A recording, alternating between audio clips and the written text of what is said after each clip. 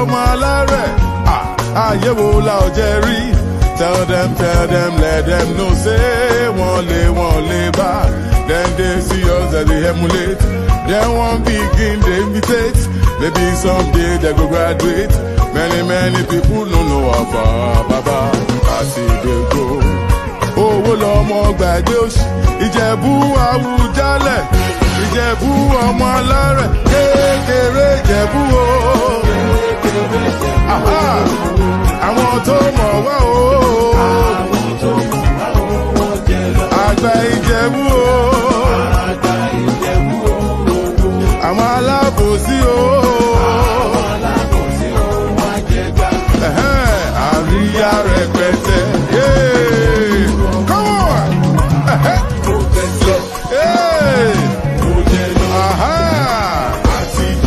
Ìjẹ̀bú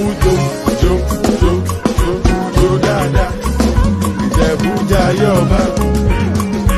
Jayọba. We done the ball with the represent. Olówó lọmọ ṣe yóò. Ìjẹ̀bú lọmọ kò sóṣì. Ayé wo la ò jẹ́ rí? Tell them, let them know, say, wọ́n lè bá. Ìjẹ̀bú Awùjalẹ̀. Ìjẹ̀bú ọmọ alárẹ̀. Kékeré Ìjẹ̀bú o. Come on! Àwọn tó mọ̀ wá o. Àgbà Ìjẹ̀bú o. Àwọn alábòsí o. Egbe. Ó pọ̀, come on. Mo fọ́ kó yínú. Egbe. Ó pọ̀. Ìjẹ̀bú ọmọ alárẹ̀. Ṣé ń gbọ́ àwọn dà? See them.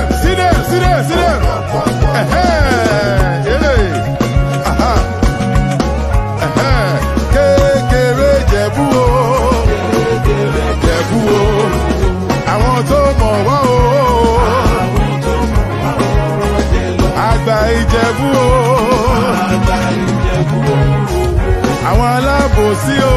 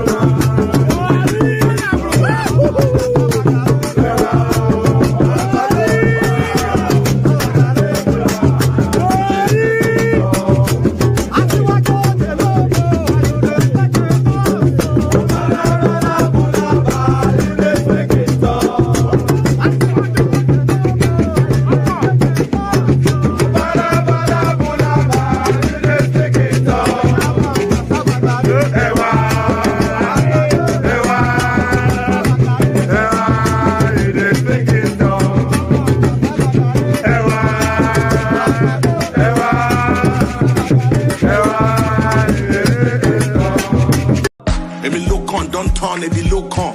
Yorubas are screaming. Hausas are crying. My Igbo brothers are saying, don't blame them. Igbos are being discriminated. Even food don't turn to gold in Nigeria. Kidnapping, lucrative business in Nigeria. Imagine saying your grandchildren where they kidnap. By now, your soldiers for don't scatter Nigeria. How come a man won't get money for ransom when they kidnap him, his wife and his children? After everything, now they go kill them. See, as Naira, they fall against dollar. Nnpcl don't turn to a Nnpcl. And you say make we sacrifice for Nigeria. 7 billion to renovate your residence. 15 billion for your traveling allowance. That's not for you and your only vice president. 40 billion for Asurok maintenance. 5 billion for food and refreshment. 100 of millions for dogs. Nnpcl don't turn Nnpcl. Yorubas are screaming.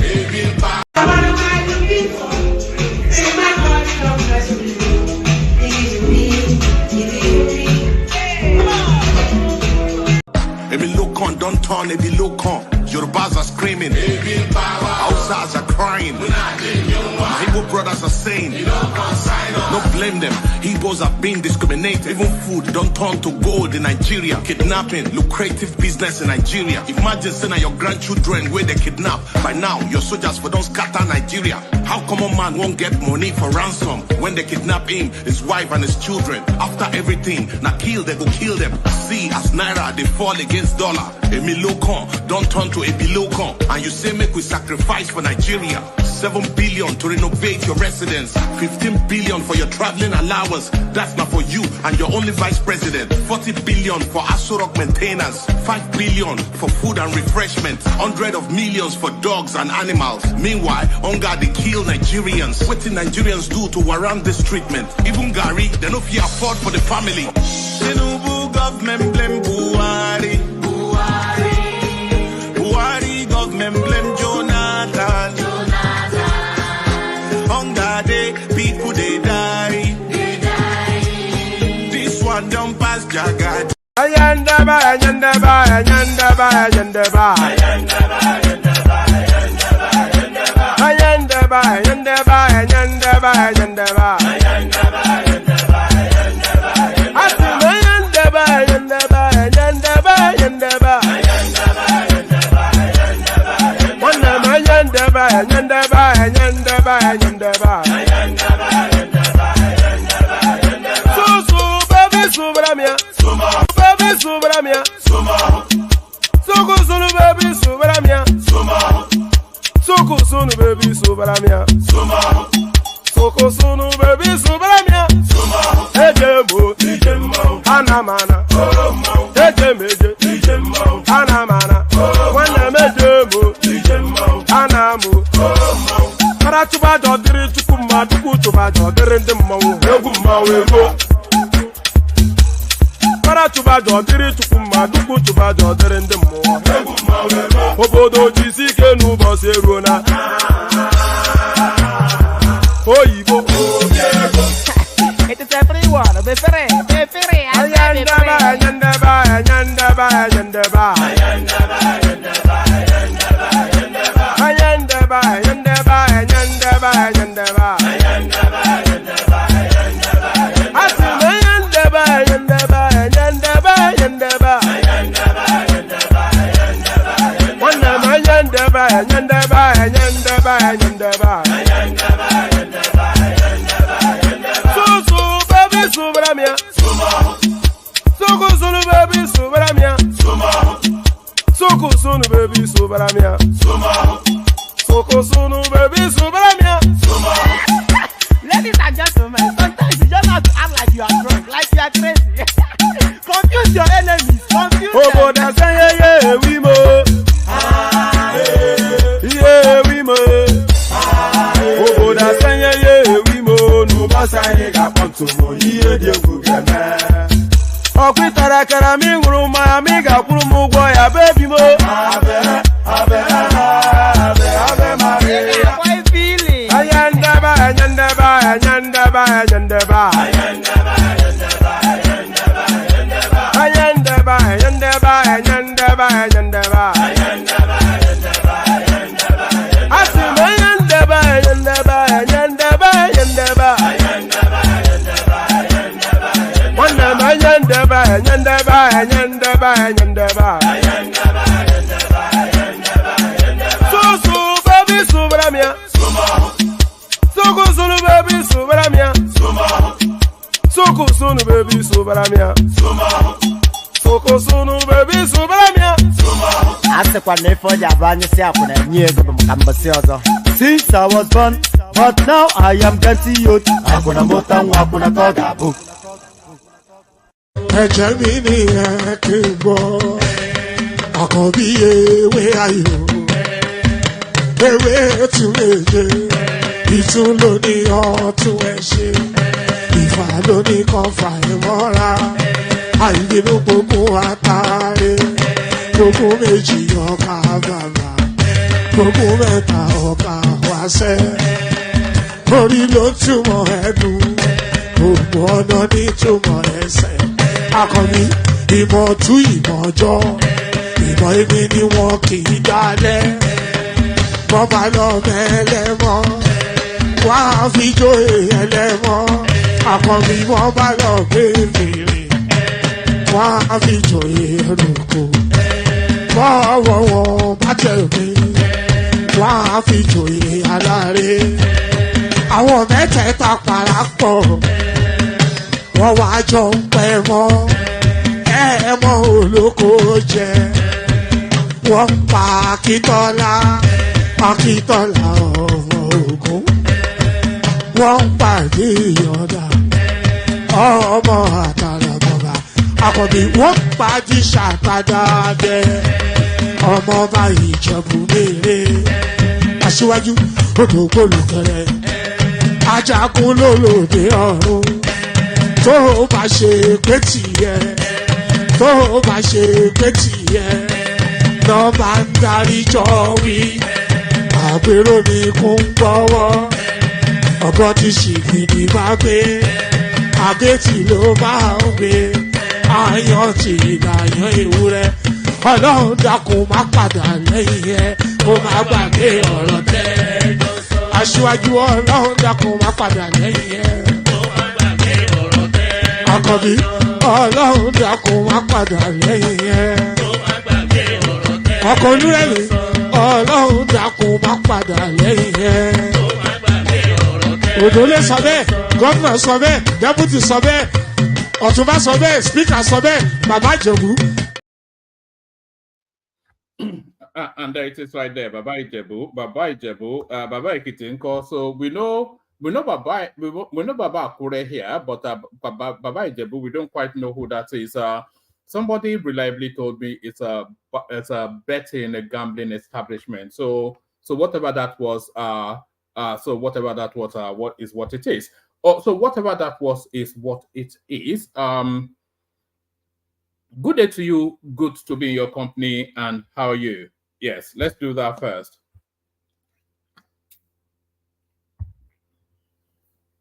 Good day to you. Good to be in your company. And how are you? So we've happened upon yet another weekend as the tapestry of life rolls in its never-ending cycle. The tapestry of life, a never-ending cycle. So I hope you've had a gloriously wonderful day.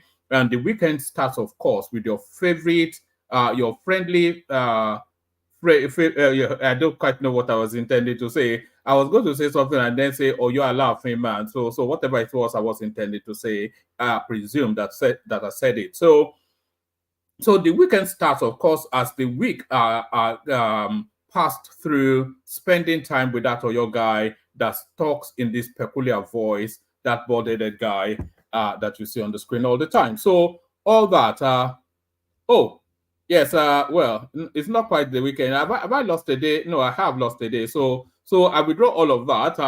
It has all of the Friday feeling about it today. So not quite the weekend, reliably being informed. But nevertheless, we are on the cusp of the weekend then. Let me redeem myself with that. We are on the cusp of the weekend. So on the cusp of the weekend, the usual protocol still obtains, weekend or not.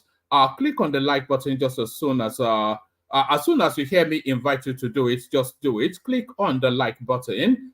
Do that immediately and right now. All the reasons already explained. It's to do with the YouTube algorithm. So click on the like button. And if you're not already subscribed, then please correct that as well. So like and subscribe. Do you want me to let me actually play you? I'll play you a 1-minute song to give you that moment to click on that. So by the end of this 1-minute clip, we need to be seeing the likes and the subscription buttons numbers going up. So listen to this as I give it a moment to do that. I wish I go back to the old days when I used to be the kid in the 3rd grade, playing in the street with my homies all day. Cause we live so fast, now we can't relate. We come a long way, money can't wait. And no worry about a thing, happy all days. This is how we live, we cannot complain. And nobody leave, keep the old plans. Hey, when I'm better, Mingari Zuda Kari Party. Kodomin Moni Domin Darty, yo go to phone it bunny bucket as your party. and we know better Mingati. Mingari Zude Kari Party. Ko domin money domin darty. Yo go to phone it bunny bucket as your party. Hey, chuga gamne welly focus souvenir the film. Hanky wana hande hanky jamon bale sim. Minyala fije nange jamon lengin bada tin. On sa kurang ala wura men ko jaro find. Shifty namo ala shifty ala ind. Idi now will the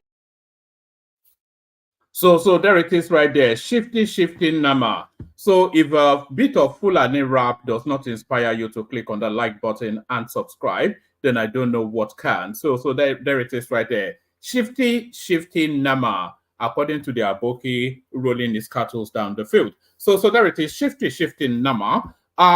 So yes, click on like, click on subscribe. If you're not click on the hyperlink that says StreamYard if you want to come and join us on the screen. All of these voices that you hear every single time, they did nothing but just click on that hyperlink and they were on your screen. So if you want to be an active participant, if you want to be a player rather than a watcher, if you want to be the movie star rather than the movie watcher, click on that hyperlink that says StreamYard, come join. So click on like, click on subscribe, click on that hyperlink that says StreamYard, share the link in your social media spaces, the WhatsApp group that everybody hates each other and you just hide like you're not there, pop the link in there, your Facebook group, your school friends that you cannot abide them because you have not succeeded as much as they have or they are pretending to have. Put the links there. So put it in all of your social media spaces, gather the crowd around here. So gather the crowd around here.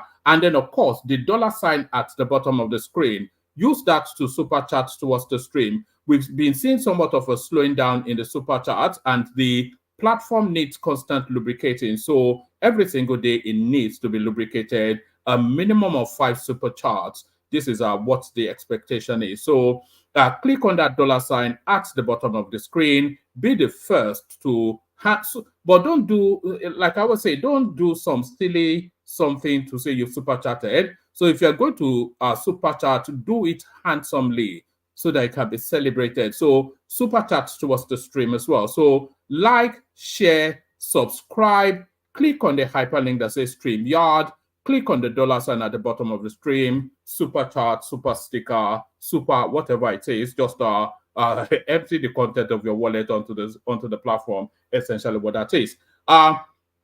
So all that, and then your body will be subsumed with a glowing feeling of warmth. So your body will be subsumed. Try that and then see if you don't feel that sensation. You know that endorphin that is released when you do something exciting. You'll feel that when you do all those things I've just invited you to do. So do those things. So yes, let's just launch straight into it. There's not so much to go through. So let me, because especially the panelists, they feel like take too much presenting the talking points, but I know that some people actually delight in hearing the talking points. So we try to strike that balance. So now this first headline. This is an indicator that all of the pressures being weighed upon this headline here is an indication that all of the pressure being weighed upon the government is somewhat yielding results. So because there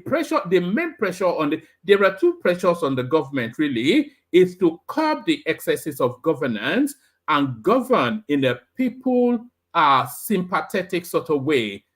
So policies that impact directly, immediately on people and cut the excesses in government. Those are the two legitimate criticisms. All the other criticisms, of course, led by the obedience base, is just the nonsense, just tribal nonsense. But the legitimate criticisms are criticisms of excesses in government. And that criticism seems to be penetrating. 2025 budget will be based on needs assessments, says Gbadabe Amila. So there it is right there. 2027 budget will be based on needs assessment, says the secretary to the government, Gbadabe Amila. Pardon me. The federal government has announced plans to allocate funds in the 2025 budget based on a thorough needs assessment, prioritizing essential projects and agencies.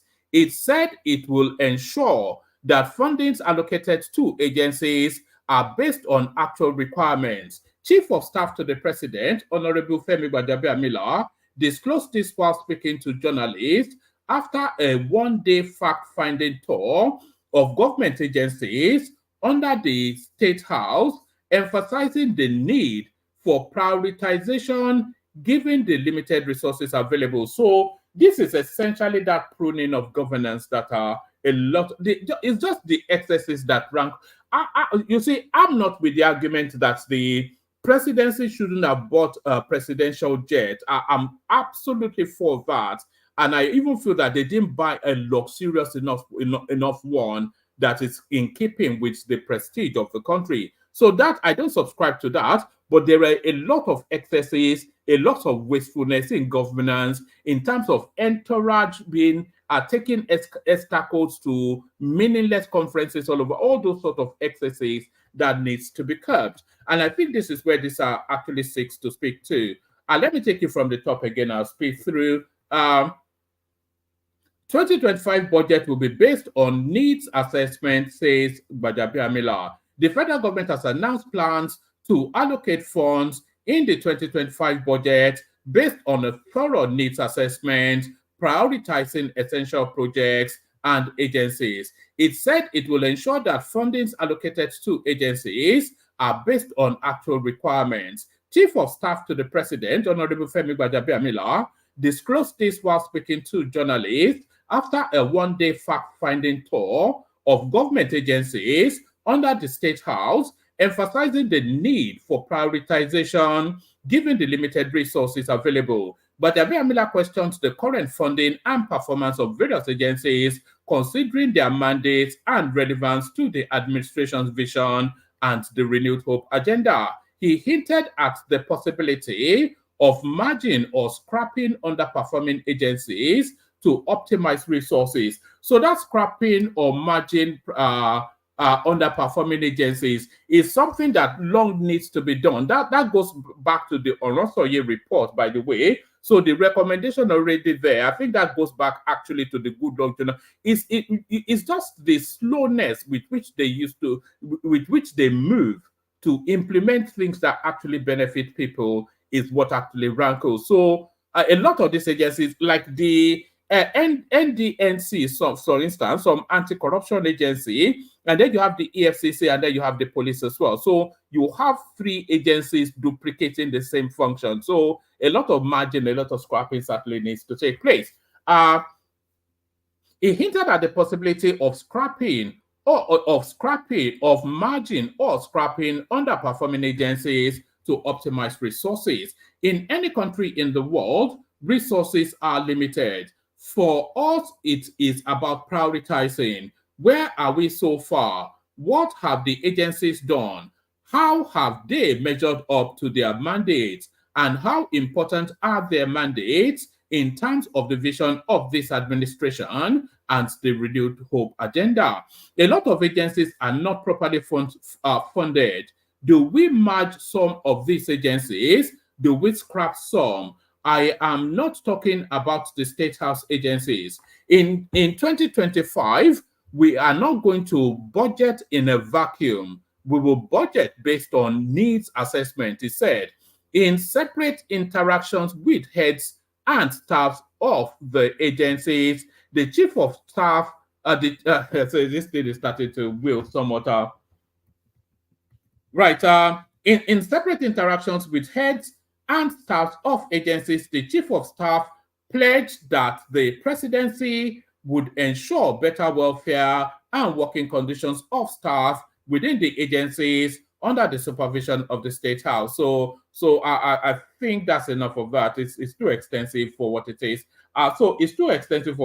But essentially, this is the penetration of the criticism that the government has been getting. Penetration of the criticism that the government has been getting. So now this headline, almost certainly the body of this story would not match this headline. Nnpcl transfers ownership of all petrol stations to Tinubu'S nephew. So you can already tell that that is just a made up nonsense. That is just for the benefit of the raw meat eaters. But let's see what it has to offer.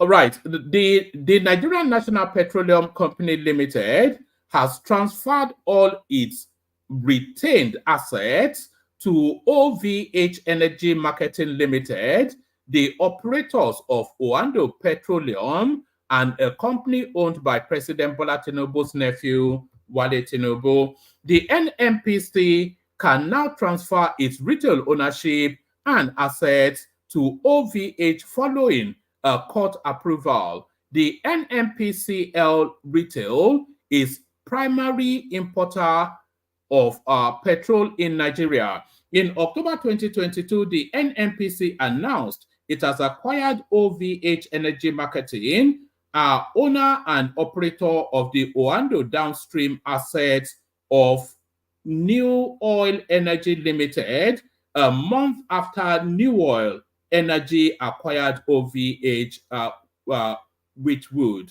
I don't know quite what. I'm not sure how these things are reading today. Let me start it from the top again, see if it makes more sense. The Nigerian National Petroleum Company Limited has transferred all its retained assets to OVH Energy Marketing Limited, the operators of Oando Petroleum, and a company owned by President Bola Tinubu's nephew, Wale Tinubu. The NNPC can now transfer its retail ownership and assets to OVH following a court approval. The NNPC Retail is primary importer of petrol in Nigeria.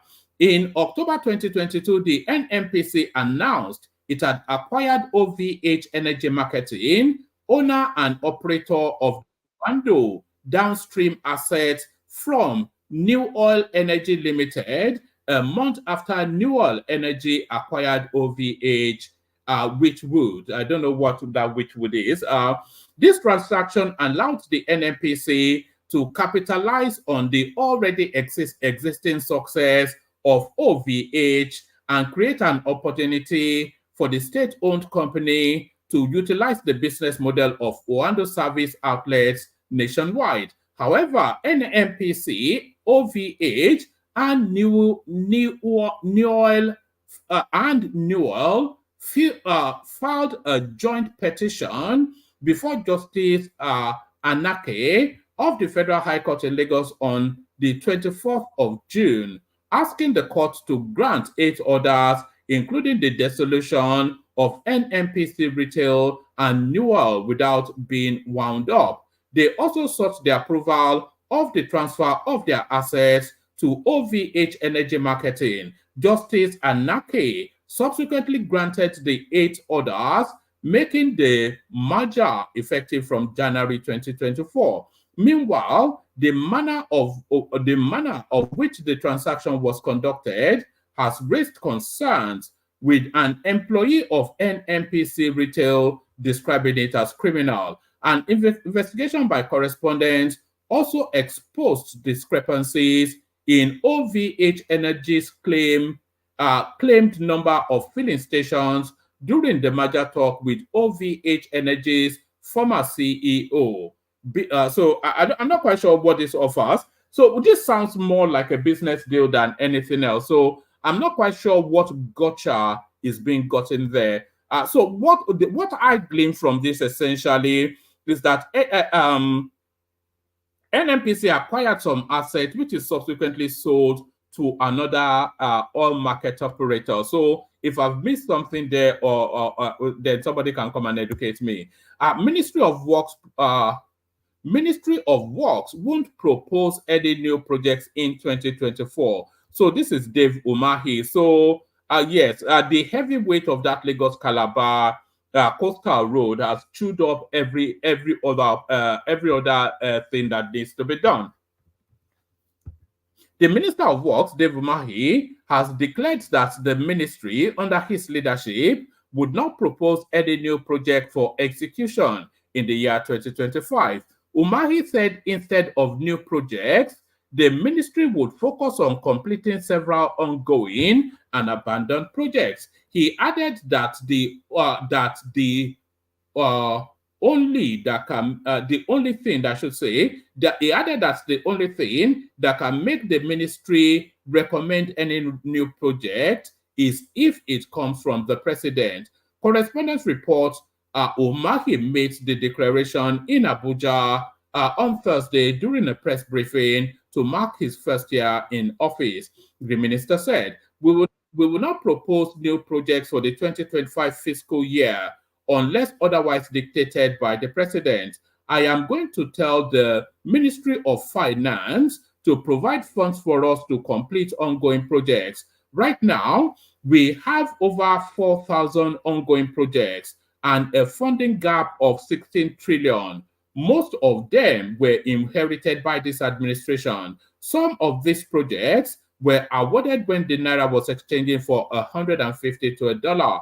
The minister further explained that inflation has contributed significantly to the rising cost of most of these projects, and it will be in the nation's best interest for them to be completed. Meanwhile, the federal government has disclosed that foreigners operating in the mining sector are responsible for terrorist attacks on miners across mining sites in the country. The Minister of Solid Minerals, Dele Alake, said the foreign-sponsored attacks intend to scare away the miners for illegal mining to continue. Alake said this in a statement on Thursday, whilst condemning the killing of 12 miners at some village in Niger State. So there it is right there. So Dave Umahi not to start any new projects for reasons of the Lagos-Calabar coastal road already gulping up his funds. Tinubu hurriedly returns to Nigeria after 3 days in France. So why is it hurriedly? So what underpins this? Was it meant to have been there for longer? Is the first question, of course. President Bola Tinubu is expected to return to Nigeria this evening from France, barring any last-minute changes. Upon his return, correspondents understand that Tinubu will preside over the inauguration of Justice Kudirat Kekere-Ekun as the new Chief Justice of Nigeria on Friday. Sources within the presidency informed correspondents that Tinubu, who traveled to France on Monday, will make a swift return to Abuja, viewing the swearing-in of Justice Kekere-Ekun not only as a constitutional obligation, but also as an historic responsibility. So I think that was already penciled in before he traveled. So I'm not quite sure if he's returning hurriedly. I think it may well have been planned as a short trip to facilitate for that. Tinubu spokesperson Ajuri Ngalale on Sunday announced that the president will embark on his fourth trip to the European country on Monday, August 19th, departing Abuja, the nation's capital. Although the presidency did not state the purpose and duration of Tinubu's visit, so if they did not state the duration of Tinubu's visit, then why is the return hurried? It's just the loose and fast language that we hear from these sort of people. Although the presidency did not state the purpose or duration of Tinubu's visit, it said the president will return to the country after his brief work stay in France. It was previously reported that the National Judicial Council had recommended Justice Kekere-Ekun to succeed Justice Olukayode Ariwola, who is set to officially retire on Thursday, August the 22nd. Justice Kekere-Ekun, so it goes on to give us her CV, which I think we already have. So let's go swiftly on to another one. So I actually have a clip that speaks to this as well. So I'll give you the headline and then play you the clip when we get to the clip space. We don't have candidates who can defeat Tinubu. This is a PDP chieftain. What's his name though? A former national legal advisor of the People's Democratic Party (PDP), John Mark, has said the main opposition party has no candidates that can defeat President Tinubu currently. So it certainly won't be Atiku Abubakar, who is a serial loser. CBN predicts new naira rate as currency depreciation depreciates by 70% against the dollar. CBN predicts new naira rate as currency depreciates by 70% against the dollar. Is that a sharp fall, or is that the culmination of this floating policy? A Central Bank of Nigeria study has shown that Nigerian firms anticipated the naira depreciating between now and December, but appreciating next year. According to a report released on the Central Bank of Nigeria's website, which is situated in Abuja, 1,600 businesses responded to the survey and indicated that they expected the naira to depreciate in the current month, next month, and next 3 months, but appreciate in the 6 months, in the next 6 months. So that's based on what, though?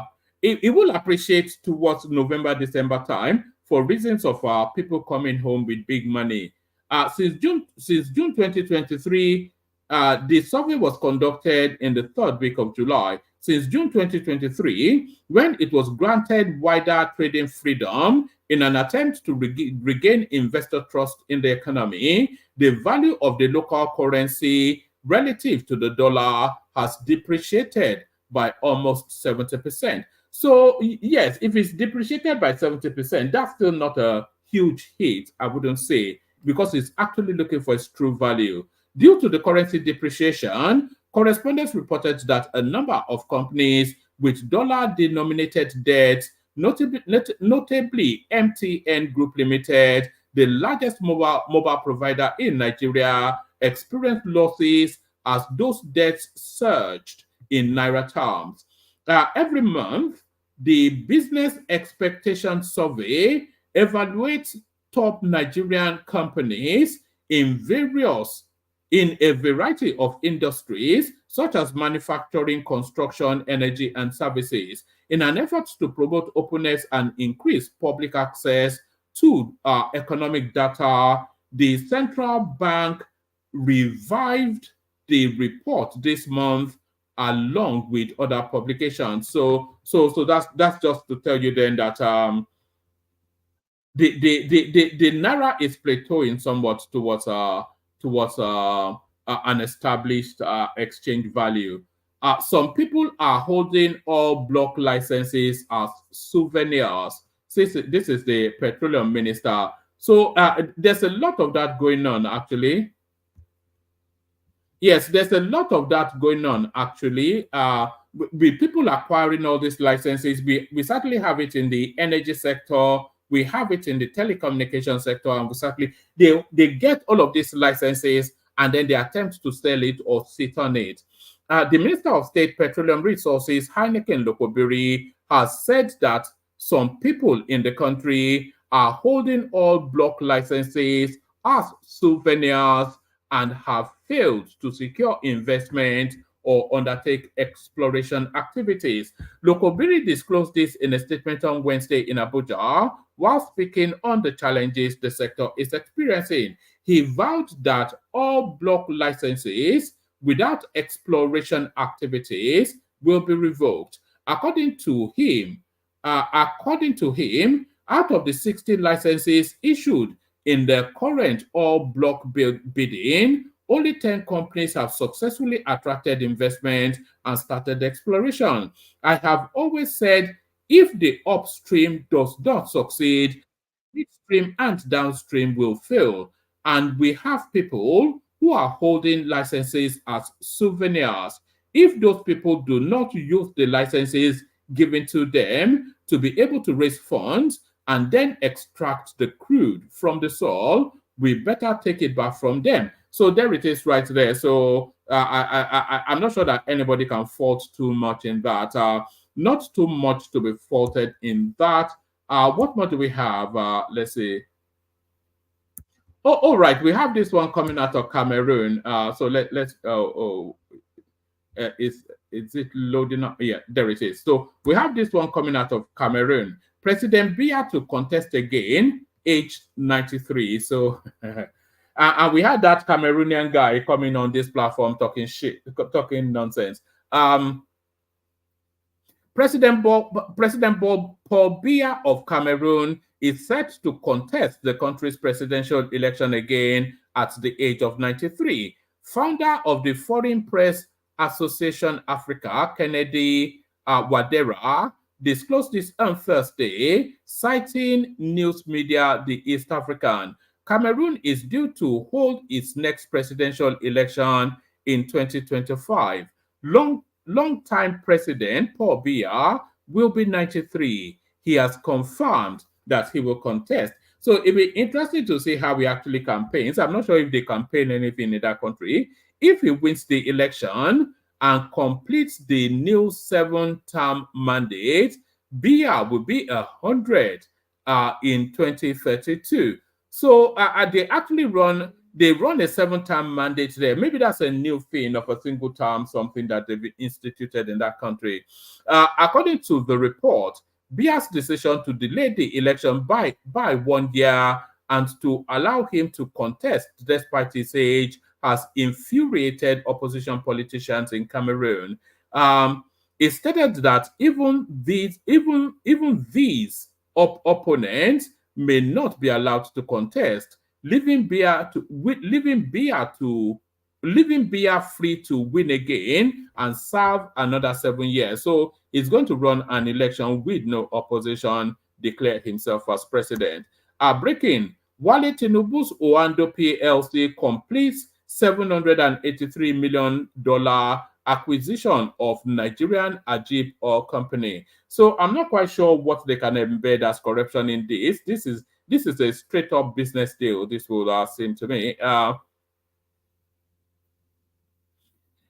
The total consideration for the deal is $783 million, which includes reimbursement and consideration for the asset, as confirmed by Oando in a press release. Oando PLC has finalized its acquisition of Nigerian Ajib Oil Company from Italian energy major ENI, marking a significant achievement in its long-term growth strategy. The total consideration for the deal is $783 million, which includes reimbursement and consideration for the assets as confirmed by Oando in a press release. The Nigerian energy solutions provider is listed on both the Nigerian Exchange and Johannesburg Stock Exchange. According to the statement, the acquisition is a significant milestone in Oando's long-term strategy to expand its upstream operations and strengthen its position in the Nigerian oil and gas sector. The transaction increases Oando's current participating interest in OML's 60, 61, 62, and 63 from 20% to 40%. It increases Oando's ownership stake. So essentially, they bought a new oil field. So there is that. So there is that. So there's that. So let's leave that. Let's come to the clips now. Right. Yes, brilliant. Let's come to the clips now. So we rattle through the clips that we do have.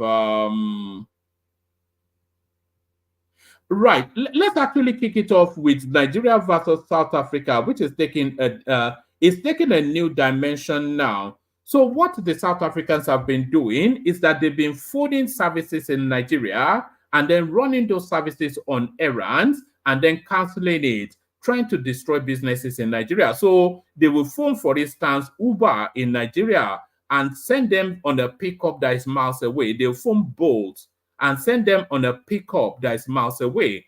And then when the driver is 80% into the journey, they'll cancel it. They are doing all of this out of South Africa.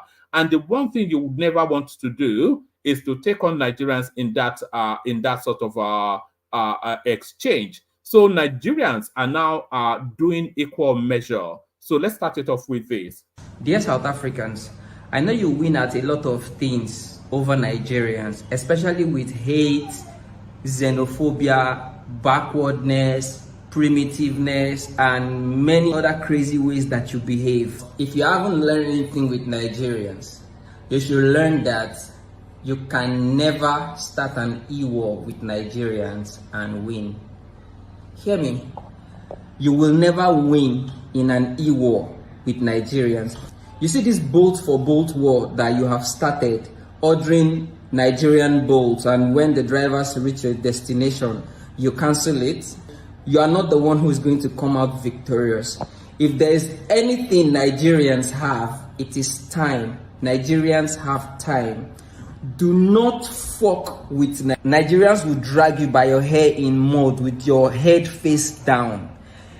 This e-war you have started, you are going to lose, and the margin is going to be crazy. Ask celebrities, ask other countries, ask universities abroad. Nigerians will make presidents explain.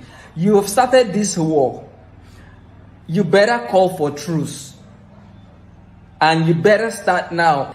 Lindiwe and Batong, you are going to fucking regret this. So there it is right there. It won't betide anybody that takes on Nigerians on an internet war. Go and ask the Ghanaians. We brought them to their knees. So this now next clip is in the direction of Ekene and some of the narratives that he comes to spill here. The price of yam is 50,000 naira. A derica of rice is 10 million. Listen to this and then welcome to the real world. I'm gonna be sick. I just looked through my Walmart history, and I found this Walmart order from 2 years ago for the whole month worth of groceries. 45 items cost $126. A whole month of groceries just for me, basically. But I did notice this reorder all button, and I wanted to see how much it would cost now. Now? This order of 45 items for 1 month would have cost $414.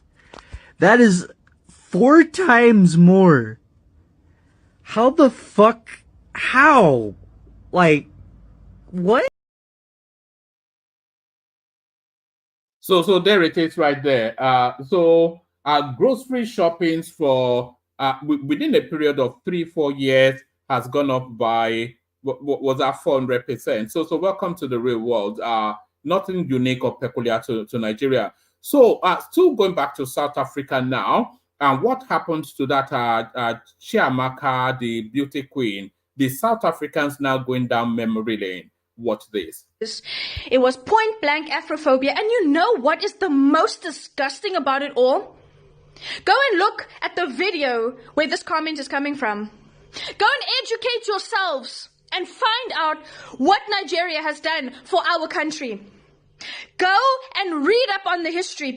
Nigeria spent $61 billion, billion with a B, to help liberate our people from 1960 to 1995. In those 35 years, Nigeria spent $61 billion, people. Dollars. We're not talking rands here. We're talking dollars. They also issued us passports when we needed it. You know what? I will just show you. You can go to the archives yourselves. You can do the history yourselves. From 1960 to 1995, Nigeria spent over $61 billion to support the end of apartheid. And this is according to the South African Institute of International Affairs. This is coming from our archives. This is the same Nigeria that set up the Southern Africa Relief Fund. The same Nigeria whose civil servants and public officers made a 2% donation from their monthly salary. And the same Nigerian students that skipped their lunch to make donations. And by June of 1977, in just 6 months, look at that, they were able to contribute $10.5 million. They called it the Mandela tax. And you want to know something? If you read the history, they were so proud to be contributing towards it. That's why kids in schools were skipping their lunch to be able to contribute to this fund. This is the same Nigeria that allowed our South African students, our South African people to come over and study for free. For free. They welcomed our exiles as well. Thabo Mbeki was able to benefit from Nigeria. This is the same Nigeria that their government issued more than 300 passports for our South African citizens. The same Nigeria that lobbied for the creation of the United Nations Special Committee Against Apartheid. If you don't believe me, go through the archives. Go and do your fact check. Because the history is there, the research is there, it's even coming from our own people. It's all there. I stitched this in my last video. Oh, and this thing of Nigerians are bringing in the drugs to our country, please show me! We recently had a massive drug bust, a 2 billion rand drug bust, and show me the Nigerian. Let's play Spot the Nigerian. Please show me where there is a Nigerian in sight, because y'all are very quick to talk about how, they're bringing in the drugs to a country. Where? Because this thing of drug smuggling, this thing of child trafficking, it is not something specific to Nigerians. Not even close. Because in this picture, it's 2 South Africans, one of which is a descendant of, we won't go there, and 2 Mexicans, and there was a 5th suspect that recently came out. There is not a Nigerian in sight. We have just played Spot the Nigerian. Do you see a Nigerian in this? No. Unspeakable. The hate for the descendants of our liberators. But y'all are comfortable with the descendants of colonizers, which we should be, right? We've gotten to a place where it's like, okay, this is the reality. We're going to make it work now. Because we as people of color are the bigger person and we will choose peace. Or at least I was under that impression in the beginning. But then I've also come to realize that no, it actually had nothing to do with that. It had to do with force. This is what the government chose for us, and therefore we will follow through, and maybe that's what is necessary. Because some of y'all can't think for yourselves. You just need to be led by a shepherd, or led because you are sheep in your hatred. You have gone and destroyed this woman's life and her family, and you are so happy about it. You are so proud of yourselves for it, and it shows. Y'all are disgusting. You know what? You are so welcome to cancel me over this. I don't want to be followed by sheep, by cancel culturalists, whatever the fuck you want to call yourselves. Please cancel me. Go for it. I don't give a fuck. And I've just highlighted how a Nigerian government issued passports to our people. Chidima's mother didn't have to go to these lengths if she was just issued a passport and assisted. Because clearly she needed assistance if she had left her country. Personally, the way this feels for me, Nigeria should come and claim their $61 billion back. You ungrateful South Africans, let Nigeria come, take their $61 billion back and go build their country so that their people don't feel they need to leave. Yeah, let's do that. Let's go and build up their economy with the money they sent us to help us. Because all right. I thought they were all dumb over there. These are Umboboti drinking big forehead retard, but apparently not. They are not all retarded in South Africa, apparently, allegedly. So there it is right there from the horse's mouth. From the horse's mouth. So from the horse's mouth, let's go to this one now. This is a functionary of the PDP assessing their chances in 2027. It's between Slim and None, and apparently Slim has left town. Watch this. Personally, I don't see PDP winning the national election if election is held today. Partly because, one, well, it's not yet time for election, but hypothetically, there is no candidate. There is no viable leader of the party that can stand election against the current president. There is nobody that has shown that kind of leadership that is required of a presidential material. Yes, you can talk about His Excellency Atiku Abubakar, but how much can he do? The party owns all of the members of the party. The members cannot grow bigger than the party. And that is the issue that has been ignored Individuals are becoming like emirs. They are becoming tin gods, supervising or superintending over the party. It is strange. It is something that ought not to be mentioned about the PDP, that individuals have become bigger than a political party. It is not correct. It is undemocratic, and it is an insult to the sensibilities of all those who are following the party. If you ask me, I'll tell you we are not ready for any election as of today. No, but the truth is, I'm going to tell you the truth you don't want to hear, sir. Nyesom Wike is bigger than the PDP as we speak today. You might not like to hear it, but I speak nothing but the truth. A man single-handedly took a political party to the cleaners, ensured that they didn't win Rivers, which used to be a hot, winning spot for them, ensure that the candidate of your party didn't campaign in Rivers State. With the G5, ensure that they didn't even win Oyo, which by extension, Sheyi Makinde being there, they were supposed to win Oyo easily, being the PDP governor. Destroy the architecture of the party. Yeah. Till today, the party cannot convene, and he moves around. You cannot do anything to him. And for good measure, went to the opposing party and collected a ministerial position from them, and holds a press conference on his 1-year anniversary of being a minister to tell you that in your face, PDP, I'm not going to leave you alone.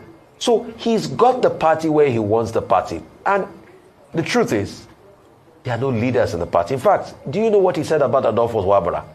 He said Adolphus Wabara doesn't even have the bona fides to be able to say he wants to lead the BOT. And the party is so much in disarray that even there are indications that some of the PDP governors couldn't even stand with Fubara when the fight with Wike started. So the man feels left alone. So in fact, this destruction Wike is doing, do you think it's only for 2027? Even for the next 10 couple of years, it will be difficult for PDP to get out of this destruction, isn't it? No, I have said it over and over. Everything you have said is correct, but it is like that because the leadership of the party, particularly the NWC, has failed to rein in characters and individuals who ought to be taken and dealt with. In the days of Solomon La, in the days of Alex. All right, so there it is right there. The PDP is in so much disarray that it's almost like Tinubu can govern anyhow he likes and it will still be returned. Because if it's not being replaced by PDP, then it's not being replaced by anyone. Because that's the only other structure that can match what obtains at the moment. So you want a good fight for the benefit of the country in 2027. You don't want Tinubu to just trample all over the space. But according to a senior functionary of the PDP, that is exactly what to expect in 2027. They are so desperate now. They are now trying to resuscitate Goodluck Jonathan's career. The guy that has already surrendered to elder statesman life, which is the retirement home of our Nigerian ex-president. So I'll take you to the next clip. So now the main protagonist in this next clip is somebody that I'm in talks with to make an appearance on this platform. So I'm not going to slam him too hard, or let's say, of course, there is no, and then we'll slam him after that. But it's somebody I'm in talks with. So let's see what he has to say to contemporaneous politics. Where is he again? Yes. Let's take this first, just 2 more clips, and then we kick the session off. So basically, this is not the first time protesters are protesting and having demands. The demands of the protesters during NSAS was not met. While NSAS was going on, key leaders of the NSAS movement met with government, but nothing was done. Do you meet a government that is not willing, not ready to negotiate? That because look at the amount of resource that was put into stopping this protest. Imagine we just put that energy into fixing the country. Look at, we never knew until the End Bad Governance protest that we have this amount of security mobilization in the country. That means we can actually tackle the insecurity problem in the country if we want. It simply means some people in somewhere do not want the insecurity problem in the country to be solved. Because here in the FCT, the police said they deployed over 4,000 something officers. Imagine what 4,000 officers will do in Zamfara, Sokoto, and Kebbi. It will have prevented the emir who was just killed in Sokoto from being killed. An emir was abducted displayed by bandits, killed, an announcement was made by bandits in a country that has government. In this same country, protesters, 1,400 protesters have been arrested by the protester in chief, who has always been protesting, who is a chief critic of others. These are people who call a sitting president kindergarten president and all sorts of names. And nobody had any issue with them. Why? It's now their turn to receive criticism and to receive protests. All of a sudden, protesters now must meet government. Protesters now must have an identified leader. Protesters now must assemble at a particular venue. In fairness, Deji, I mean, you know, in fairness to what Daniel Buwala was saying, you don't just say something and then the government will just say, okay, we'll do it. You see what I mean? I mean, there has to be a process of explaining to you what the pros and cons are of the demands that you're making, because they are the ones who are controlling government.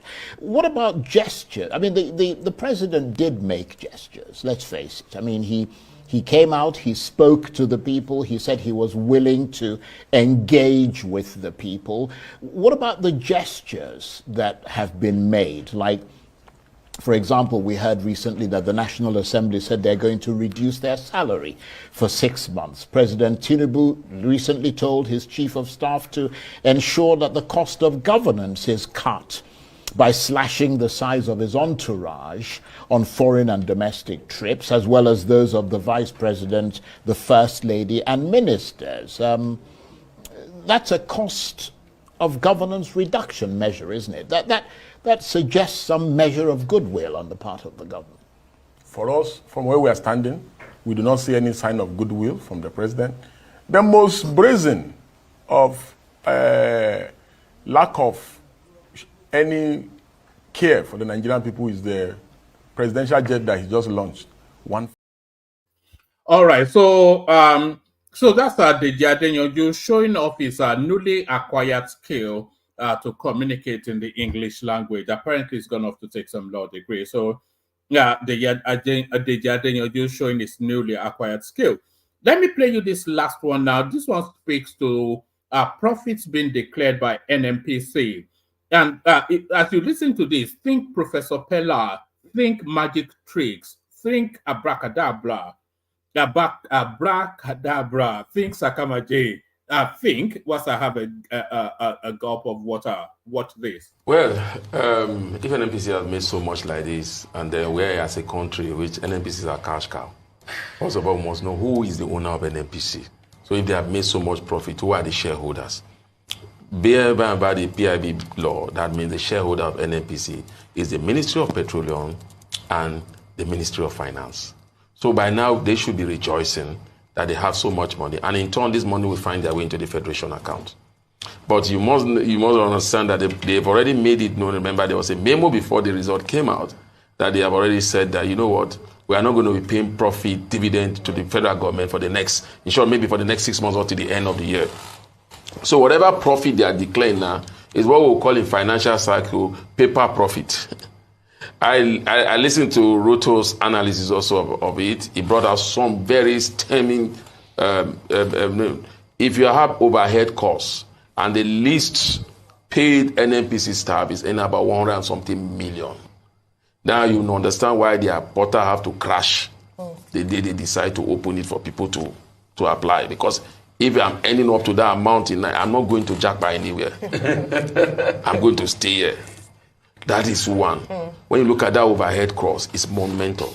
Then you look at also the charitable thing that you mentioned about. I mean, the only name they brought was Nnpcl and Pegasin, and then the second one they brought out there was Nnpcl Foundation. The other ones I saw in a lot of secrecy. There's some conferences as well that they organized. Who with the conferences with who, and who are those? Remember, there was a particular ministry that went to a conference in London. So they didn't give us detail where these conferences take place. I can assure you, most of these conferences might even have taken place outside the shore of this country. Maybe that's why they are not putting it there. So if all right, so that's some guy talking about the magic tricks that goes on in Nnpcl. They declare vast profits, but it never one that lands in the national coffers. So Paper tiger I've heard of, but paper profit now you hear of now only in Nigeria. The Kegites then the panel. Only water, where they see ma. Water, only water, where they see ma.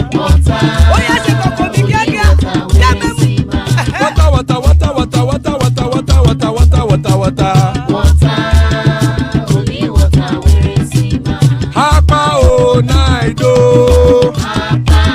Hapa o naido. Hapa you don't come o.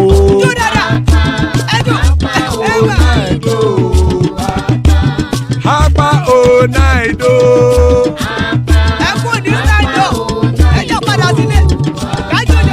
Oro kẹ̀kẹ́ ẹlẹ́mùrè o. Ilé sọ́díyà kẹ̀kẹ́ ẹlẹ́mùrè o. Bobby Master kẹ̀kẹ́ ẹlẹ́mùrè o. Chief Latif kẹ̀kẹ́ ẹlẹ́mùrè o. Eruku lẹ̀lẹ̀ ẹlẹ́mùdé. Eruku lẹ̀lẹ̀ ẹgbẹ́ ẹlẹ́mùdódò jàre o. Eruku lẹ̀lẹ̀ Ghana ti dé ẹgbẹ́ bọ́dì o. Ọmọ ẹlẹ́yẹ ẹyẹ o ó dilé o. Odúyẹ̀lá ẹyẹ o ó dilé o. Petrol sódàmẹ ẹyẹ o ó dilé o. Petrol sódùkẹ́ ẹyẹ rẹ̀ ó dilé o. Ẹlẹ́kọ̀ ọ̀run mú ìní o.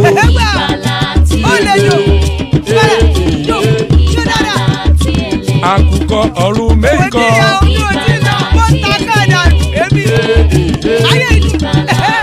Ikú kò ní ríwà gbéṣe o.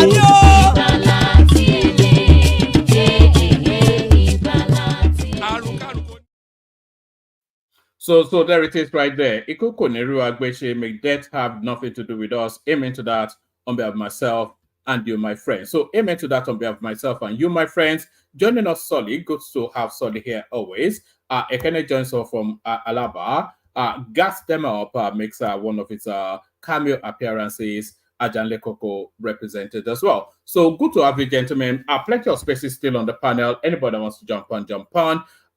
Anybody that wants to jump on, jump on. Let's kick it off with Solly, who's been here all day. Solly. Hello. Hello. Yeah, so one man. Yes. I see you've brought those kind of culata loving topics again. No, did I not play? I played your clips now. I played the clips you sent in. Some of my clips. Yes. So it's everything. It's something for everyone. That's what it is. Something for everyone. Okay. So shall we begin? Hello, everyone. Make sure you like, share, and subscribe, and put some super chats in there. Well, I'll not read your comments. I only read super chat comments. All right, brilliant. So yes. So where do you want to kick it off? You kick it off for us. Because you said you had a lot to say. So one man, I made a phone call back to Nigeria. You know what they told me? They told me that people are collapsing in the middle of the road.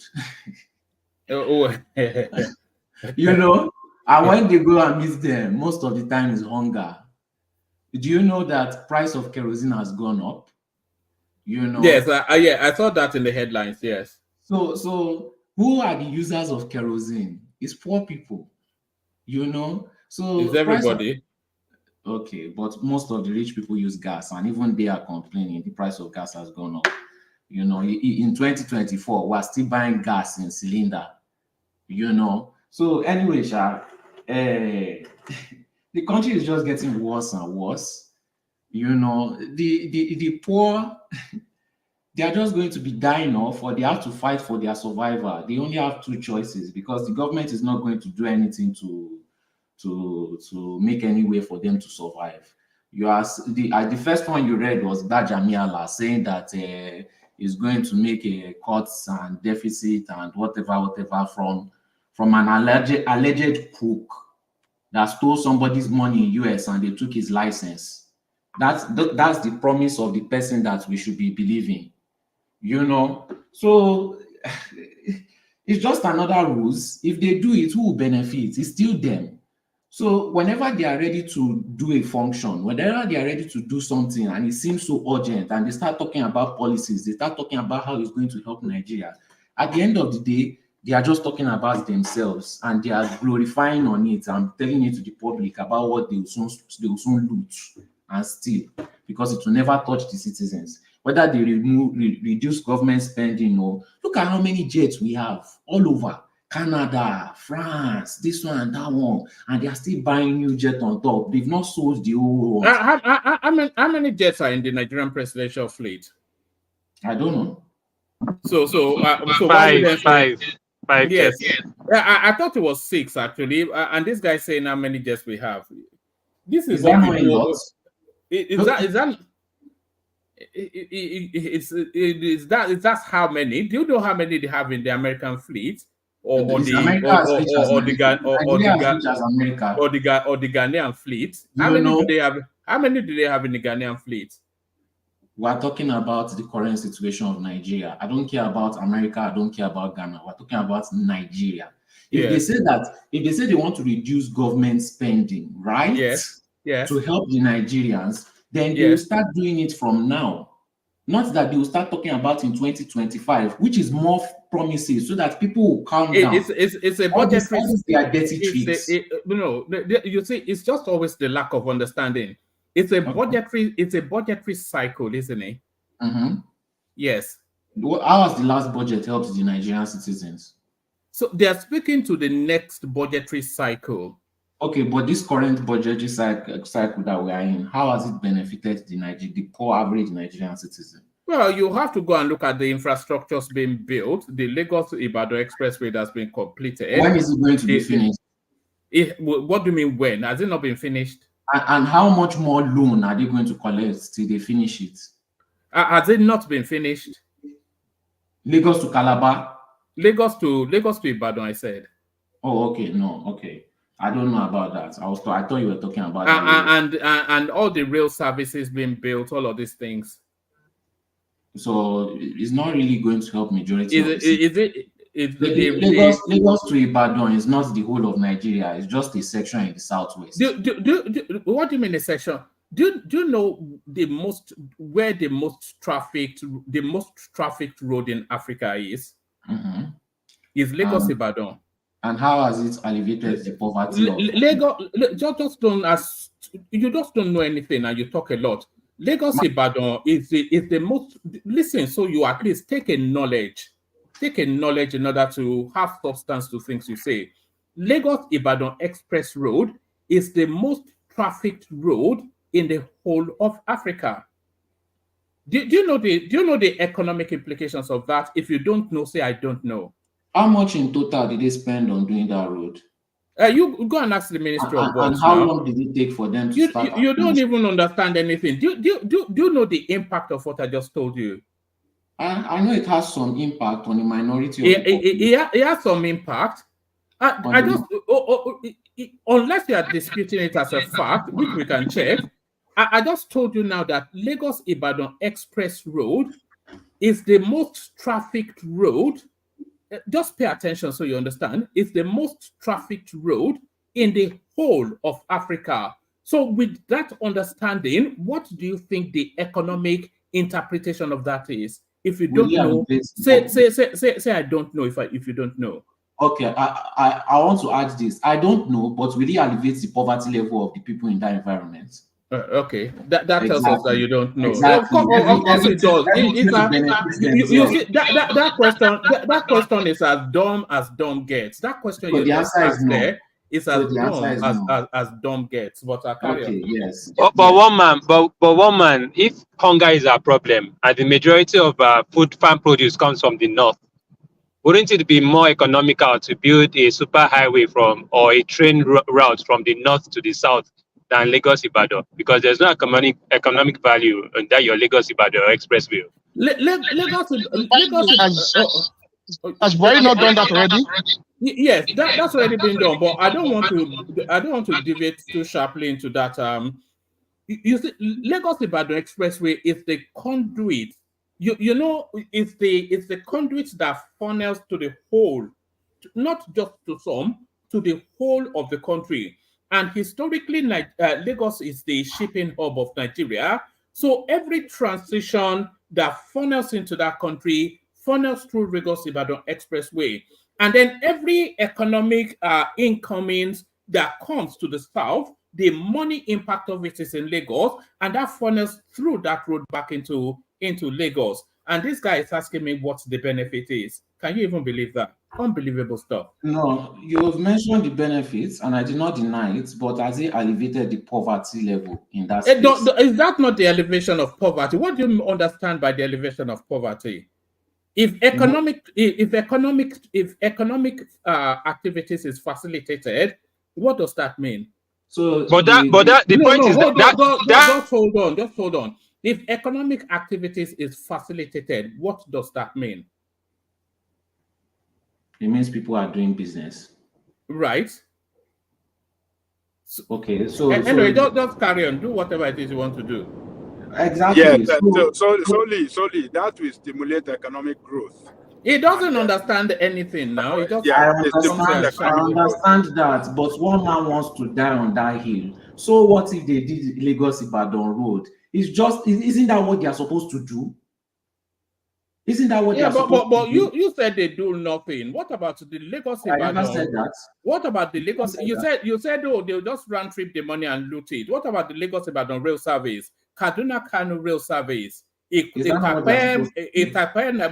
rail service? We know on a road, the coastal road. There's a dry port in Kaduna as well. Yeah, mentioned that. And it just comes here and rattles things that he knows nothing about. Even those ones that you are bragging that they did, if we look into the finances, I'm very, very sure that there was budget padding in it. And the only reason why they did it is because they were still going to benefit something from it, looting out of the investment, looting out of the implementation of that service. So when I'm talking about poverty alleviation, I'm talking about just the same way China did, bringing people out of poverty. You are supposed to do road. You are supposed to do railroad. You did it because you can find a way to okay, stay where you are. You are saying bringing people out of poverty. So how does that happen? How does that happen? First of all, you focus on the amenities that the country needs. Such as schools, hospitals, basic amenities, electricity. When you have these things functioning, people will have the ability to create businesses on their own, even ordinarily with electricity. You don't get it, do you? What will elevate people out of poverty? Okay. Just hold on, because you don't know, and also it looks as though you are determined not to know, but you will know. What brings people out of poverty is essentially it's a boring world called facilities. And what does that mean? Electricity, like you said, roads, as you said, a structured environment in terms of law and order, security, etc. So those are the spaces that bring people out of poverty. And road transportation, you see, road is probably, along with electricity, is certainly the most crucial infrastructure that brings people out of poverty. So why? Because it facilitates business. That's why. So not just daga when you don't, just carry on, man. Okay. Just say what you want to say. You've mentioned a list of things that bring people out of poverty, help with the poverty alleviation. How many has the government implemented? Even if you are talking about the roads, we are talking about just one section. What about the other parts of the country? So basically, which section of the country are they not building roads? Do you know what they built in the north? Do you know what even Kenya has come here to tell us the road transformation in the southeast? What about the others that you mentioned in the list? The others, not just road. No, you just said you are removing. When I was mentioning rice, you know what? You said that I keep on mentioning rice. Now Hold you've on. been mentioning Let me just be quiet roads. and you do your thing, because I don't think you know a lot about this No thing. matter how you want to paint it, when I was mentioning rice, they say I was mentioning rice all the time. Now we are mentioning road. What about the rest? One man, I think what Soli is simply trying to say there, what he's saying is that they have not done enough to take people out of poverty in a massive way that we are looking forward to. So both of you are saying the same thing, but it's just that you don't want to understand each other, So what he's saying is that they have not done enough.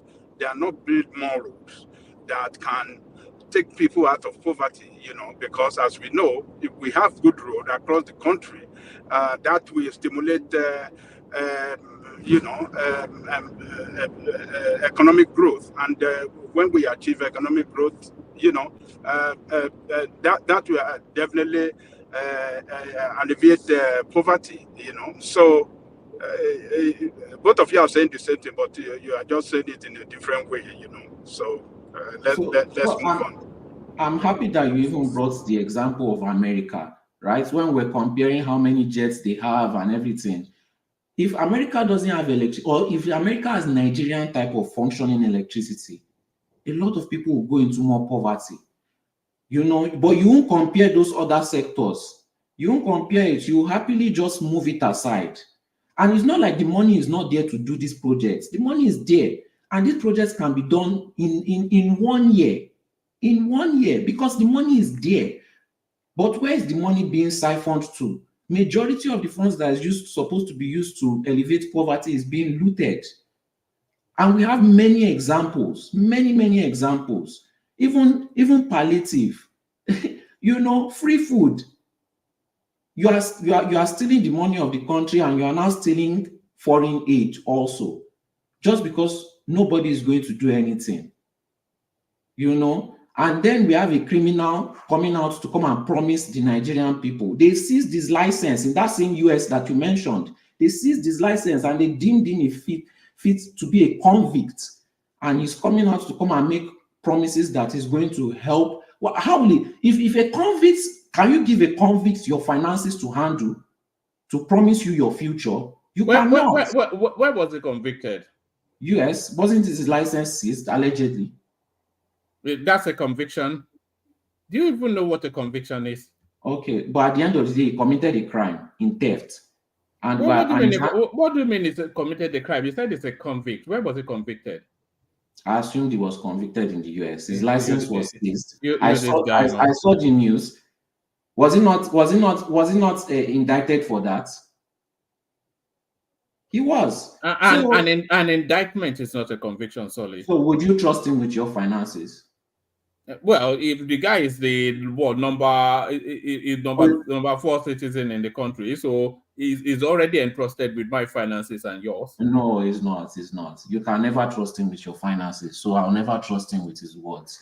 I never trust him with his promises. Somebody that has been indicted for stealing another person's money and his license seized, I'll never trust any promise that he has for the Nigerian people. I would expect that somebody that has stolen from other people in the US before would want to steal from Nigerian people where there is even no law. There is nothing that is going to stop him. There's nothing that is going to indict him. So obviously, he's going to remove agencies, make more people go jobless, reduce salaries, force them into trying to siphon money from the Nigerian people to prove that they are a functioning sector of the country so that they can tax them to, just gangster things, mafia things. That's what I expect from him, So just like when I don't believe it. You can have all the big juicy words, throw it in a paper. Obviously, he's not a lawyer. He can't do that, but he's a criminal lawyer. So it's just another way to siphon money and loot. If they want to do something, what pains me is that you cannot fool me. You cannot fool me. I studied architecture. I know what costs to build infrastructure. I studied urban architecture also. They have more than enough. 5 times the amount. to build multiple hospitals, to build multiple schools, to create jobs, to create industries and infrastructure. Even when they want to talk about farming, they are still gifting it to themselves. They are not one man. If I want to collect grants of up to 60,000 euros to 300,000 euros, all I have to do is apply, and I can start my own farm. Give students grants. They are giving them loan so that they will put them in more bondage. When Do you know how many? If you don't know, as I keep saying, say I don't know. Okay, what don't I know? Do you know how many grants are geared towards that sector you said? Do you know how many grants are available to stimulate nano industries, macro industries, medium-sized industries, and big companies? Do you know how many grants are available in that space? If you don't know, they are available, but majority right. of people that get it are people who are connected to government or people in government. Where are you getting that? In Nigeria, that's just how it is. That Right. is exactly how it is. The average man cannot just simply walk in there and apply for it. Everything is already booked. We've had countless examples of the average man coming on this platform, giving us examples of how they got loans. Even some of others. Carry on. One man, it's sad because Bank of Industry and CBN and like they facilitate loans for people, young people especially, to do very well. I mean, I know people that actually collected loans and then jackpot, and they're not going to pay. They don't intend to pay it back. And I'm not talking about just some pennies. We're talking about millions. So talking about, you have to be connected, please stop that rubbish, please. Okay, it's possible. Solly doesn't know much about these things. He's just indignant, but without the substance to back it up. One man, this kind of conversation, it discourages young people from actually going out there and actually do the things they need to do. One man, please. Thank you. You speak on your own term. You said what I said is rubbish. I'll never insult anything you say because that is your opinion. If you don't have respect, don't make me disrespect you. Okay? Respect yourself. Now, you say loan. I'm talking about grants. I don't know why you keep on mentioning loan. Loan is different. Loan you have to pay back. With the situation going on in the country, you have the finances to give people grants. Are you not collecting loan in the first place? In fact, why are we even collecting loan? Are you saying grants are not available for businesses because they are? Okay, and how many Nigerians? Can you give us a couple of grants you know about, one man? Because I've never heard of it. I can just look it up now. So it's just we've discussed this endlessly here. So, and how many Nigerians are benefiting from it? The ones that apply. Yet poverty has not been alleviated. You this guy, man. Just carry on. So if it is their family member they want to give this grant to, sharp. They will collect all these grants, they will build the big industries, everything.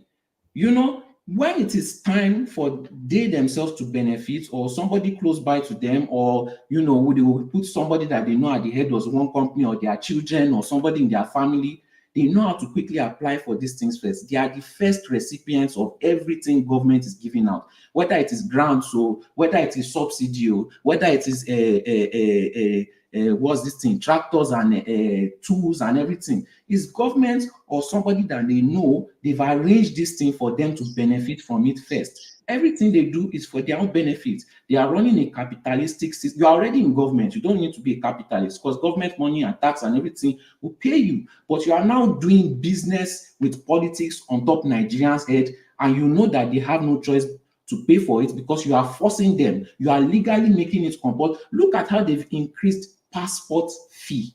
Passport, God, everybody is just trying to chop money from the citizens.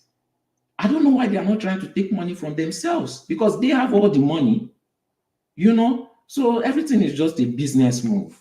I don't see any. No matter how you want to pay it, they are doing their littlest.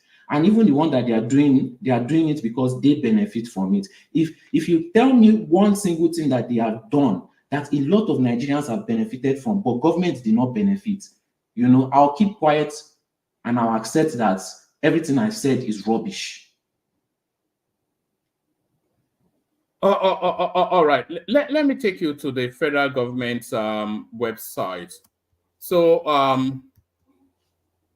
this is the federal government's website right there. And as you see, it says grants or loans. So if you want a grant, whatever the grants are, presidential conditional grants, etc., etc. So targeted One sector man, for, yeah.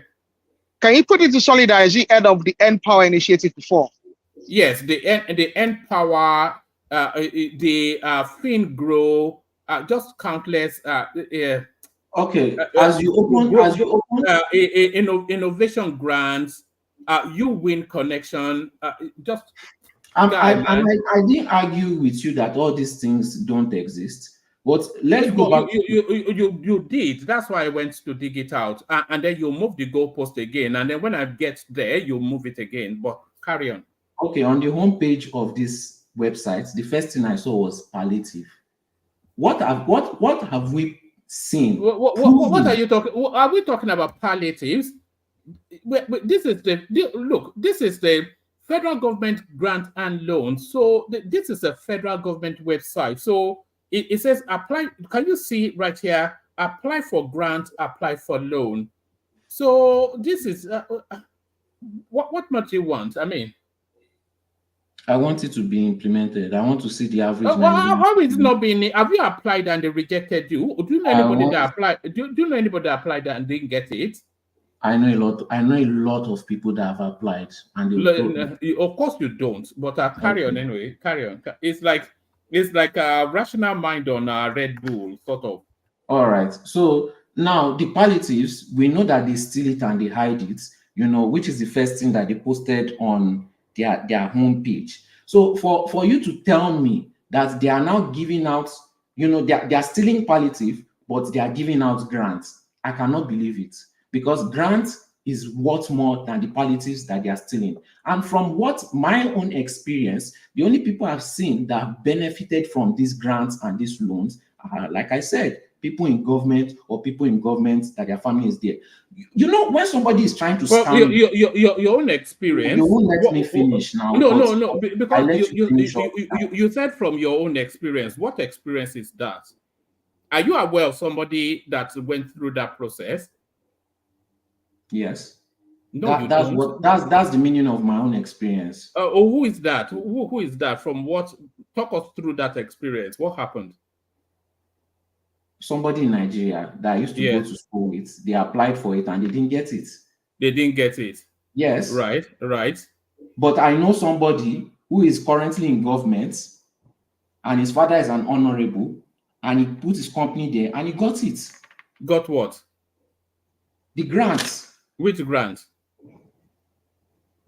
Money from government.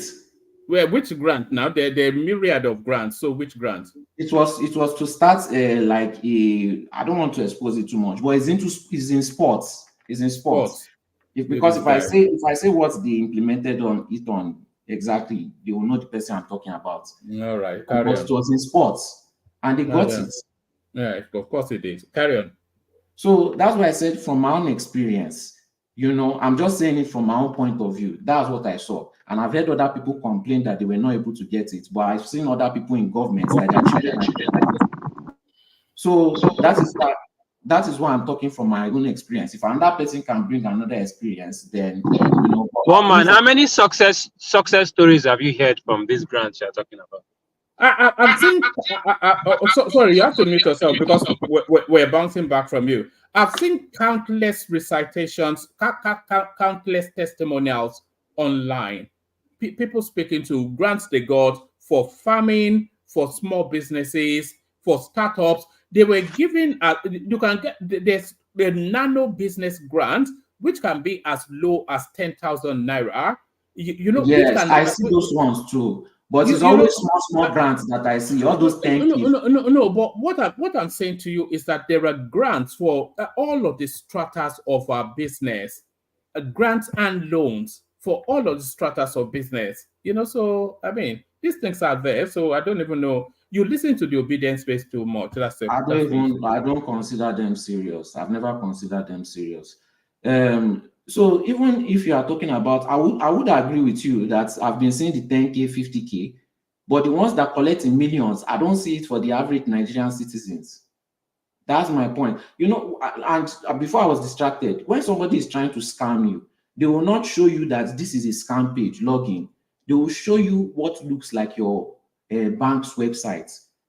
These people are obviously going to put the system there. Is there no EFCC? So based on how you presented this, corruption should be ending in Nigeria because at least there's EFCC, right? At least they catch some people, right? So why is corruption not ending? That is my point. You have all these grants, you have all this loans. Why is poverty not being alleviated? Because it's not being implemented. Same way the EFCC too is not being implemented. You can argue all you want that they have all the special technique. They are trying to bring somebody to books, this one and that one. But where are the results? Because if it is their own business and it is time to loot money, we see results. But when it is time to actually implement what you've doled out to alleviate poverty, we don't see any results. In fact, I think one man, what will even help this case is if there was transparency and audit in these grants. If there's a 2 billion grant, they should publicize who they gave it to, how much, and what they used it for. When they do things like that, then we can know that there's a grant. As far as everyone is concerned, we know how these things work. You have a 2 billion grant, 1.5 billion is going into private coffers. The remaining 500 million, they'll be giving small things to different people that we don't even know anything of. I know you understand what Solly is saying, but you're just trying to go with the flow. But these grants, there's no transparency. They say they give money to people that we don't even know what companies are being given to. If you dig further to those companies, you'll find out that these companies are companies owned by Nigerian politicians that use all these grant schemes to funnel money through them. So I'm sure you know what Solly means, but you're just trying to just play full to the gallery. Even at that, let's say this grant. Hold on. I don't know what Solly means, but all I did was to type in on YouTube. I got a grant, Nigeria, and these are testimonials right across the board. So on and on it goes. So if you want to listen to them, they are there. This is some lady from the north. This is another guy that looks like a southeasterner. So I don't know what you want. Knowing Nigerian youths and their brave search for money. If this thing was working for them, there's no way this thing wouldn't have gone viral and everybody would be collecting that money. There is no way. So now, let's say there's even grants, and let's say they're actually giving it to people. Let's say they have 2 billion worth of grants to give to people. If somebody decides to steal 1.8 billion, will that person ever face jail? In this current administration, they will never ever face jail. So you've moved the goalpost again. I mean, you've moved the goalpost again. No, I didn't move the goalpost. I still stand my group. Let me take you back. You started off by saying you started off with infrastructure. I told you about infrastructure. You asked how it's impacting on the people. I told you how roads impact on the people. You said but Abiamila is a thief. Is a convict. Is not. Then you went you said they are not giving them grants. They are, and now you've leaped to another one. So they're like a praying mantis. I said infrastructure. They're just jumping all over the place. I said infrastructure, and you latched on to roads. That's just how it was, because that was the only thing you could speak on. Every other thing you kicked it to the side, and we're still not concentrating on it, and you still don't want to speak on it. So you can't just, I can't even believe I'm sounding like rational mind. You can't just spin the narrative. We all have proof here, audio, recorded and live. We all know I did not mention road, but it was something that was latched onto, like when they were mocking me for saying rice. But well, let's just move on, please. You can't just be trying to fool me with these scammers. Solly, you'll be surprised that a lot of people are not actually far from you in condemnation of the corruption within the Nigerian space. And if that corruption was removed, the country would propel a lot sharper, which I think is the wider point that you are making. So nobody is far from you in that. But we still have to acknowledge what is being done. You know, so whether you are saying the contracts are inflated, the contracts are not inflated, yes, the contracts are inflated, of course they are, but are those facilities in place? Yes, they are. Is the Lagos-Ibadan Expressway there? Yes, it is. Is the Lagos-Ibadan rail service there? Yes, it is. Is the Kaduna-Kano Abuja rail there? Yes, it is. Is the intra rail services in Abuja there? Yes, it is. Is the intra rail services in Lagos there? Yes, it is. So it is all of these things are there, you know, and these are poverty elevation measures because they facilitate business and business facilitates poverty elevation. You know, so it's just the roundness of what you say that people query. If the only thing done in UK is road and all those trains, nobody will want to come to UK. Nobody will be trying to cross the sea to enter UK. Nobody will be trying to cross the desert to enter. If people are running away from this so-called poverty elevation, then that means it's not functioning. You can't be giving people trinkets that they cannot survive on, that human beings cannot survive on, unless you are already rich or unless you are in the government benefiting from it. And you say that we should appreciate just being alive, which you will not appreciate. Nobody on this platform will appreciate. People crossing the desert will not appreciate. Nobody appreciates it. Nobody wants it except for the government. You don't want it for UK. No, you don't. Wherever you are from, you don't want it in the country that you are in. As long as you are not in Nigeria, you don't want it where you are. So why should I appreciate it when you don't want to appreciate it and take it? I'm not sure you can draw parallels between the UK and Nigeria. But you try to draw parallels with USA when we're talking about jets. All right, just carry on. I don't even know what you're talking about anymore, but yes, you mentioned. You see, so it's always convenient when you want to mention their rubbish with other countries. But when we're talking about what Nigerian people should benefit, you don't want. One man, do you believe infrastructure or policies? Which one do you think alleviates poverty more?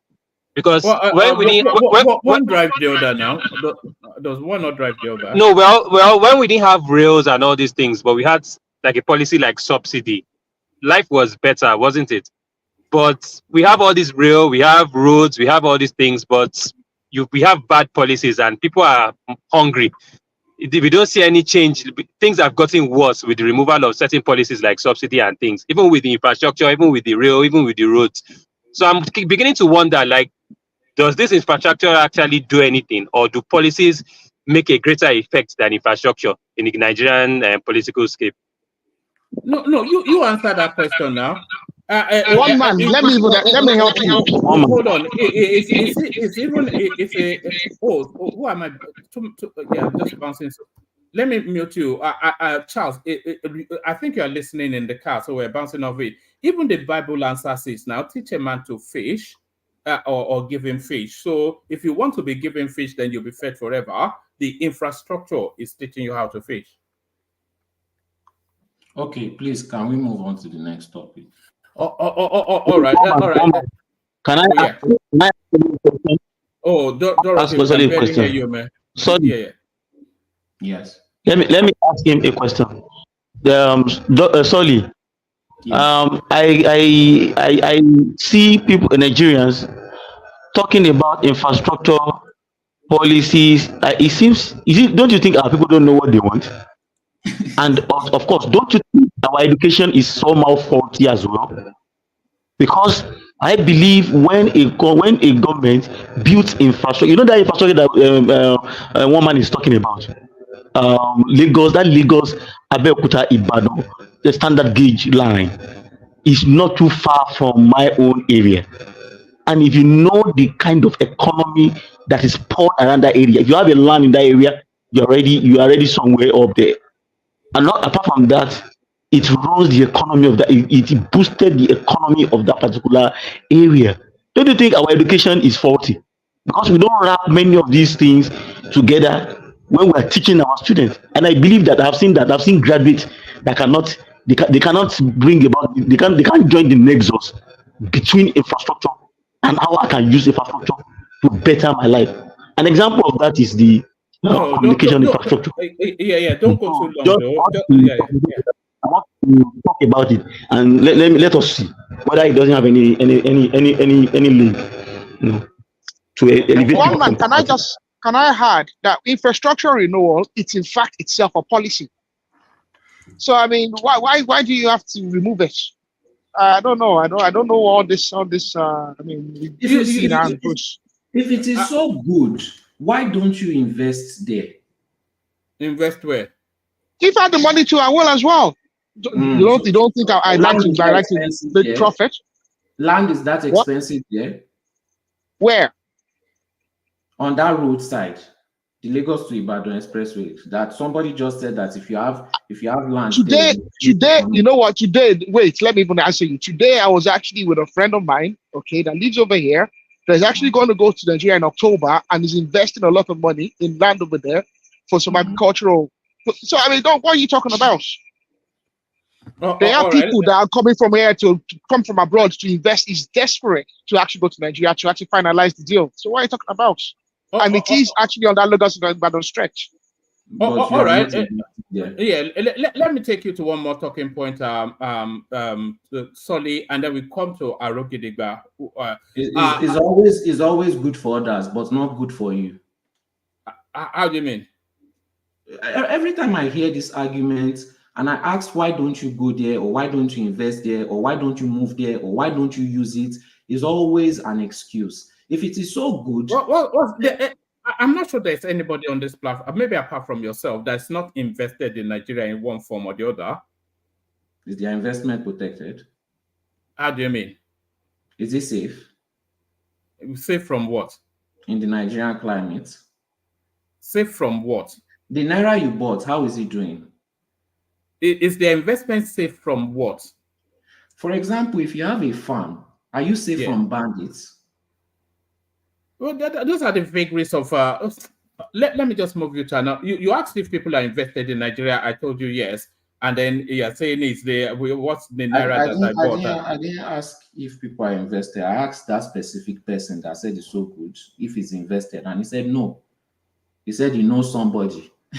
No, you were asking him why doesn't he go and buy land on the Lagos Ibadan Expressway, which is a specific ask, and Yes. he gave you a direct answer. What was the direct answer? He told you he knows somebody who's pumping heavy money there. I should just. I myself, wait, sorry, let me answer you. I myself am not invested in there now. It doesn't mean I might not change my mind in the future about it. I'm invested in other areas, but I'm telling you, there's other people who are. I know at least two people. One of them is actually it's more real estate, and the other is actually in agriculture, livestock to be more specific. So that means a lot of Nigerians are running to invest in Nigeria. In fact, can I tell you something? The reason he has to go in October is he's been told that if it doesn't come quick, that it's gonna go. And I'm not talking about 1 acre, 2 acres, or 3 acres, or 10 acres. So we're talking about quite a lot of land. If it's so good, why are Nigerians running away from there? There are more Nigerians running away from there. Wait, Charlie, don't be deceived to think that there's no opportunities in Nigeria, okay? There are opportunities, okay? Now, the problem for a lot of people is obviously capital, okay? I do appreciate that fact, okay, Charlie? No one's going to tell you that things are not difficult. No one's going to tell you that the government is absolutely perfect. No one's going to tell you the corruption does not exist. And I think the problem with Nigeria is this: the people in government, okay, the people that are involved in corruption enjoy the people like you talking. They enjoy your speech pattern. They enjoy what you guys do, because you guys actually, what you do is you actually distract. You distract from you guys don't actually discuss the real issue. You distract. Okay, you guys are the people that cause the off the mic, so don't start that. Okay? I'm so sorry, Nigerian people. It's me talking about your suffering that is making you suffer more. You know what the frustration is, and I'm going to move you to another topic in a moment. You know what the frustration is, Solly? People don't have the sense that you have a real grasp of the Nigerian landscape. I think the people, and when I say people, myself especially, I feel you listen to some of this obedience space, and then you get carried away with just I've told you I don't listen. You know I can never be an obedient. I don't support. Yes, so is that sort of I don't listen to them. It's not based on substance. Okay. Just leave that. Just leave that. But what I am saying is a lot of things you say is not based on substance, and when people push you a little bit, it immediately becomes apparent that you don't really have a full grasp of it. And then you jump to another space, and then they push you on that space, and then it becomes apparent you don't have a grasp of it. And then you jump and jump like a praying mantis. It's just. Okay, you are saying I'm jumping, but how many times have you let me finish a sentence? Because you are the one. Even now, you see, even now, I never finish any sentence. You are the one who is moving me to different section. Then you are claiming I'm moving goalpost. You don't let me finish one topic before you move me to another topic. Yes, I'm not the one shifting goalpost. I'm just responding to you moving the topic. Oh, all right. Carry on. Give us 3 more minutes, and then we'll move on. I think Carry on. You didn't give me another topic. All these things that I'm actively responding. All right. Should I play you one of your clips that you sent in, and then you give us a commentary on that, and then we go from there to Arokidigba?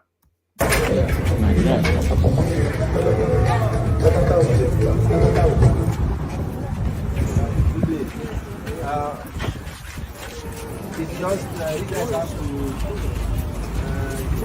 cross over to the other side line. From now to Vancouver, so that I can arrange for funds. What we'll do, yesterday I gave funds.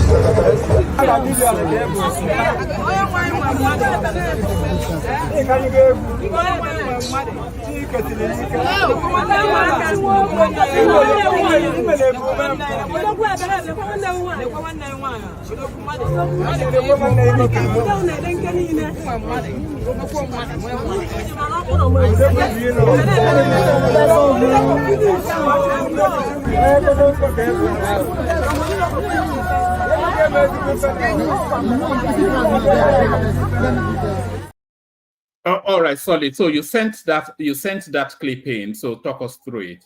Anybody that sees that and it doesn't bother you, I immediately know that you don't live in Nigeria. That's why it doesn't bother you. Because I noticed the moment most Nigerians, especially the one that, always try to fight and defend fraudsters and thieves that chase them out of the country, when they come and they start talking about the little trinkets that they ran away from, they are always outside Nigeria. You see something like that. That is what government is supposed to be doing. Be on the streets, be on the road with the people, alleviating poverty.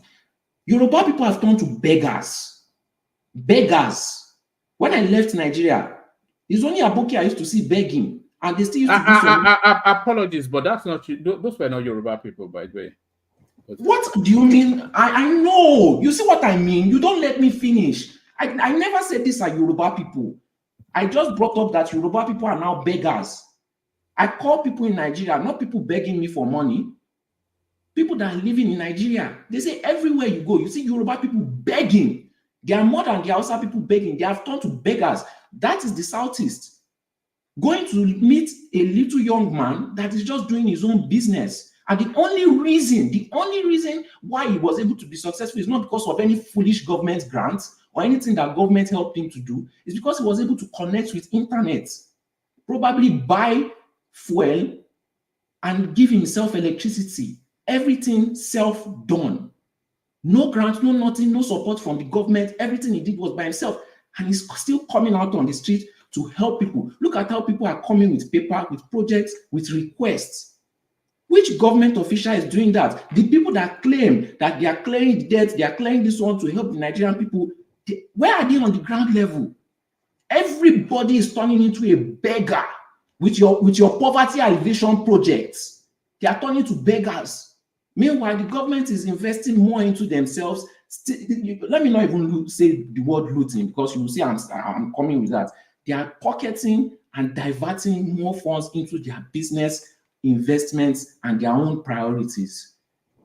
Their systems are not functioning. The police is not functioning. The FCC is not functioning. No policy is working. You create grants, you create loans. All I see is their own selves and the people around them benefiting from it. Why are these people on the road not benefiting from it? Beggars everywhere. Millions, over 100 million people begging. People are falling on the road with your poverty alleviation and with your roads and with your railway that you ran away from. They are falling on the road because they are hungry, and government is still hiding food from them. Government, the price of food has gone up. People are willing to get paid money to lie that the price of food is going down. Even the kerosene, you can't buy it. I sent you a picture, I sent you a video of people doing oil bunkering. Without them, people cannot get fuel. Without them, people cannot get kerosene, even though the price is up. They even said some filling stations are buying the oil bunker. Why is government, why is government, we have refined, why are they not providing, making sure that even with the high price of oil, why are the people not getting access to petrol? Who is going to drive on that road that is alleviating poverty if there's no fuel to get to drive on that road? Or is it only the government CNG bus that should drive on it, again, benefiting only themselves?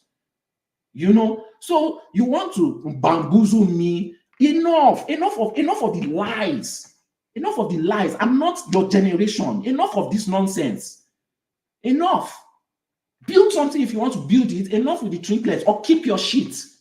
Keep your shit and don't tell us you are doing something and be fooling everybody while you are benefiting yourself again. Beggars everywhere. You go to the airport, people are begging you directly for the airport. Why is the poverty elevation not helping them? Why are people begging you directly from the airport? But you don't want to explain. If you entered USA and they were begging you from the airport, would you want to stay there? If you entered UK and they were begging you from the airport, people don't beg in the United States. In fact, it's not even begging. They harass you for the money. Hold on. People don't harass for money in the United States. When you went there, were they harassing you for money at the airport? Well, they harass me for money here where I live. I don't know. United States immigration officials harass you for money. No, he's saying beggars everywhere. Beggars everywhere. That's what he said. You live in America. The airport officials, immigration all over officials, the United States. Do the immigration officials? They are beggars all over the United Kingdom. Do the immigration officials beg you for money in your country? No, they do not. These people are old people that have no other means to get money. So all right, round it up, man. One more minute. Yeah, just round it up. Nigerian citizens, if they just see that you are black, they just harass you from the airport, and you say the great and mighty Nigeria, the president should be riding that jet. All right, thank you. What is great? What is great about Nigeria? All right, thank you. What is great about it? Rwanda is better than it. Rwanda that guy. Did you hear me say thank you? Thank you, Solly. So thank you, Solly. Let's go on from Solly to I don't even, that has no meaning, everything we just said. But Aro Gideba rescue us. Aro. All right. I don't want to go to Charles because it'll just be. Don't worry. I wouldn't say. No, I'll come to you, but I want somebody to counter with a more balanced view, not just something that in incomprehensible ding dong. All right. Let me come to you then, Charles. Yes. So take us through the topics. Whatever interests you. Lamentation of Sodom. No, I'll be easy. Don't worry, I'll be easy on you. I won't. No. If there is substance, it's a real assault to the senses. That sort of and then they will okay, did they give them the money? And then they will chop it. One man play the oil bunkering video. Let us see reality. I played it. You play it, but guy, do you mind? I played it yesterday. You sent it yesterday. I played it yesterday. So just settle down. Okay, I'll talk about the jet, the private jet, the 150 million private jet. Yes, just you either talk freely or give you points, but just go on. Okay, so that like everyone has said, that's just an insensitive decision by the presidency. As a matter of fact, we wouldn't have even known about it if not for the whole China loan and the seizures and things like that. And it just shows that these people, we speak to them, but they don't listen. They will still do whatever they want to do in terms of looting and making themselves live lavishly. The there was a comparison of the United States president's jet, which is like 30-something years old, and the jet that they claimed was faulty that needs to be changed was 19 years. And in all honesty, like everybody, when they did that comparison, there was no reason whatsoever for them to purchase or spend the amount of money buying a 19-year-old jet, which is not even like half of the years that those jets are meant to use in terms of utilization, especially if they are maintained properly. But as far as I'm concerned, I just think the average Nigerian politicians don't just care. And I don't think that president, Tinubu, cares about the plight of the masses. I don't think there's any plan of cutting costs or cutting down on government expenditure in terms of their lavish lifestyles. So that in itself was a poor political decision. And it just shows that these people don't care. And he's just there to just live lavishly on Nigerian funds. On the Gbajabiamila, there was a topic on Gbajabiamila, his conviction and everything. He was convicted by the US Supreme Court now, that he ran away with someone's money now. That was all over the news. So why are you saying he wasn't convicted? Which court? Supreme Court, US Supreme Court. US Supreme Court. Yes, I actually tried to Google it and I saw it on, is this, let me not say Sahara Reporters, maybe Premium Times, because you say that Sahara Reporters is Sorry, I want to make sure you know what you're saying exactly. He was convicted by which court? Wait, let me bring it up again. Think about it before you say it. No, it's what I read on this thing on publication.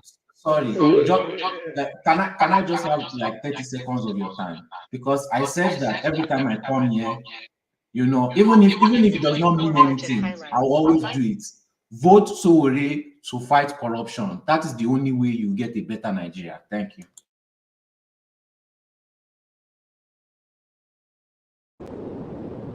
God bless you solely for that. That is a big lie. Nigeria won't exist for much longer if we put so. Okay, not.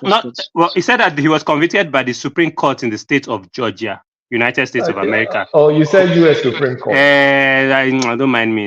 This thing, I know be lawyer for stealing settlement money from his clients and relocating to Nigeria after closing shop.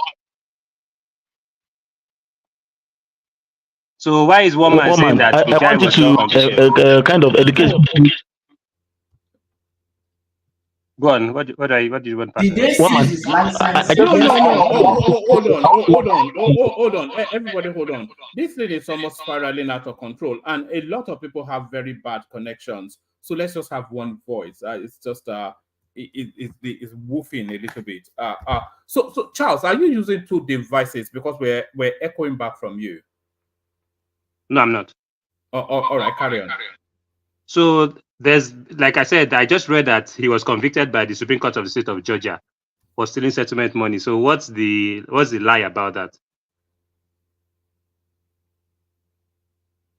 And his license was revoked.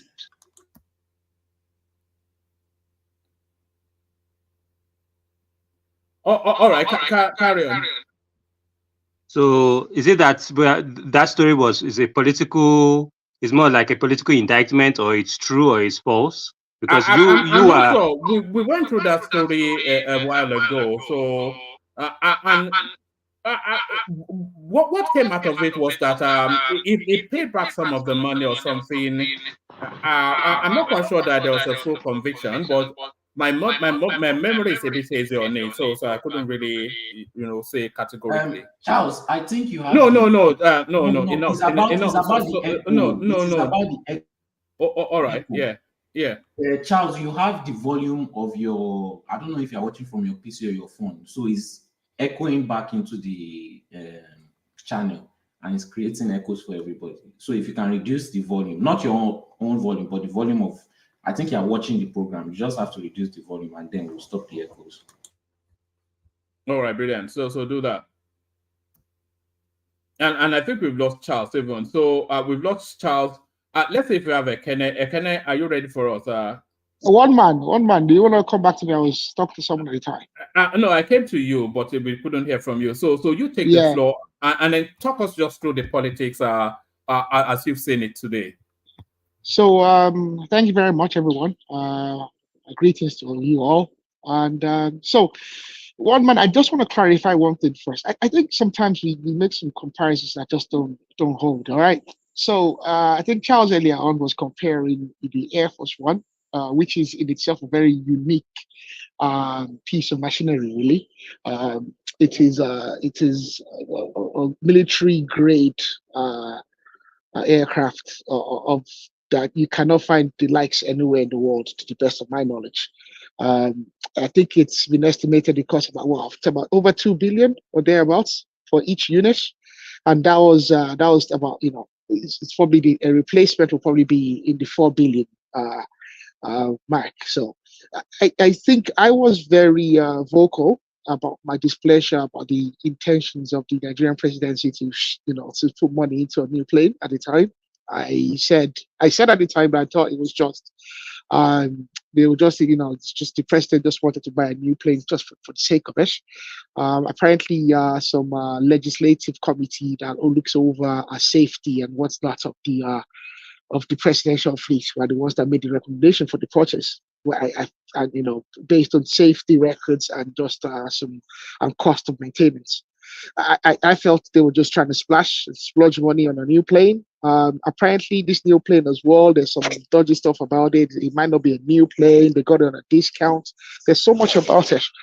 But I think we shouldn't use the Air Force One as a baseline. It's a terrible baseline because that's a military grade weapon, or it's something totally different. So we shouldn't use that. Going on to one man, put me through some of the topics there, so I can address them. Yeah, I'll put you through, but just on that space, it was somewhat of an analytical comparison. Nigeria spent $150 million on a presidential jet, and the whole place is agog. But the United States spent $2 billion on 2 presidential jets. So you're saying it's going to be padded with so many kids. I'm sure it's justifiable, but if you look equal measure to where Nigeria is, that's an equal measure. In fact, that's an underspend. I don't think Nigeria should be buying a plane less than 400 million as a wealthy country. But Ideally, they should. Ideally, they shouldn't. Ideally, they shouldn't need to. But if they, if I'm not privy. I'm not privy to it. There's things that might have influenced that decision. So I wasn't there, so I wouldn't speak on it beyond what I've said. But I'll leave it at that. All right. Let me take you to this space then. Ministry of Works won't propose any new projects in 2025. This is Dave Umahi. And I was mocking it in the readout, but it seems to be eminently sensible. It says there are over 40,000 uncompleted projects. So is this the direction of travel that the governance should take? Yeah, it makes sense. I agree with the rationale behind it. They have existing projects that quite important that they need to focus on. They already have kind of like a landmark project that they already focusing on, which is the Lagos Calabar, whatever it's called, the coastal road. So that's already a landmark project. They already, well, I shouldn't use the word landmark given they have to destroy the landmark beach, but that's already that's already a major project they're doing. They can focus on that there and use that as their big project, the same way Buhari had the second Niger bridge and the likes, and then they can actually focus on doing the other important roads there that are actually important to people as well, because at the end of the day, we can look at the coastal road as a national project, okay, but there's also projects in the regional roads and whatnot, and they're just very important to individuals as well, for their daily commutes and how they conduct their business and whatnot. So they can focus on those there as well, put some vote some money towards those projects as well, complete them. Some of the projects are decades going on for decades. People are suffering because they've not been completed for decades. So they can actually vote money to those projects there. I trust Dave. He seems to be very competent as an engineer, as a civil engineer. I trust him that he'll be able to make sure that those projects are delivered in good time and to good standards. So I think that's a good way to do it. All right, let me take you to this space. this one, I mean, you know, that African space, man. You sometimes wonder if we have the capacity to govern ourselves. President Biya to contest again at the age of 93. So he's managed to change their constitution that a tenure is 7 years, and then he's getting rid of the opposition so that he will be the only contestant. So at the age of 93, he secures another 7-year tenure. How old will he be at the end of that tenure? Well, the Yanks are pleased with him. Biya is there because the Yanks and the French like him. Simple as that. He's one of their agents in Africa. He wasn't that Cameroonian fellow that likes to come over here and talk nonsense about Nigeria. He's not been here. I've not seen him around in a while. But and by the way, do you know this guy is actually there is actually some form of insurgency, local insurgency in Cameroon. I think the English-speaking part of Cameroon that he has been putting down most violently. You don't hear about that. You don't. Yes, hear, they have their own version of Biafra. Yes. Yeah, yes, and it's been going on for longer. I think it's called Ambozenia or something like that. Ambozenia, yeah, and it's serious stuff. He's been putting them down most violently, and you don't hear all the what they call the Amnesty International and the likes. They're not putting reports out from the BBC and the likes, about it. But like I said, Biya is an agent of the French and the Yanks, and they're happy to keep him there because, well, he does their bidding. So, well, it's most unfortunate. What can you say about Biya? What can you say about him? His wife is gonna keep buying expensive Chanel items and all the designer stuff, going to France. Apparently, he has his own chateau in France as well. Well. Apparently, he lives in France as well, or Switzerland. He doesn't live in Cameroon. Yeah. No. He has a chateau in France. And to the best of my knowledge, the French are not going after him. He's been there for I don't know, for at least 4 decades, I think, or thereabouts. He's been there. Yes, 4 decades. Can you imagine that? It's a shameful thing, but the main thing for me is you don't see the West. They're not complaining and banging their heads about it. You know what I mean? It's quite. And I think it's the same. Yeah?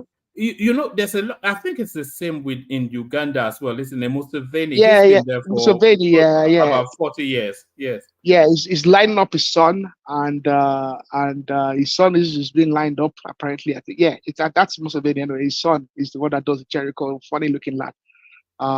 Well, was he not arrested in France? One of Yeah, he got there. Yeah, he's getting some friction there. He's got some legal issues, in France and the likes. Well, it doesn't go far enough. If they don't want to crack down on these people, they will crack down on these people. But it's there's a lot of it's two-faced and there's a lot of hypocrisy. It's the same in Rwanda as well, actually. That Rwanda situation is desperate. I think we all talk about that guy is a dictator. I don't like him much. No, I think he's an absolute dictator, and what's worse is that what has happened is there's the Tutsi and the Hutus, and the Tutsis who are kind of related to our Fulani brethren to the north. They share some common ancestry. Essentially, they're Katu, their primary ancestral occupation is cattle rearing, and they were not somewhat nomadic, and they control 75% of the of government appointments. They control it, and in private as well, the private sector as well. I think something over 60% of upper management. They dominate upper management in the private sector. Most of the upper appointments as well in public sector as well. I think about 75 to 80%. They dominate it. But the trick, the people, the Hutus have been told that they have to essentially forget the idea of tribe. You see, so they've been conned into this scenario that there's no tribe, whereas it's terrible. It's a terrible situation. He's changing the country's constitution to facilitate running again, and yeah, I know. Yeah. I think it's gonna run. It's been there since 1992 or thereabouts. Yes.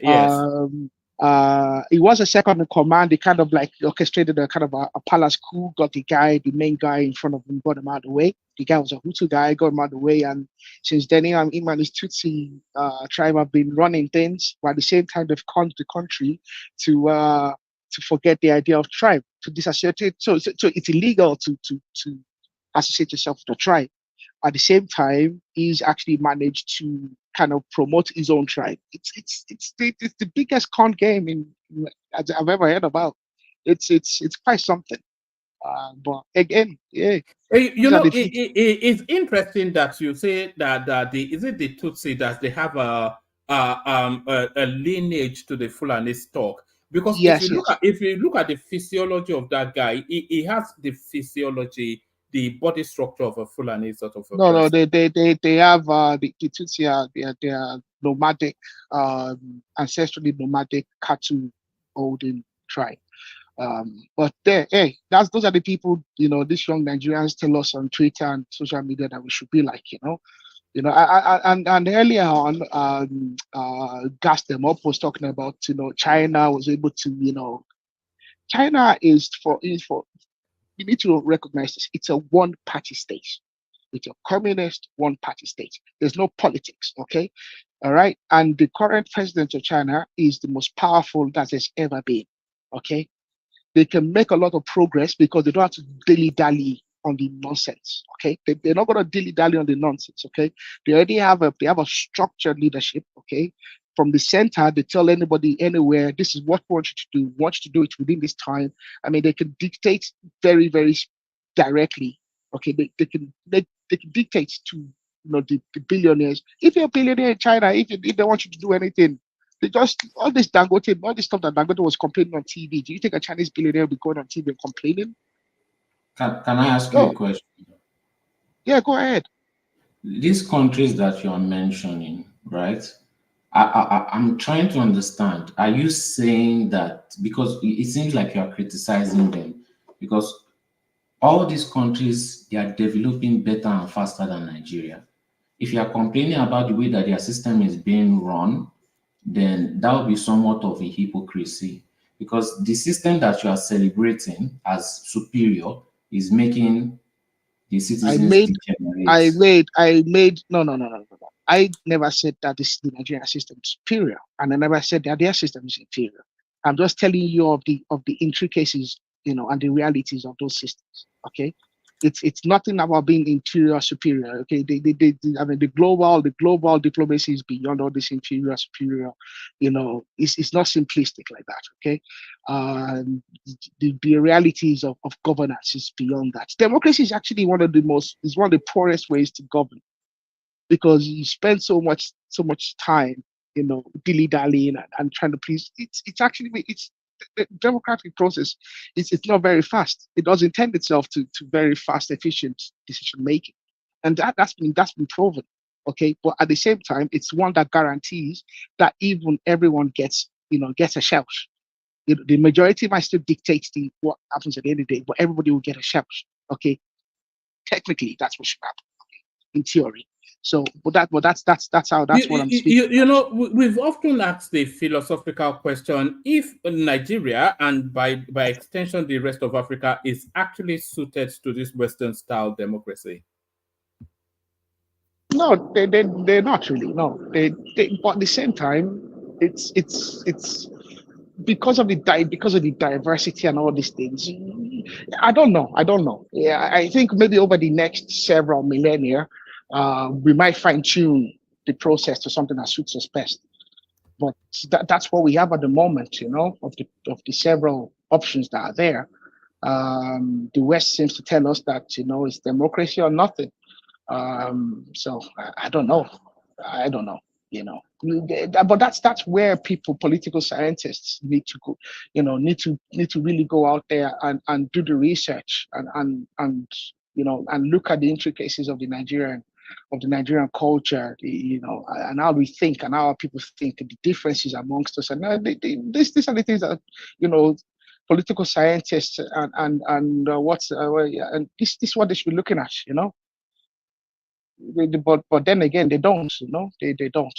The people that should be studying those You know, they don't. Have you been following the both wars between Nigeria and South Africa? No, the South Africans have junked them. They're useless. All right. It's useless. You know, it's the obedience versus drunk, drug addled South Africans. So it's nothing that I concern myself about. You see that minister, that minister that was that was saying, the South African minister that was saying nonsense, the big fella. He used to be a criminal, by the way. He was convicted and he spent quite a lot of time in jail. And he has another partner, some Kenny fellow as well, that was talking nonsense online. These are not responsible individuals. South Africa is really not a serious country, all right? They're not a serious country. There is something going on between Nigeria and South Africa at the moment. It's been going on for the last 2-3 days. So the South Africans started it. They will phone a Bolt service, BOLT. It's like a I know. Yeah. Taxi Uber service.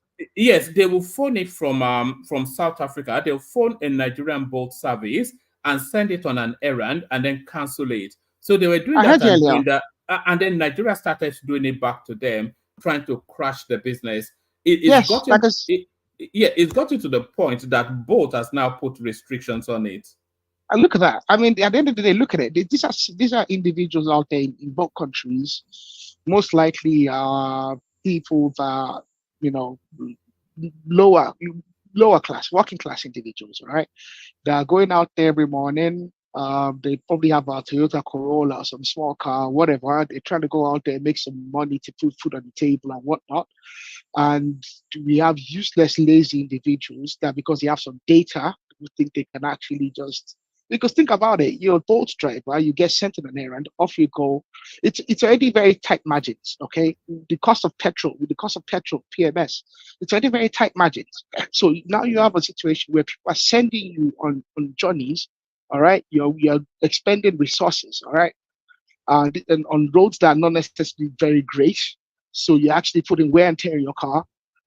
I mean, it's absolute stupidity, and that's the level that young Africans have gotten themselves to. They are not productive enough, and the few people out there that are productive, they are wasting their time. Time is money. I mean, I don't know what our people think. I don't know what they think they're gonna get out of it on both sides. The South Africans, they are useless anyway. I don't think much of them.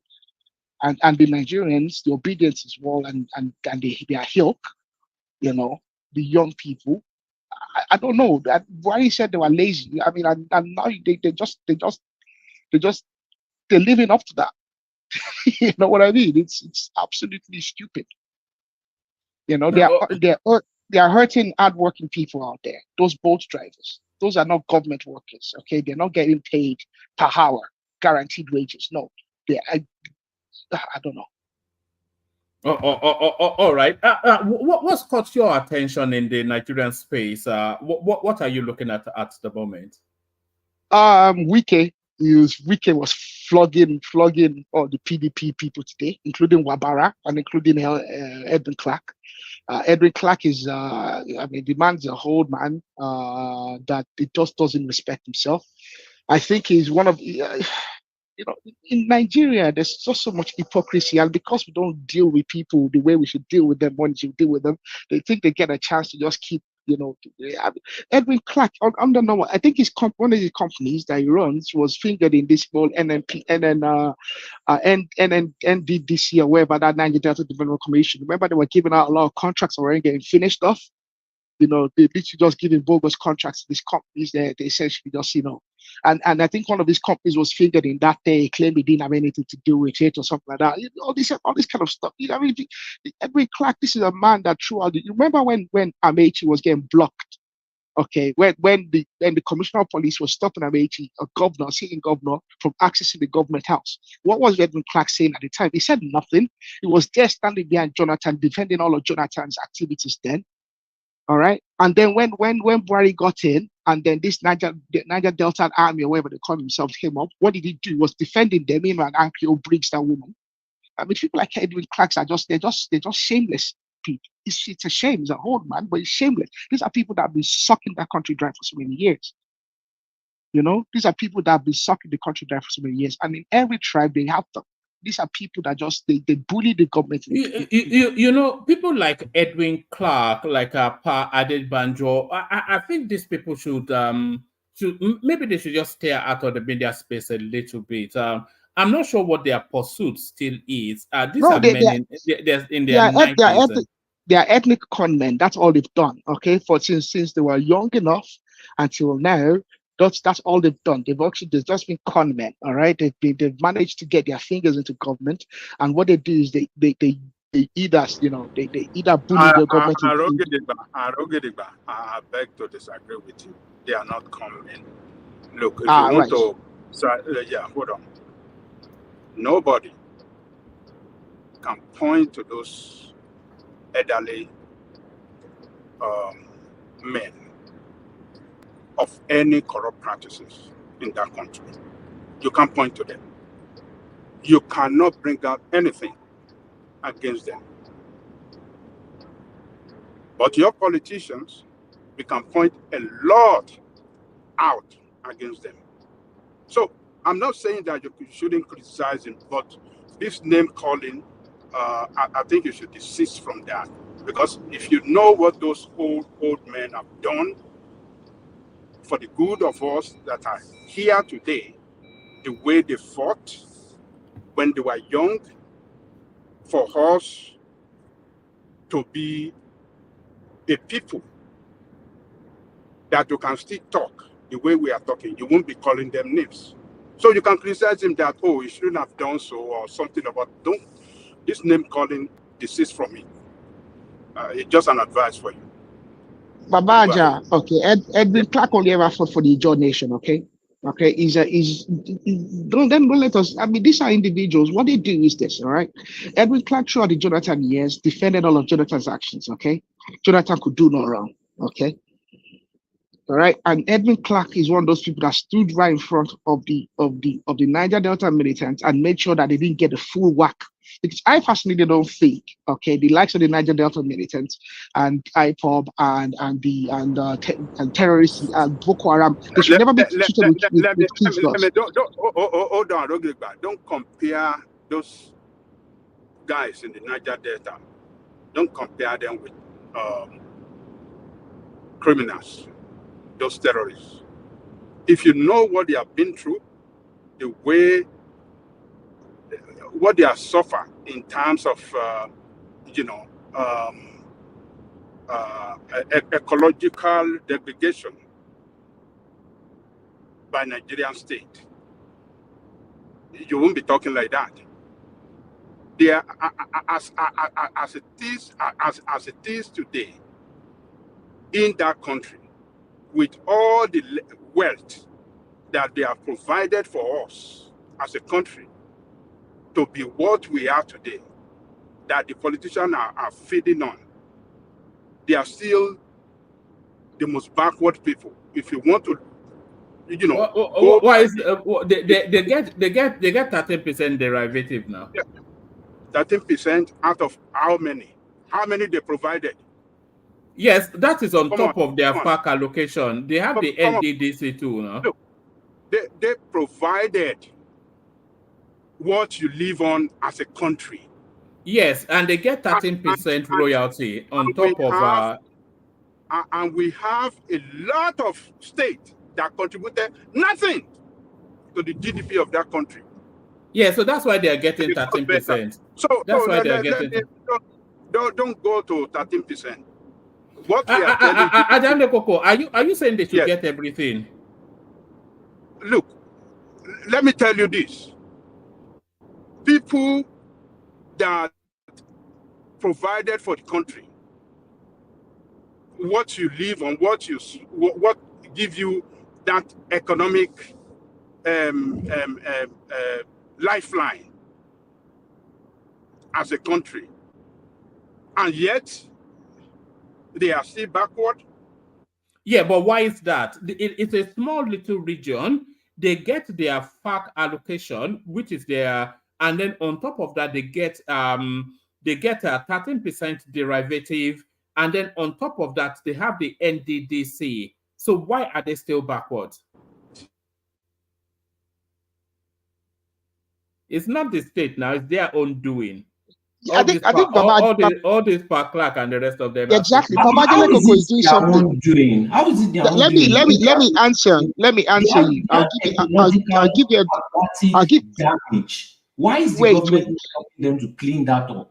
If you give them another means to feed, to like fishing, but you've destroyed the whole environment, and you are saying you are giving them 13% that is not cleaning Should the I environment. answer you? Should I answer you? Okay. So I think Babajide Koko is doing something. Okay, he's equating the Niger Delta people and putting them under the umbrella of the militants. Okay. Babajide Koko needs to understand that they were individuals. Okay, when ships were getting boarded, okay, and people were losing their lives, there are individuals that work in those areas that were being terrorized by these militants. Okay, so you shouldn't put them down, put them out there and say that they were good boys. They weren't good boys, they were criminals, okay? And they were engaged in criminal activity, irrespective of the fact that the government has actually failed the people of the Niger Delta. Okay, so the militants and the Niger Delta people are not the same. They're not one and the same people. Okay, so I wrote what I was actually trying, and you are right in what you're saying, by the way. But what I was trying to push against what Ajane Koko was saying was that these people are living a destitute life.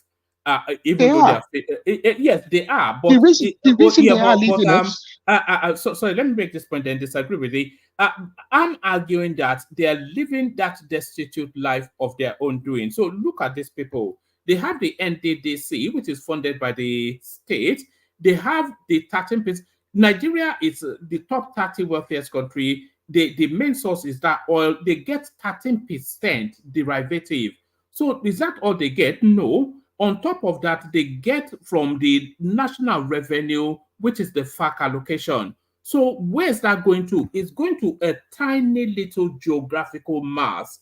So if they are living a destitute life, then it's of their own doing. Yeah, it's the same people that they put in leadership, like Edwin Clark. Remember when Ibori came back from London, okay, when he was released from his jail in London, they were dancing. They were dancing and receiving the man. And the man is back there. His daughter is even in the federal house. His daughter won. I think his daughter, yeah. Did you see Edwin Clark with Ibori? They're all defending themselves. They're all rubbing churches back. They're all defending themselves. Either ways, I don't think much of Edwin Clark. I don't think much of IQ Briggs. I think they're all people. I think they're all con people. That's what I think of them. Okay.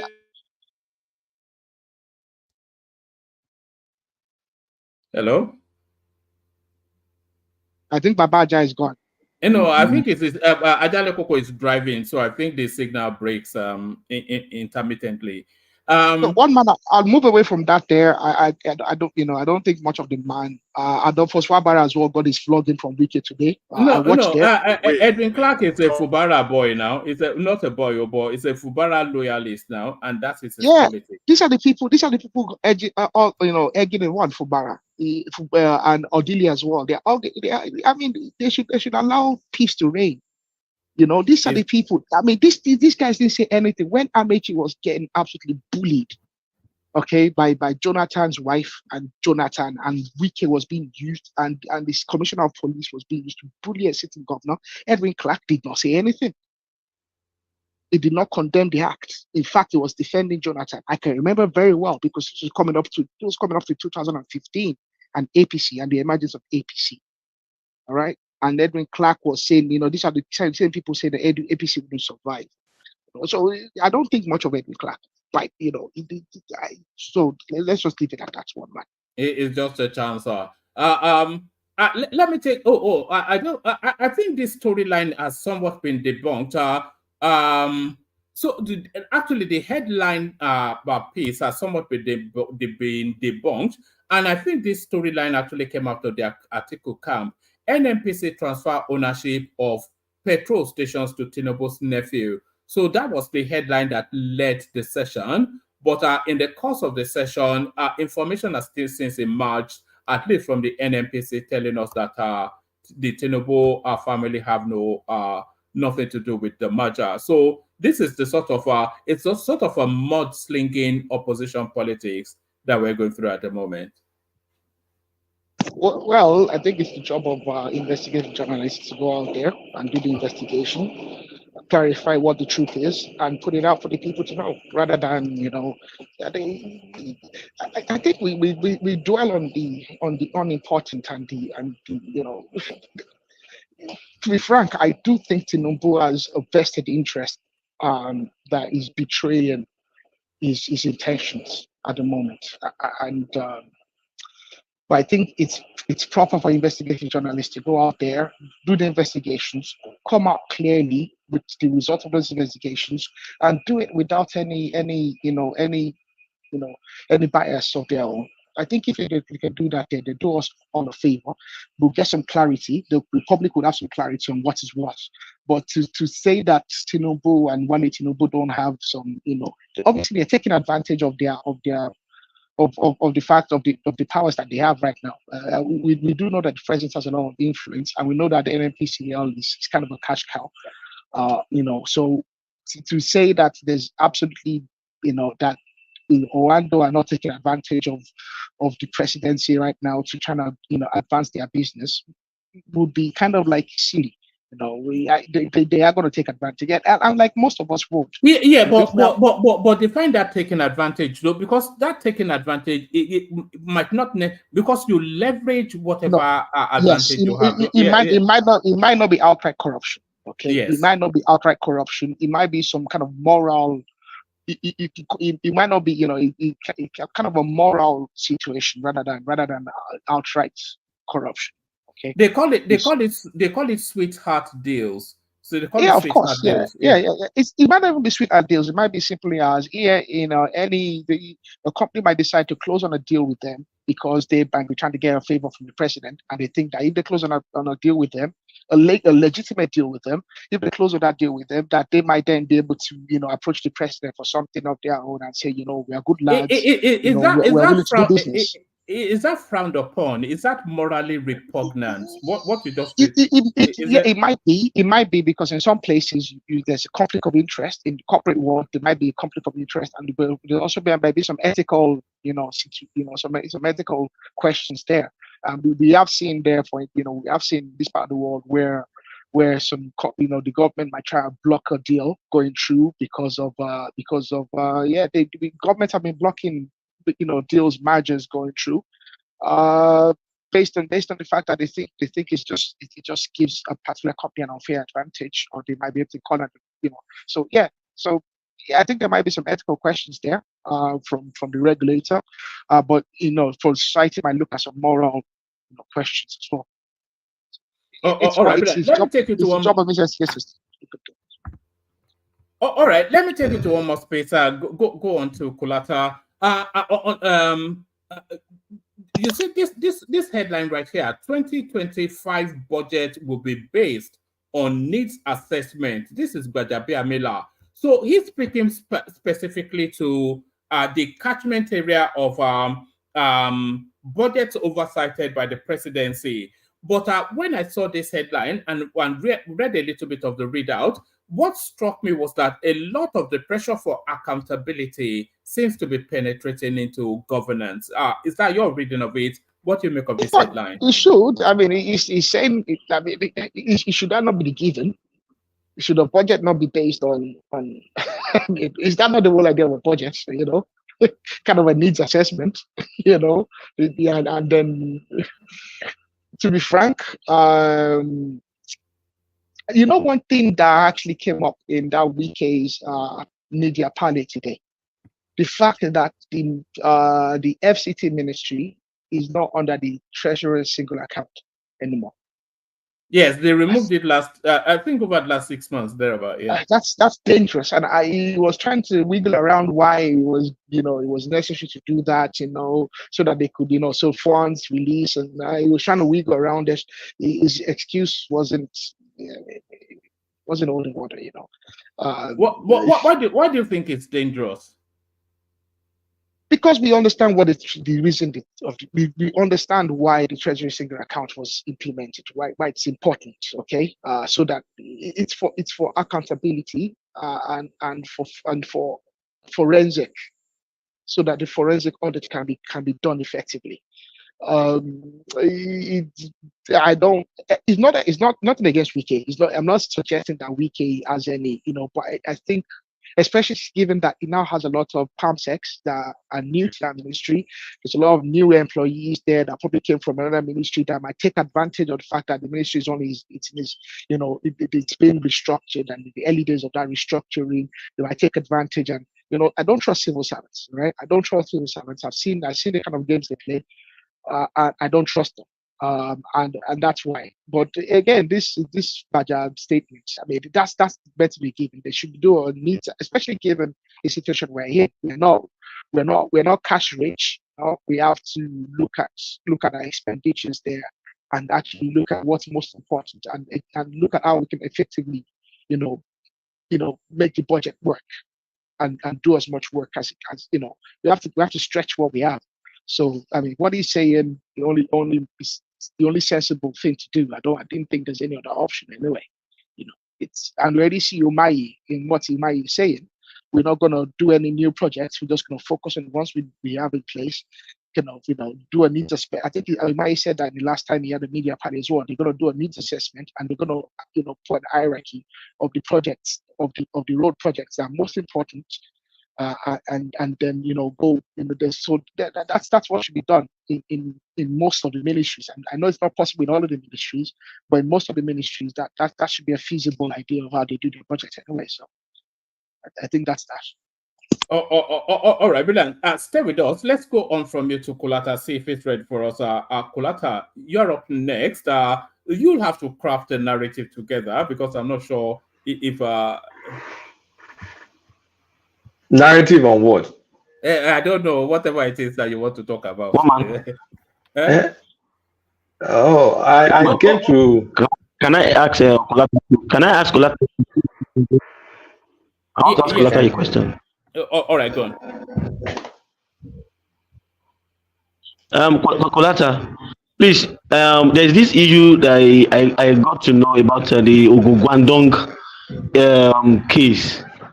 At E4, that the one that led to this confiscation of seizure of our presidential jet. Now, the problem I'm having is some people were kind of lumping this thing with like the government, probably the government of the day was actually involved, whereas it seems to me that that agreement was done during the Jonathan Yar'Adua presidency, which happens to mean that all the governors borrowing, the national government borrowing, are guaranteed by the FG. So I don't understand why people are lumping them together. Probably can provide some clarity on that. So because I think Nigerians are becoming some educated illiterate these days, and they don't know their right from their wrong. So I don't know. Probably if you can help us, because I don't understand. But every month like this, everybody just saying this. I don't understand. This thing is just like you're a guarantor. If anything goes wrong, I come after you, standing for somebody. So probably you can help us kind of. Because I heard another one today that they seized another jet today or something in Canada. Yeah, they said they seized jets in Canada, but the deal happened like you said. The initial deal was written by Benga Daniel. That was perhaps under Jonathan. And when Amosu came in, Amosu, I mean, I don't know whether he canceled it or, I mean, things turned sour. And that was 2016. That was 1 year into Buhari's presidency. And then they've been dragging it. I mean, there are claims and counterclaims about who owns what. Apparently, there are two Chinese parties involved representing Guangzhou or something like that. And Amosu is claiming one of them is fake. But apparently, the one that he claims is fake has taken the country to arbitration. And that's that. So can you blame it to the government of the day? No, not directly. The government of the day did not renege on the deal. That's a subnational issue. And perhaps maybe because Nigeria guarantees debt for the subnational, that's perhaps why they could extend the judgment to Nigeria and start seizing our properties left, right, and center. The only thing I can say, as far as it concerns government of the day, we need to check whether at some point in time, whether there was a court proceeding that we could have showed up and we didn't show up. That part I don't know. But I know they got judgment in many countries. They got it in Paris, got it in US, got it in England, got it maybe as far as Australia said. These guys mean business. So it's not directly linked to the government of the day. The only thing I will say that we may look at the government of the day because they're in power is the lack of soft power. I don't think if Nigeria had a better reputation, I don't think they will embarrass us the way these guys have been embarrassing us by seizing presidential jets. I mean, that's just out of line. You know, they were saying that the presidential jets should actually be covered by diplomatic immunity as well. So I'm not quite, It should be. I mean, so what they're out of line. But it, honestly speaking, it just speaks to our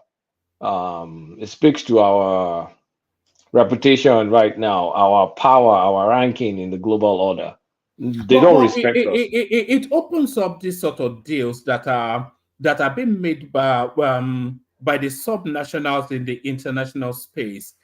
Because the story, like you said, Benga Daniel's original deal, and then when Amosu came in, some Chinese company went to him and said whoever the other Chinese company that was given that free trade zone was not running it properly. He did not really do a real thorough check, and he just palmed it off. Obviously, money changed hands, and then he just signed a deal that he didn't have a full comprehension of. It's just. So how do you sign a deal without looking at the previous deal that was signed by the previous administration? Make it make sense. And he did it in the early phases of his administration, which was I think it was all these vindictive politicians like me, I'm going to cancel everything this guy has done, or like they are enemies or something like that. Right? Even that's the case, if I want to be vindictive, like you just said, I will still look at details from the previous contract, right? Yeah, but this guy the guy feels empowered. He doesn't know. He hardly knows the ramifications of anything he's doing. So they just do stuff and then they find out later. So at this point in time, Nigeria needs to we need to kind of rework the kind of deals, especially international deals or international contract, anything that extends outside the shores of Nigeria. The federal government needs to really, really weigh in heavily. Because at the end of the day, that begs the question. So, can you imagine the God knows only I'm betting that they've signed even more ridiculous deals than we even know about. It will come out later. If this is the way that they've been signing deals, only God knows what they've signed. Maybe they even signed the whole of Nigeria without even knowing. Remember what happened to the Amechi deal? Where they even talking about Nigeria's sovereignty when it comes to the train line is it the Maradi, right? Oh, yeah, that train line stuff. Right. Yes. So they didn't even read the fine print. Don't they have lawyers or people in the office that would go through the thing, like the fine print before you sign a deal with foreign countries or companies? I don't think they do that, or that part is not important to them. You see, they're just like a lot of them. Kulata, do you remember that infamous clip of Gbadabe Amila coming to rescue Rotimi Amechi? During that thing, when he was being interrogated before he was rescued, one of the house reps was pushing him hard and was asking for the details of the deal. And Rotimi Amechi replied, he said that if they had pushed the Chinese too hard on details, they would not have given them the money. So that then suggested to me that they were just signing things blind. They signed things away, just without reading, when you are signing all these deals, that's where you need lawyers. Okay, so sorry, like even in the Senate in America here, they will bring the best students from the top schools that will go through how they do now. They will bring all to come and to intern with you look at the paper and do circle and point out where they will have issues. The top best students that want to do maybe some kind of internship from your top schools across the country. They work with your senators, House of Rep members. They go through everything with you. Why don't we do that? Because we don't. I mean, we don't care. It's like they are flippant with the most important things. It's just it's the Nigerian in us. Like they don't think things through. They don't know the implication of anything. I disagree that they don't care. I disagree that they don't check. If they care and they check, will they be making this kind of rash decisions? No. You have mentioned it earlier. Vindictive politics. That this guy possibly have collected his own egunje from these people to get this thing situated. I will fire them and I'll bring in my own men. But let's go.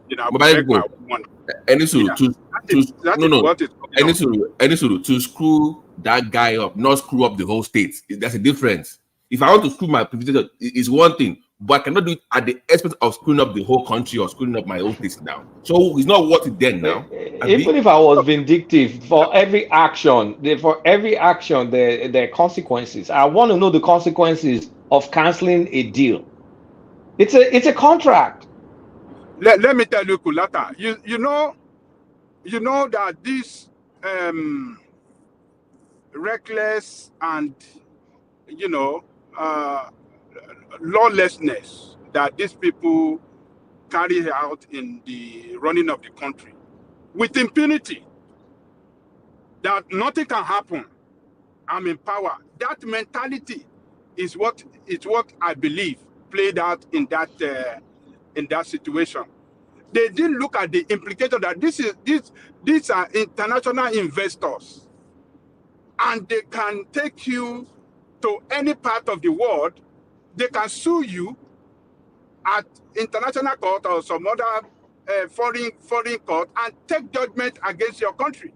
They were not thinking like that. They thought the way they maltreat our Nigerian contractors, Nigerian businessmen, and just get away. They believe that's what they thought. That let me just do it, and nothing's going to happen. You know that mentality. So I think they will learn their lesson by what happened. Federal government must start with the Attorney General. They must start to and the legislator, put head together to see how they can craft a law that can, prevent this kind of thing in the future. No, Anyalagogo is very, very simple in my opinion. They have to garnish the allocations to Ogun State. Garnish it. Because if you put the country in debt, yes, they have to. No. It's good. No. On a very more serious note. I'm serious, so I'm not kidding. No. I'm with you, but I'm saying that if this company wins, it opens the floodgate for more litigation. You know how this thing goes. Of course. Then it's gonna have other companies say, we have a chance. What can we? That's what I'm worried about. Let me tell you one aspect I've not wanted to mention. It's not just floodgate it encourages Nigerian lawyers to push international countries to be litigious against Nigeria because they still need to use Nigerian lawyers in all these court cases. Because as these guys won, there's a certain percentage that will go to some lawyers, and some of them are Nigerians. Remember the PE&I deal? There's some Nigerian lawyers were about to get paid if they ran away with that billions of dollars, judgment award. So it also encourages our own lawyers to push these companies that, hey, this deal you signed, is everything? Are they compliant with everything? Because it's cheap for them to make cheap money. They don't have to come to the country to do any work. They'll just clear one bush or the other, and then they're on your neck. So Kulata, I think the country should backlash against Chinese firms as a deterrent. No, man, it's not a Chinese firm. What about P&ID, a British-Irish firm? What about the other one? There's another one flying around. There are many. It's international. We need to respect contract. This is not about Chinese or not Chinese. A contract is a contract. Is a contract. I agree with Kulata, Kulata. Kulata, Yes. Kulata, is it not the same thing we were talking about in the oil and gas area? When people were saying they should cancel all the contracts in the Niger Because of Delta, Dangote, the cancel oil contract. to give Dangote fuel, to cancel this, cancel that, cancel this, electricity bill, the electricity World Bank loan that was guaranteed by the IMF, by the World Bank with the Gencos. They were saying cancel it out, cancel it. We don't know the implication of this nonsense that we are doing. And you know what? Many of these useless politicians and their people, they have been using it against the government, the present day government. Yeah, it's politics right now. If you look into the conversation, you will see the same thing. So it's politics, all politics, and that's just why we have to be very careful when we are signing all this bullshit, all this I nonsense have a question, agreement. guys. I have a question, Kulata. For when a state signs a deal, what are the check and balance? Like, what do they have to do before that deal is approved? Do they have to go through? Well, the federal government needs to kind of be the guarantor if it's supposed to be something that makes sense. So even the federal government. So sorry, Babati. Does the federal government scrutinize it before guaranteeing That's the it? question. Like, if I'm guaranteing your loan, shouldn't that look okay? Let's even say you screwed up as a state. If I'm guaranteeing your loan, should I even look at your papers or the books or the fine print as the guarantor? When you have Abubakar Malami as your Exactly, I was going to say it depends on the attorney general that you have there. One man took that word out of my brain. Okay, so there's no. You guys, quickly, I was going to say, you guys are playing PDP, people deceiving people. The notion that you guys think and make sure those guys don't know what they're doing is laughable.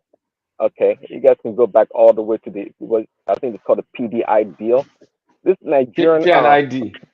That was orchestrated by Nigerians deliberately to circumvent that deal because they know if they default, they have to pay. So why are you guys playing around like they don't know what they're doing? Huh? No, in this particular, the PNI deal, those were done by Abuja briefcase people in collaboration with their Oyinbo people to rip Nigeria off. In this this governor versus governor case is a bit different. Some governor started some free trade something. Another governor got there, probably looked at this my predecessor, whatever money is making there, I'm going to bring my own people, and probably just canceled it to bring his own people. So I don't think him canceling it. He just thinks he can just cancel it and he goes away and he brings his own people and life moves on. Unlike the PNI deal, which was orchestrated not to work, so they can. I mean, it's actually they have a name for them. They call them professional default, something. Because they just look for deals. They make you sign deals that cannot be done. And once again, in this case, that one of the governors canceled the deal. Well, they probably know the repercussion that if they cancel the deal, they may have to settle. Who knows what deal they made in the back door, in the back room about all this stuff. I just want to say quickly, the Nigerian politicians, they're not stupid. They are smart. In outward appearance, they may look like they're done, but they're not. They are criminally minded. Some things may appear they make mistakes, but not really. They have evil intent. Hold on. So you are saying that it is possible that Amosu or Gbenga Daniel knew this was going to happen. They agreed to it. Don't forget that when they get paid, they will not go to these companies and get paid behind it. Is that what you're suggesting? Yeah, that is possible. Is that beyond them? It's not beyond them. Okay. And quickly to the point that you said earlier about American politicians, the lawmakers reading their bills and whatnot, it's a lie. Those guys are equally as lazy in a lot of ways. Yes, they have the brightest mind from Harvard and Yale to come be their clerks and whatnot. But at the end of the day, there's a way they play politics too in America. They craft bills worth thousands of pages that needs to be voted on in like a day or two. Who has time to read that and digest and comprehend what the bill says? Nobody does. They don't do it. The same reason why they voted for the Iraqi war. They call that buried in the small print. Yes. Okay, are you buying this using that perhaps Amosu and Daniel knew that this was going to happen and perhaps they made a bad deal with this same company to screw up their I think that's a bit far-fetched. No, what I think happened is Daniel struck a deal. Amosu got there, looked at the potential that this may be juicy, spoke to a Chinese company that probably said, you know what, we can take over that. Is you have to do this, Amosun just got there and said, okay, I'm now the man in power. Cancel it. We're bringing another company. That's what I think happened. Well, that Yeah, makes sorry, Adale Koko. Did you not know that there would have been inbuilt penalties for that cancellation? Maybe I they mean, didn't. he's an accountant. It's a chartered accountant. He Yeah, must know but there's inbuilt penalties if he yeah, cancels. but you know, when these guys get into power, they kind of think like they are the shit. You know, they don't. You know. Oh, Kole, show Kumar read at least read the format, the old deal first, and see how you can finesse it. That will make more sense, even if you want to steal. Okay, is it with all this one of these special assistants? You know the way Nigerian special assistant is that one that's going to go read the deal. You can send special assistant to read the deal. Say, Oga, I cancel it, Joe, and that's it. It's okay. I cancel it, Joe. You see the impunity I was talking about earlier. You see, how can you cancel a contract behind your guarantor? Does it really make sense? You don't have to do that. Somebody guaranteed that contract, and you went behind without notifying him, without letting him know, and you cancel it. And what is the federal government been looking since then? That's where you can maybe blame the current government. You know, they have what they call, I guess, contract, mitigation. You can't just wake up and cancel contract. At least you're gonna reach out to the other party and say, no, we don't want to go further, and maybe strike a settlement. Are you telling me these people, as polished as they are, they don't know that they have to reach out? In fairness, the two Chinese companies involved claimed they both represented, what's it called?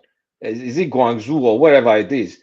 So if that's the claim, then I'm also gonna say, this one is just 419. No, I'm going to follow the legitimate one, not knowing that whoever you signed the deal with will still take you to court. The court is not going to ask, were you legit when you signed the deal? You signed the deal. You signed the deal. The deal is the deal. So the Chinese people, they're not stupid. They're rough also. No. I mean, when it comes to this stuff, they're super smart. You know what they do to the East Africans? They take them for a ride all the time, and they know the Nigerians are corrupt. Also, the politicians, they play with them all the time. So the Chinese people too, they edge their bet and see what plays out. I mean, we're talking about smart people that are well exposed, polished, and somebody just bungles simple stuff. I don't buy that easily. Okay, like I said earlier, my only worry is the floodgate of litigation, because we don't know what else this idiot have signed away. That's I don't know what else, and it will come out. It will come out, yeah, and that's my worry about this. All the revenue that Tinubu is cooking, maybe all of them will be used to pay litigation. You know what strikes me is that we're being embarrassed over such a derisory amount, $71 million, and then they are. But what do you think China will have done that to South Africa? Certainly not. They not even Ghana. Maybe they'll do it to Ghana, but not South Africa. I mean, so we've kind of like lost respect. They won't do it to Egypt.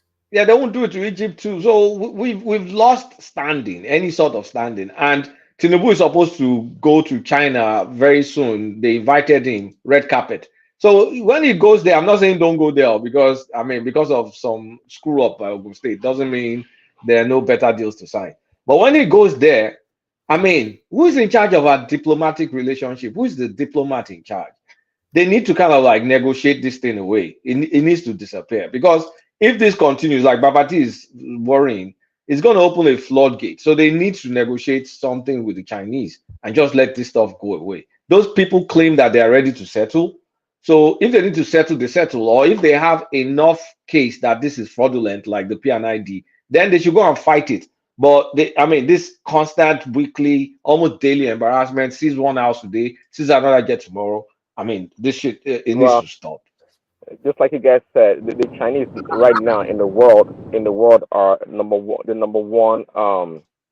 you call them? Number one researchers, or on every country. The intelligence, rather. They have more intelligence on every country than even America at this point in time, I would say. So again, the Chinese are not stupid, and their government is always behind them, to do whatever they do. So they know the Nigerians from the Ghanaians to the South Africans, so they know how to deal with each one. And by the way, it's not about demonizing the Chinese people. Overall, I think they're fine people. If you come play ball and play correctly, they'll do business. At the end of the day, it's all about making money, really.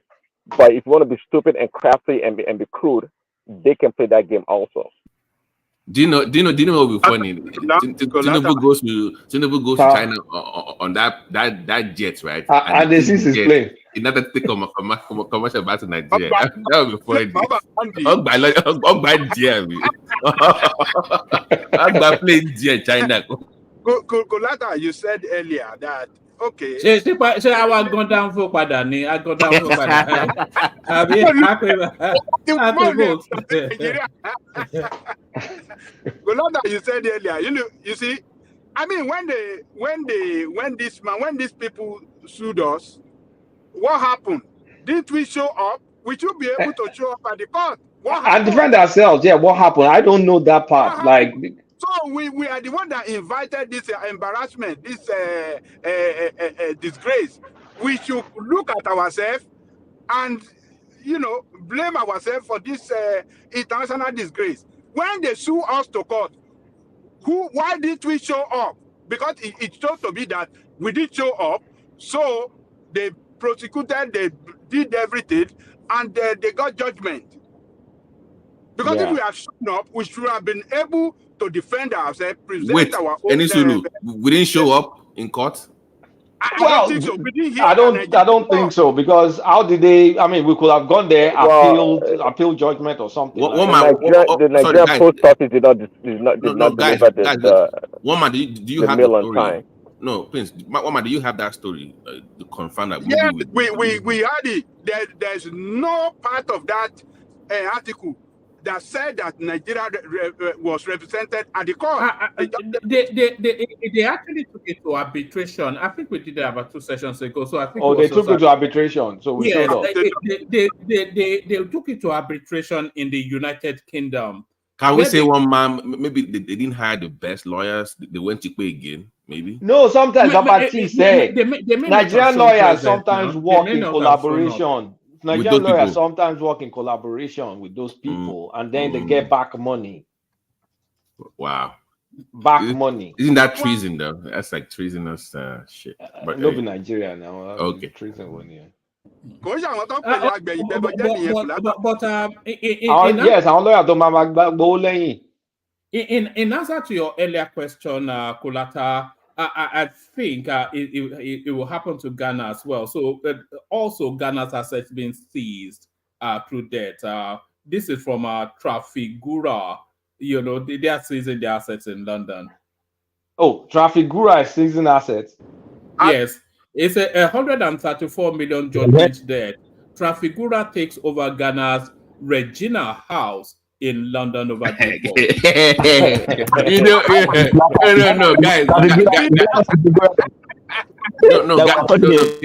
guys, hold on, please. You brought it yesterday that Regina House in Liverpool, or where is it? They put that one on eBay. They put that. On eBay.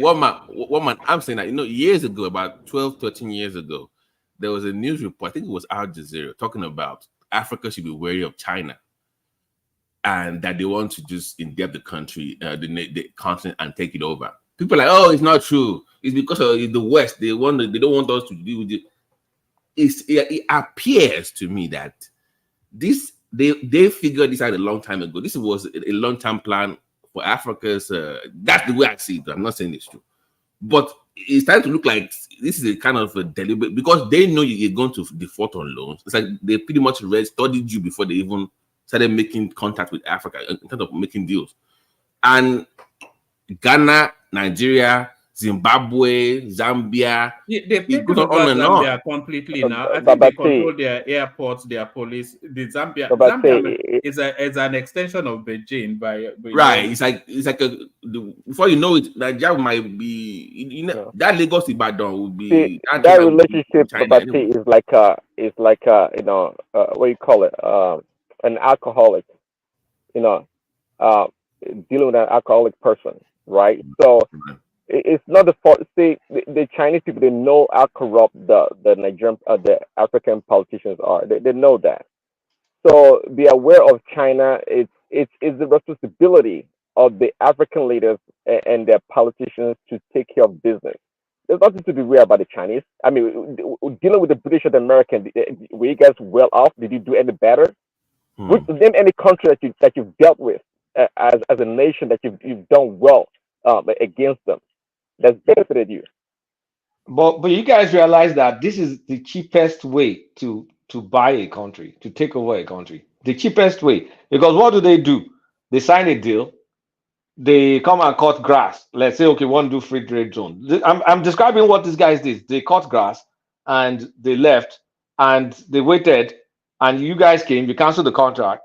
And for cutting grass, they're going to get 70-something million. Do you have more grass to cut? Oh my. Exactly. P&ID, the same thing. No, they came, they cut grass. P&ID too is the same thing. They came, they cut grass. You guys came, bungled the whole thing. They wanted to charge how many? Was it like 10 billion or something? That amount would have bankrupt us. So you see our greed, the way we act like monkeys that see banana and we just run and go grab the banana like primitive humans. Are they exploiting that?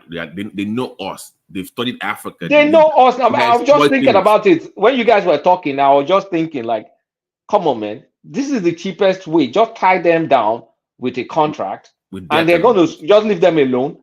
Give them time. They'll screw up, and then you take them to arbitration. And you start getting free money and taking their country. Like, it's us. The problem is us. It's not them. Okay. I have one more question. Do you ever think that maybe one day, in next 10 or 20 years, Nigeria might end up being like Zambia, that is pretty much owned by Chinese? Do you think it's possible? No, Nigeria is not. I don't think so. I don't think so. Well, Nigeria, out of all the African countries, if I even say it, you'll be surprised. Nigeria is one of the smartest. We don't. No, I'm serious. The buy is very low. That one. The buy is very low. But I'm serious. So that Gulata, smartest where? What is because one thing. What is happening in Nigeria today? 30 years ago, nobody can ever thought that it could happen. What we are seeing happening in Nigeria today. So don't tell us that it will not happen in Nigeria. Already are they not? Hold on, Kulata, hold on. Why have they mortgaged your crude? Why have they mortgaged your crude? Because against the future generation. So when they continue in that trajectory, what do you think is going to happen? In the future, you will have no oil. They will just be lifting your oil and you don't make no money from oil again. That's already happening. That's been happening for like 10 years. So kilo kule by kilo kule by. No. Look, the thing is, we're not that indebted to China. Hold on first.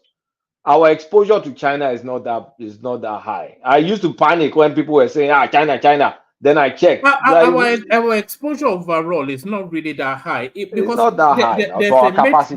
There's a matrix of debt to GDP, and there's a threshold which we've never really breached. One man, before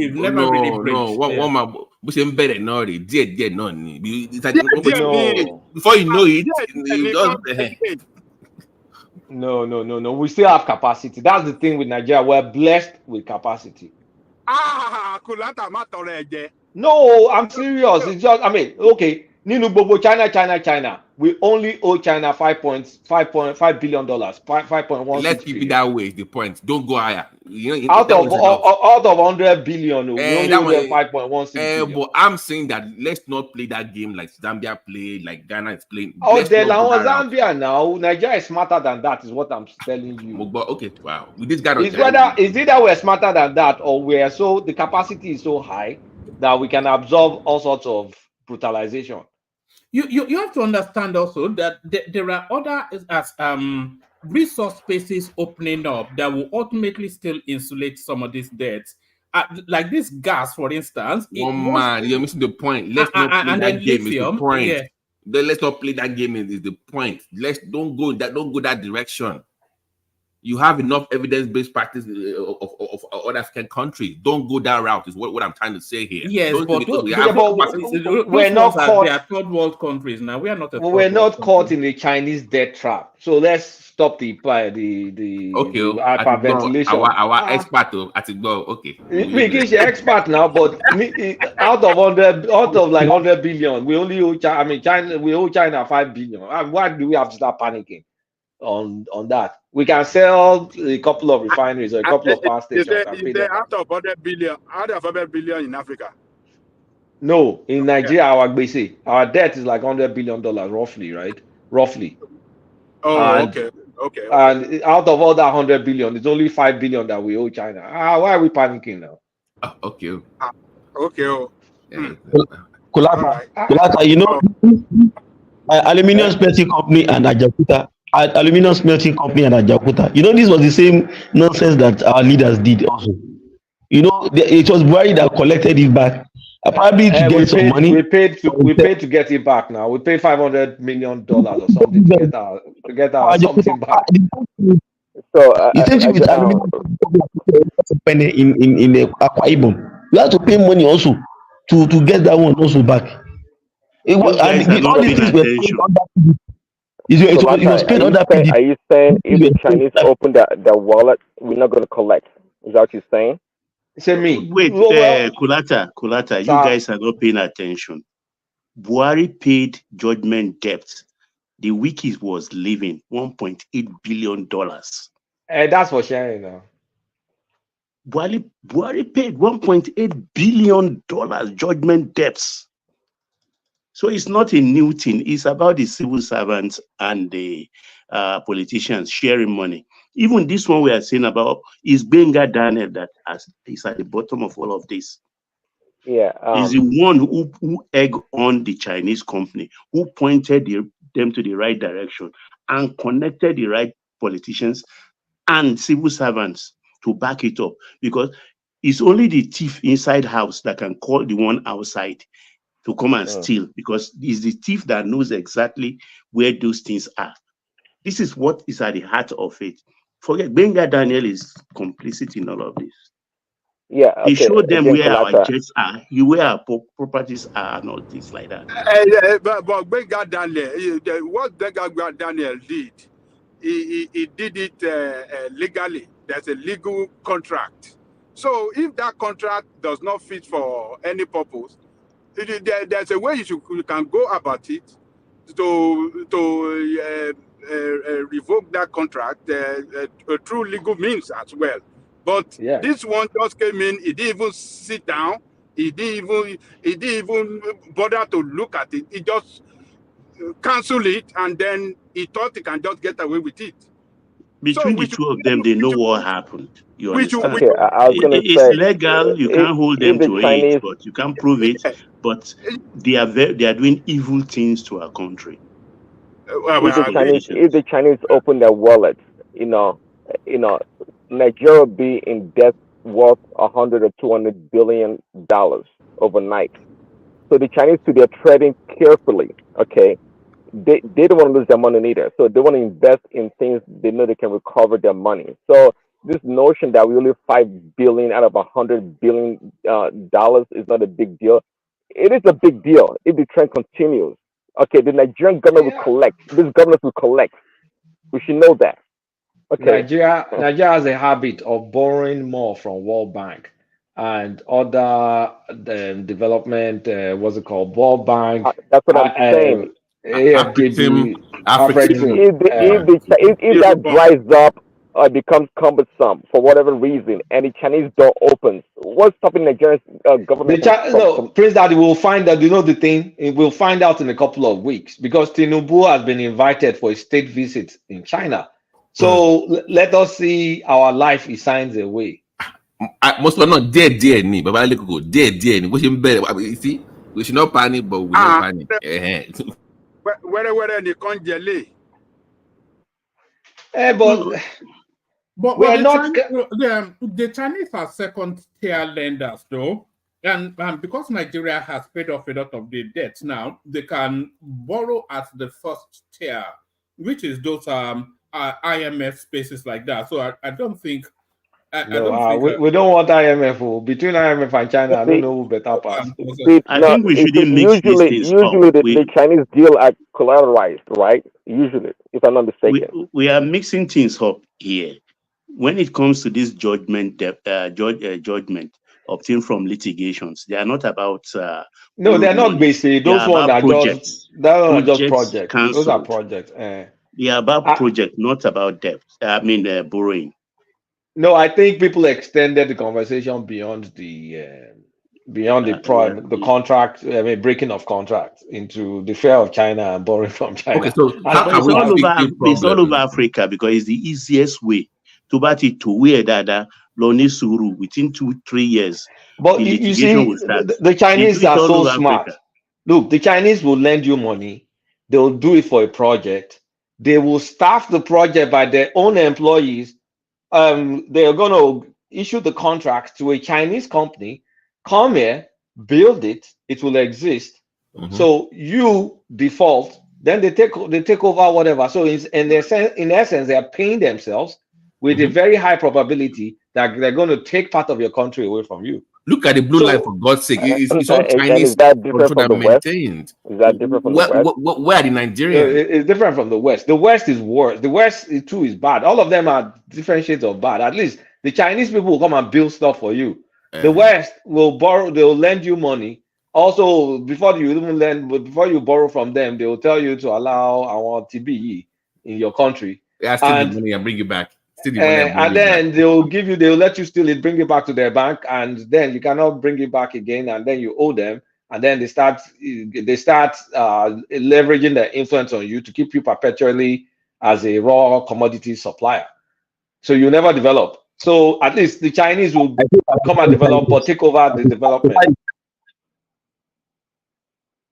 So we're just we're subhuman in a lot of. So how can we fix the problem going forward when it comes to the contract issue? What can they change, tweaking the laws? So that's a big solution, right? That's my point. Okay, so how do you solve the problem? Well, in terms of contracts, right? I think the Attorney General of the country needs to weigh in more.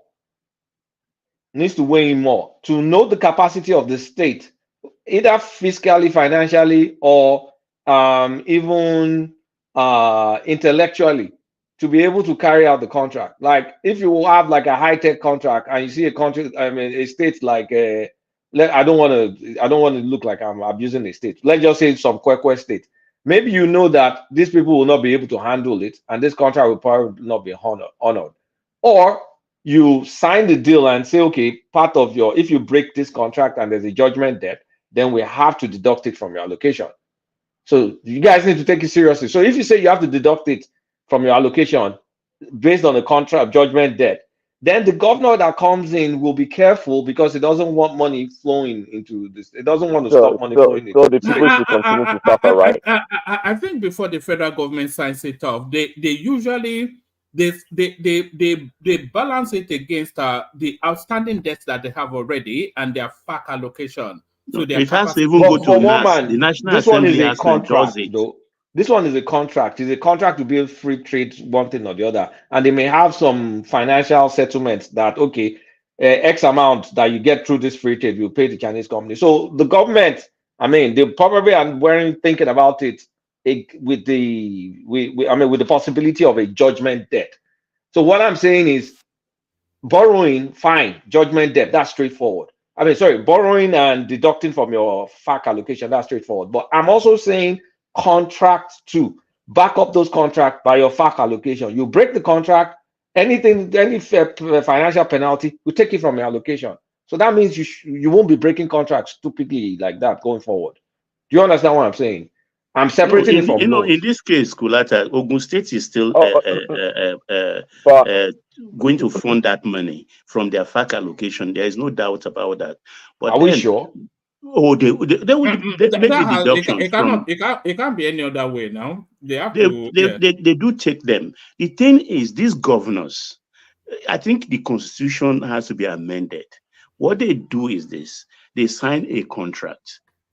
It has to be approved constitutionally according to the process. So they take it to the Attorney General.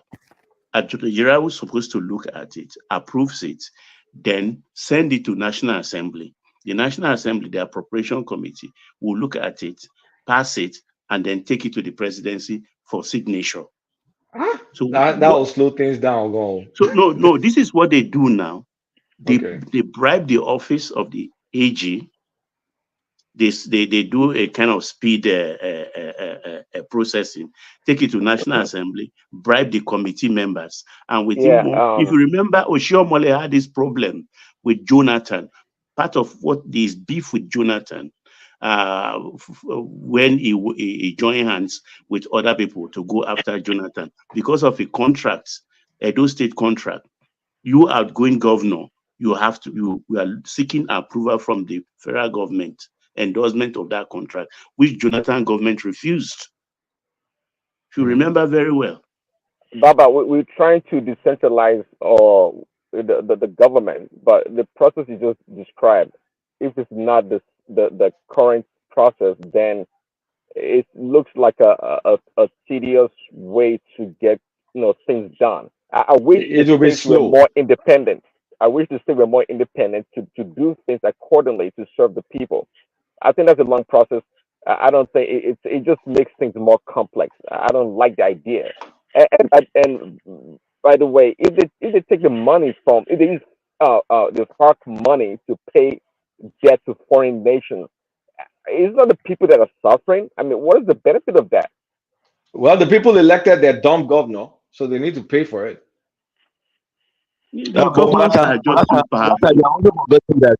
Baba, you're also forgetting that these same governors, they normally use it to play. You see, Baba, Nigerians, we are not getting out of the wood until we separate politics from governance, and we do it with integrity. These same governors, they will use it against the government at the center. Just like you are very, very correct, sir. That Oshiomhole thing, Oshiomhole was using it against Jonathan at that time. Oh, look at them, they are denying us the ability to do this, to do that. Exactly. That's what he did then. That was what he did then, and that's what all the other governors also do. And with the dumb followers of these governors also, they will also shout kumbaya, that they are holding us, they are holding our leg, the leg of our state from progressing, not knowing that they are trying to save their boots. Right? Look at what is happening right now, because they're going to pay that money back through FAC allocation. They should go and ask what this guy, Osun State governor, when he was building his white elephant project, Adegbeshola, when he was building the white elephant project, if not because of the cousin, Tinubu's cousin, what is his name, Tola, that find the way around the gold thing, he will that state will have almost gone back. I mean, there was a month in Osun State that only 4 million naira came out. Yeah, I remember that month. 4 million. I wanted to loan my state money. Nigerian constitution. Oh dear, I don't know. So I don't know. That means it's our behavior. Zita said one thing, like, was it last week? When I woke up, I was listening, and it's very important. I think that is what is really doing all Black people, really, Black Africans. Like, our personal standards are so low, and without fixing that, we as a group, we won't be able to. We take shit for anything. We take anything. It's just bow. we don't take care, like we don't have like a lot of strong standards, strong moral, strong belief system. Like there's no core. It's like anything goes. And if you have that at the individual level, as a group, it's going to be the chaos that we see every day. And when she said that, I started thinking about it, and I think there's a lot of merit in that. I mean, a lot of it is the individuals. Why is that? Why is that? Well, I can blame the weather. But if I will put it ordinarily, hold on, Baba. I have a theory on that, but go on, Baba. Let's hear it. Let's hear it, woman. I think if you look across, actually, you go first. I've got something.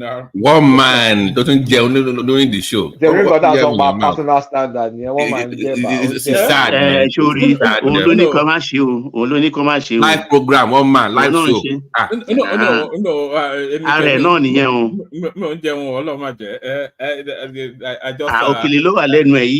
No. It was actually chocolate.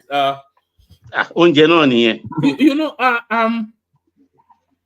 I feel the way, if you look at every other country, you probably find that in terms of the composition, maybe 2-3 sort of ethnic stocks. But if you look at the African space, the way these countries have been formulated, there is no, there is no uniformity in terms of a common purpose. And Nigeria being a good example of that. When you have about 200 ethnic, stocks coming together to form a country, there's no uniformity of purpose, and there's no sense of ownership as well. Compare that to England, which is homogeneous in terms of ethnicity, or France or any other country, even China that has an abundance of one stock and then a few satellites. I think it's the way those countries have been configured in terms of the ethnic structuring of it. I disagree with you, one man. I don't agree. Look, corruption permeates the whole world, the whole nation of the world. What is lacking in the African space is lack of punishment for bad behavior.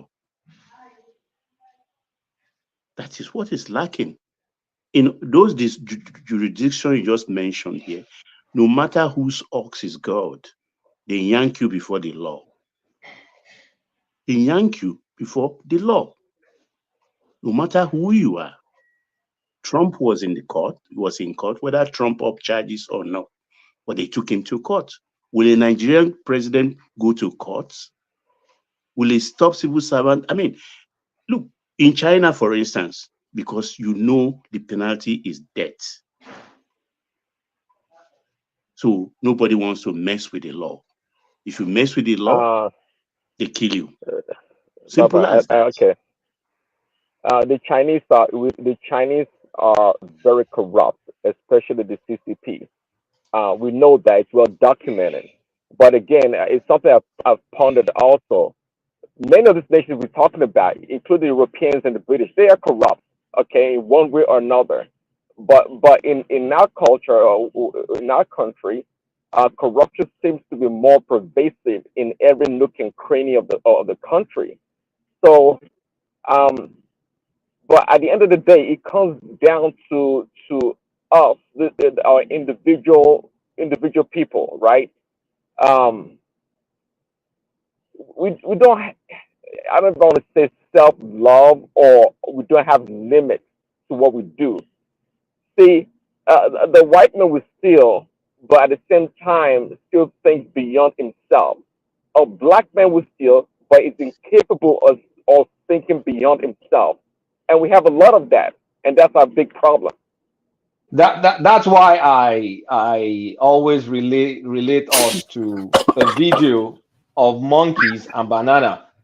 They have a lot of bananas in one place. The monkeys were just coming, grabbing. The way they grab, I was just thinking, it's like the way Africans, the way we think.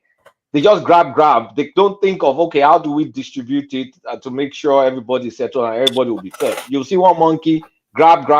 It's kind of like his hand is full capacity. He's now trying to figure out if he can put it on his head, if he can put it and then the banana keeps falling down.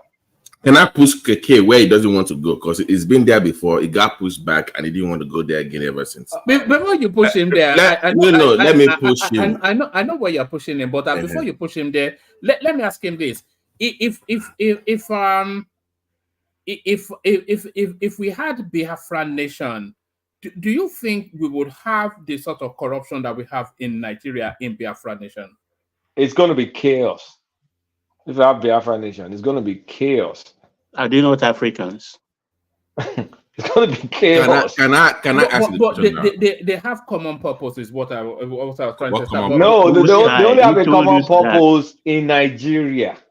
When they were on their own, did they have a common purpose? Isn't it the Arochukwu that was dominating and selling everybody? Even besides that, the job people. I mean, I've said it here. Let's stop it. I still feel that if you have countries that is predominantly ethnic nation based, then there's something, it binds more together and it addresses more. Because in Nigeria now, look at Abubakar Malami from Kebbi. What does he care about somebody from Lagos or Oyo or Anambra? He doesn't care. He just wants to grab. But if you had a country of its own ethnic stock, then it wouldn't look as much as. Well, no. Maybe I'm just being silly, but what quickly, use that logic. Okay, if that been the case, how come each state that have more homogeneous people of their own kind don't take the resources or the money they steal or whatever to develop their own state? Exactly. Can I ask Keke the question now? Let me push him where he doesn't want to go. Yeah, black people are dumb. No, remember the any student now. Let me answer. Not fair now. Let me answer, Prince Daddy. Sorry, Babati. Let me answer, Prince Daddy. You see, you know why?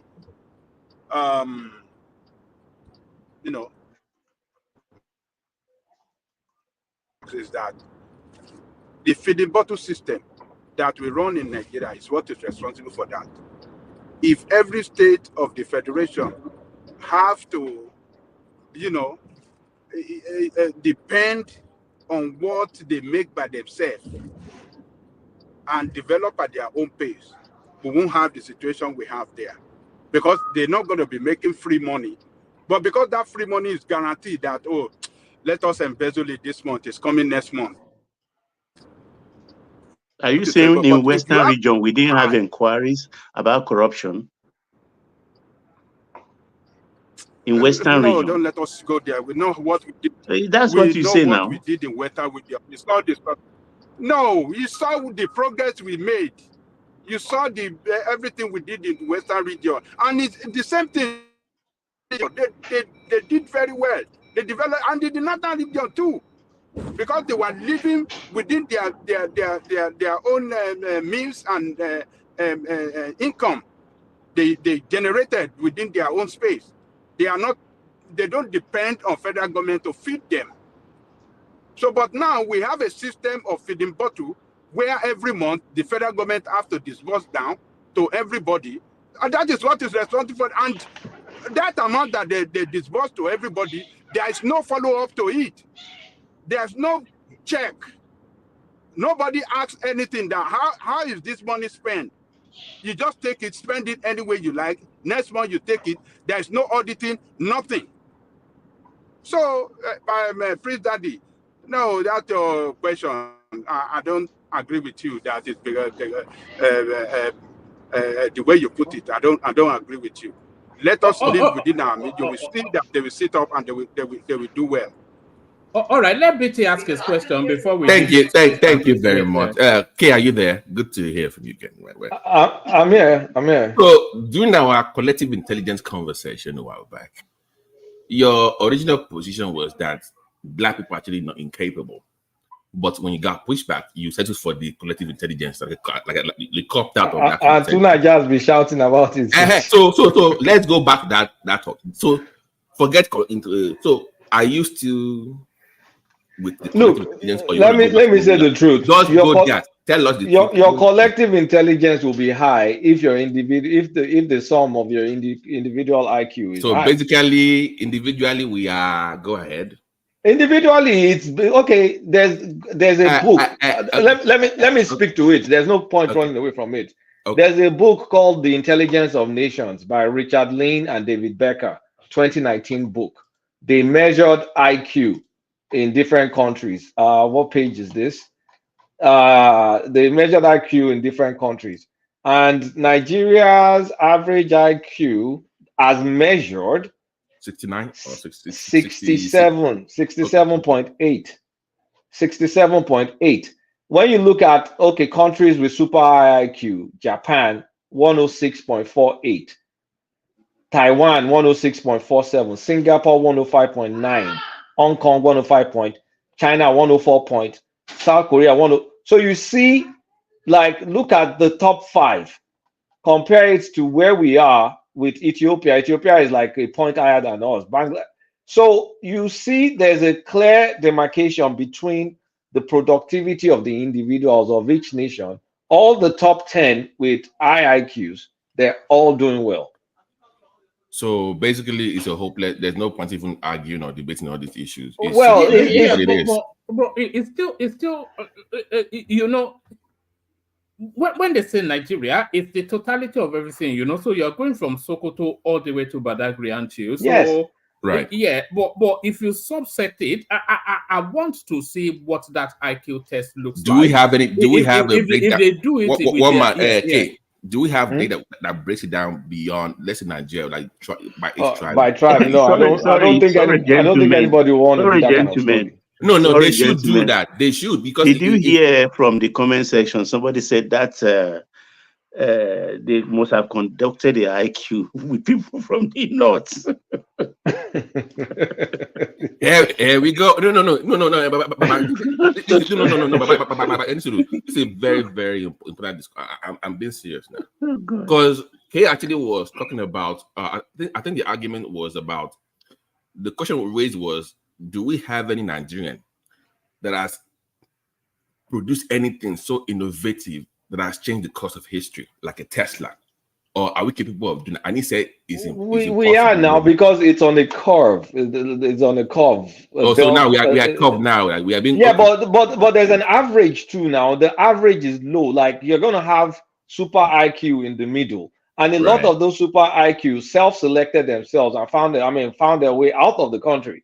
So while you see in a country of 200 million, you're going to see a few that are doing super well. And again, this IQ thing, there's a lot of environmental factor associated with it. Obviously, yes. But yeah, obviously. So it's not like you have a genetic. Yeah, but I have one more question too for you. So normally in the Western societies, those with the high IQ, even though they're not visible in politics, they kind of pull the strings behind the scenes, right? The best of the best behind the scenes run the show.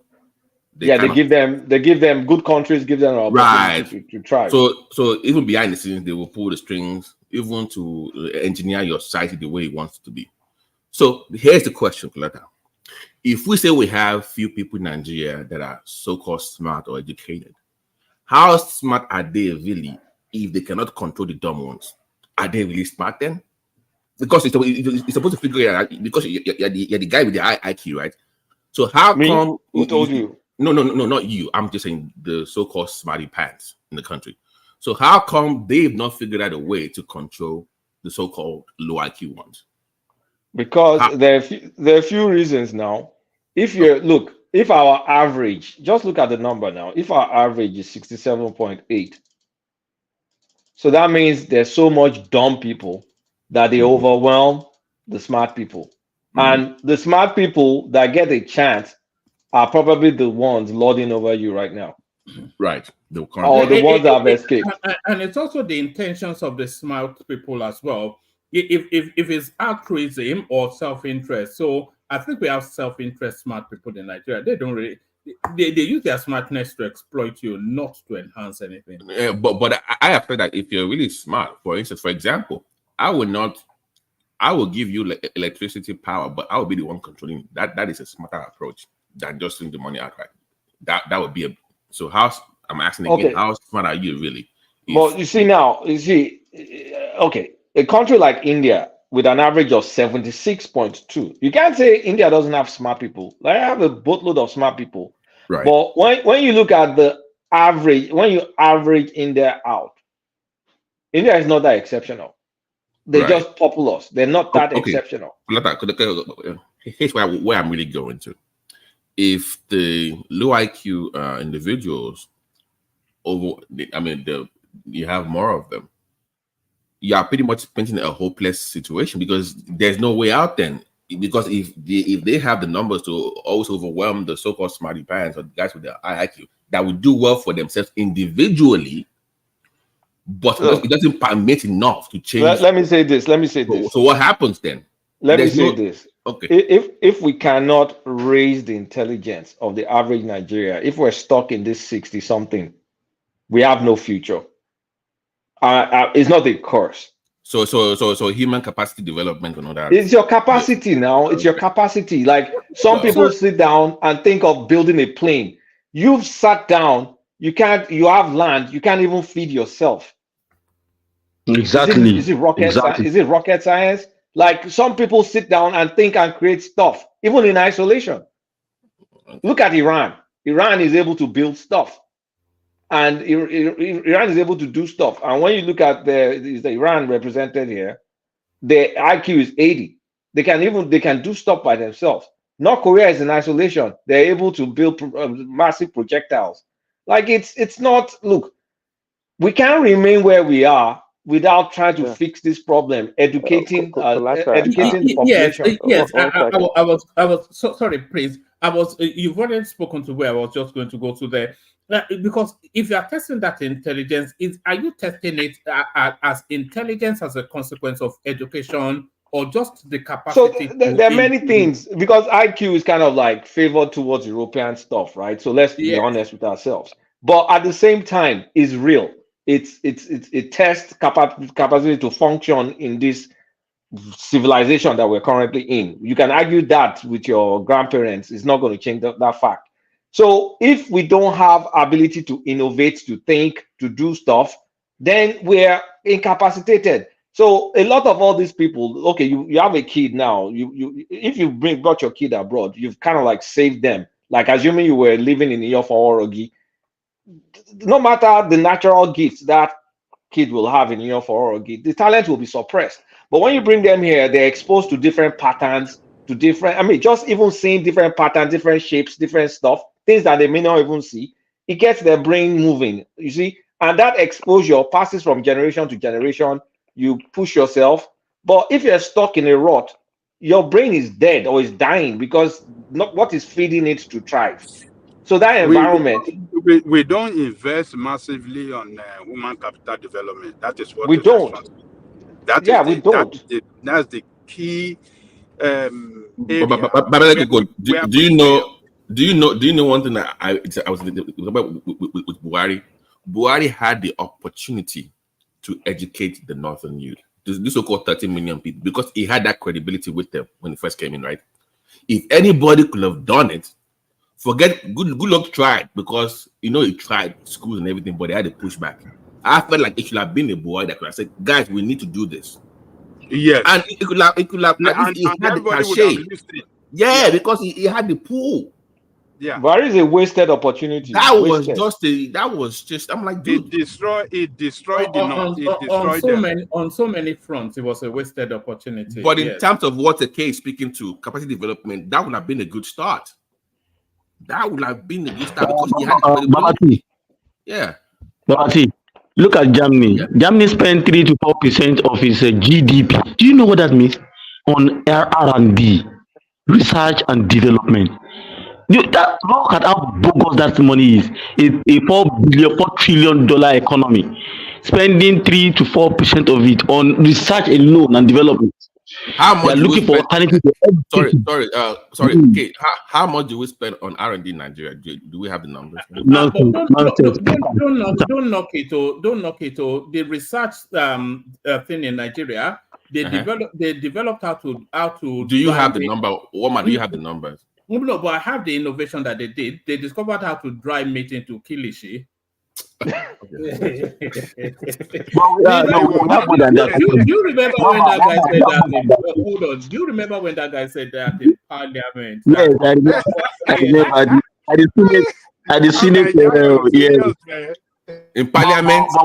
But one man. Do you know that we have some little things that some of them we reverse engineer, some we were able to do some few things. I think we have Firo. I was on Firo's website last 2 months, and I'm happy that these guys have some good innovation. And I know an engineer that I work with who happens to be an engineer, agriculture engineer, who told me he has worked with them. But you know one problem. Even the things that they work with in the academia in Nigeria, we have not fused the academia with the government policies or the private sector.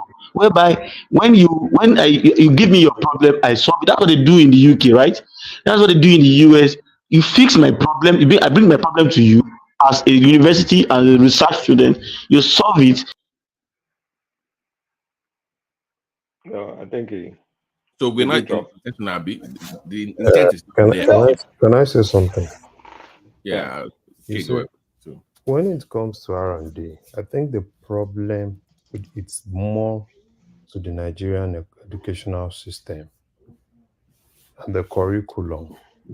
Correct. If you look at Nigerian curriculum, it's kind of like more related to what they have in the UK, and it's more theoretical than being practical. Today, if you go to the UK, let's say you go to the UK for a master's, right? What exactly, at the end of the master's, you ask yourself, what exactly have you really achieved? It's nothing more than the certificates. Now, let's come to the US. You've come to the US for a master's, and let's say you're spending like 2 years. And out of that 2 years, you are certain the internship is kind of like, something that is generic across courses in the US. And why exactly are they really making you to do that internship than you doing a capstone project? Because they want you to have that experience that can help you think outside the box, that doesn't really confine you to that class, right? And those are the things that you see in Nigeria. And that's why most times in Nigeria, when you look at it's more of the certificate, it's more of the qualification. No country that is innovative will dwell more on certificates and succeed. Look at it in the US now. They've actually done it to a extent that even if you need a job, you don't even need bachelor's. And you can grow to any level you want to grow to. And that's why, if you ask me, one of the key problems we have in Nigeria, until they sit down, there's a whole lot of reorientation that has to go into the Nigerian educational system. Even the universities. Have you even taken time to look at the curriculum in the universities? when last was it revised, by the way? Do anybody know?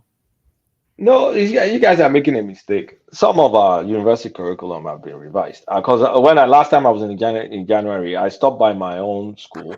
One of my classmates. One of my classmates is a professor, so we're talking. Like, hey, I mean, are you still teaching them this old stuff? I said, no, actually, it's better now that now kids have laptop. They can go on the internet. The curriculum is constant. They're no longer teaching them Fortran, whatever that they taught us back then. Colata. Yeah. So they have a lot of them have modern curriculum. Wait now. You see, those things are easy for them to tell you, right? I've seen a lot of them. Computer science, that it's kind of like, very, very popular. Have you looked at the curriculum of computer science in Nigeria? I can check it next week, actually. They teach them more of mathematics. You see, when I did electrical electronics engineering, right, back then, my curriculum, the textbook I read were British textbooks. I remember one yellow book like this, British, and we had some series Sham series. Yeah, Sham series. I think Oh, they were Sham. British too. I think they Yeah, were British I too. use Sham series too. So it's not like we weren't reading. It's just I think we're making a mistake by pushing it to the education.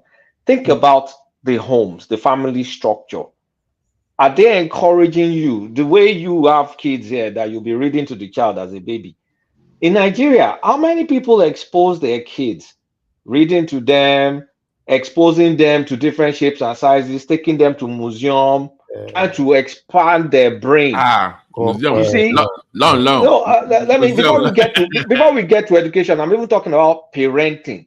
Wait. Like, what do? You take the child to one celestial church or to some Quranic school or to you are not I don't even know the word to use. You are not exposing the child to be able to open that brain up. Okay, Abby. No. Is Oreo okay? Fetishness, all this bullshit stuff. Like, Falata, I don't agree to that. You see, please tell me on the average, how many Nigerians raise their kids like that in Nigeria? On the average. Larry, let me say this. I think you started well by mentioning our curriculum. You see, we have to start from elementary education, secondary education. We must invest heavily on STEM education. In this modern world, any country that want to develop or want to be among the competitive nation in the world, they must educate their children right from elementary school with STEM education, and they must invest heavily on it in secondary school, heavily in middle school and high school. They must invest on STEM education. That is what can really develop those children to be innovative. And going into college, they already prepare for their high IQ. That will develop their high IQ seriously. So, but we are not doing that as a country. And like I said earlier, human capital development in general, we must invest heavily on it. That is what can really make a turn around for us as a country. So how do you then overcome the challenge in the north where you have this ethnic and also religious pushback? You guys Where they don't want those. You That's guys the question. I always keep saying it, but it's like I'm stupid. I said demography is destiny. Falata, you know the thing is this. I understand the fact you read to your child, you do all those things. You actually look, school can only take you so far. Wait, there is a way we can localize sciences to the point that you want to go into sciences based on who you are. You see this issue of copycat, copy. To me, I see it as one of the problems that Africa has. And you can't copy yourself to the top. When you copy people, you are just next to the person. There's a whole lot of things. If you go in depth into Africa, there's a whole lot of things. We just need to really identify who we are and how can we utilize the fact that we know who we are to really. Can you give us one example of what you're talking about, since we cannot, you're fighting against copy and pasting? Can you give us an example of what you think is homegrown we can actually work on and it will help us? Just give an example. Okay. Let's start with medicine.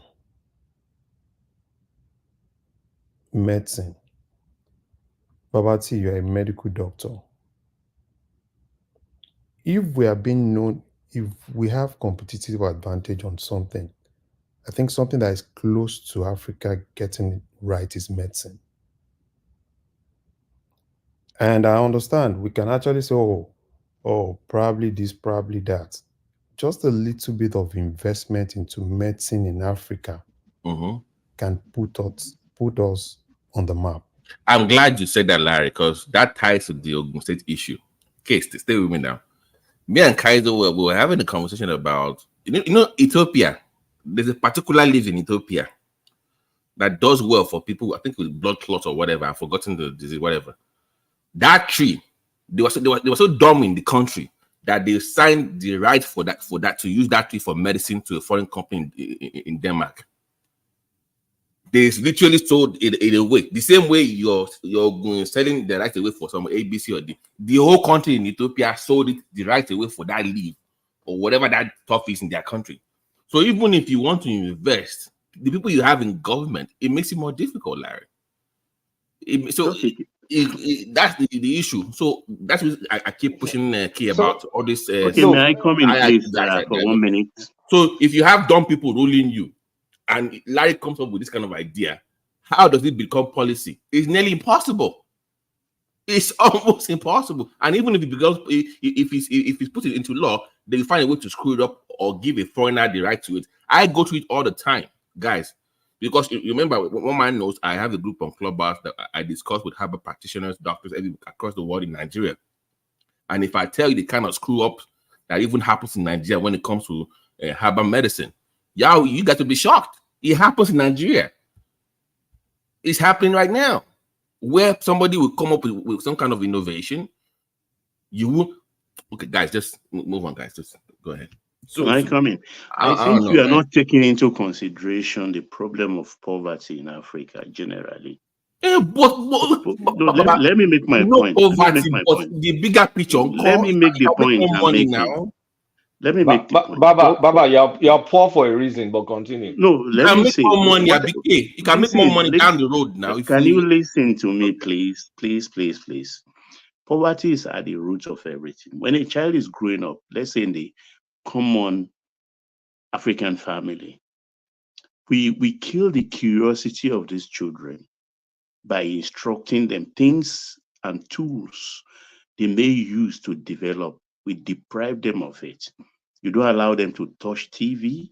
You don't allow them to maybe plug the iron in and things like that. Your phone is a no-go area for your 4-year-old. You are even afraid when they touch your laptop, your small computer, and it's like you don't just want them to. You tell you, it's not your time yet. I'll buy for you when you are ready. You take it from them, because if that thing break up, there is no warranty. But back here in the West, you throw these things down, the children pick it up, curious about it. It fell that it breaks. There is warranty on it. You go get another one the very same day or the next day. So the children are deprived. So their growth too is stunted in the sense of kind of conquering their curiosity by playing with these tools. We live different lives. And that, I think, is at the heart of the matter. So it behoves on the government to help introduce these things to these children, since the parents cannot afford it. I think you may be wrong, Baba. I think you may be wrong. Correct me. The African space has more stimulus for the brain than the Western space. In fact, the Western, even from your example, so there are the African space is an outdoor space, and the outdoor itself is an abundance of stimulus that should that should stimulate the mind. But the westernized space, putting your child on a tablet and throwing them on cocoa melon or whatever it is, whichever phase, that's somewhat restrictive, isn't it? It's somewhat restrictive. I don't think the mind expands. What you are calling poverty is actually a fertile ground for the expansion of the mind. I disagree with you. Let me hop on quickly on one man. Okay, go ahead. Baba gave a part of the whole thing. In the West, you live in England. I'm not sure how much outdoor activities you guys do out there. In fact, it looks like there's nothing to do there. Okay, but in America, contrary to what you're saying, most American children, especially the white ones, they spend a lot of time outside in the outdoors. A lot of time. So they're not all stuck to their, stuck to their laptop or their phone. What you just described, one man, is exactly what they actually do. And we have to keep in mind also that look, black people or Africans, I think we have different orientation when it comes to raising children. It is true if you ask me. I think it's well documented also that white children and the Westerners, that kids tend to grow faster in terms of IQ, maybe from age 0 to 5 or so, and maybe not so much for black kids. But eventually, there becomes a break even point whereby the black kid also reaches a point. Coletta was saying earlier about reading to your child and this and that they do in the West. Well, many people that came to the West that are doing very well, competing at a high school level with the rest of the Westerners, they never had such a childhood where their dad read to them or they have to do all this other stuff that they did in the West. Not at all. So we have to accept that we over time by evolution, not evolution that the way you think one man, but by in terms of adaptation and evolution of human beings, we black people or Africans, we've come to a point also that we can compete, but we overall we have a lazy society. We're not very we're not adventurous and we don't explore a lot. And I think that's how the Westerners of the West beat us in development, if you ask me. Can I ask a question, guys? Okay, you can take the question, please. Do we even do any psychological evaluation of for kids in Nigeria to know that, like, if somebody has attention deficit issues, how you can tell a study, like those kind of things? Do they do it down there? Somebody comes to you as it says, oh, okay, when to become a doctor or whatever. They say, I'm gonna become something that we're not used to. America here, the parents will research whatever that kid has an interest in. Nigeria will kill that dream off. Go and study. This is what your friends are studying. Well, how dare you? What is astro? Whatever. What kilo mean?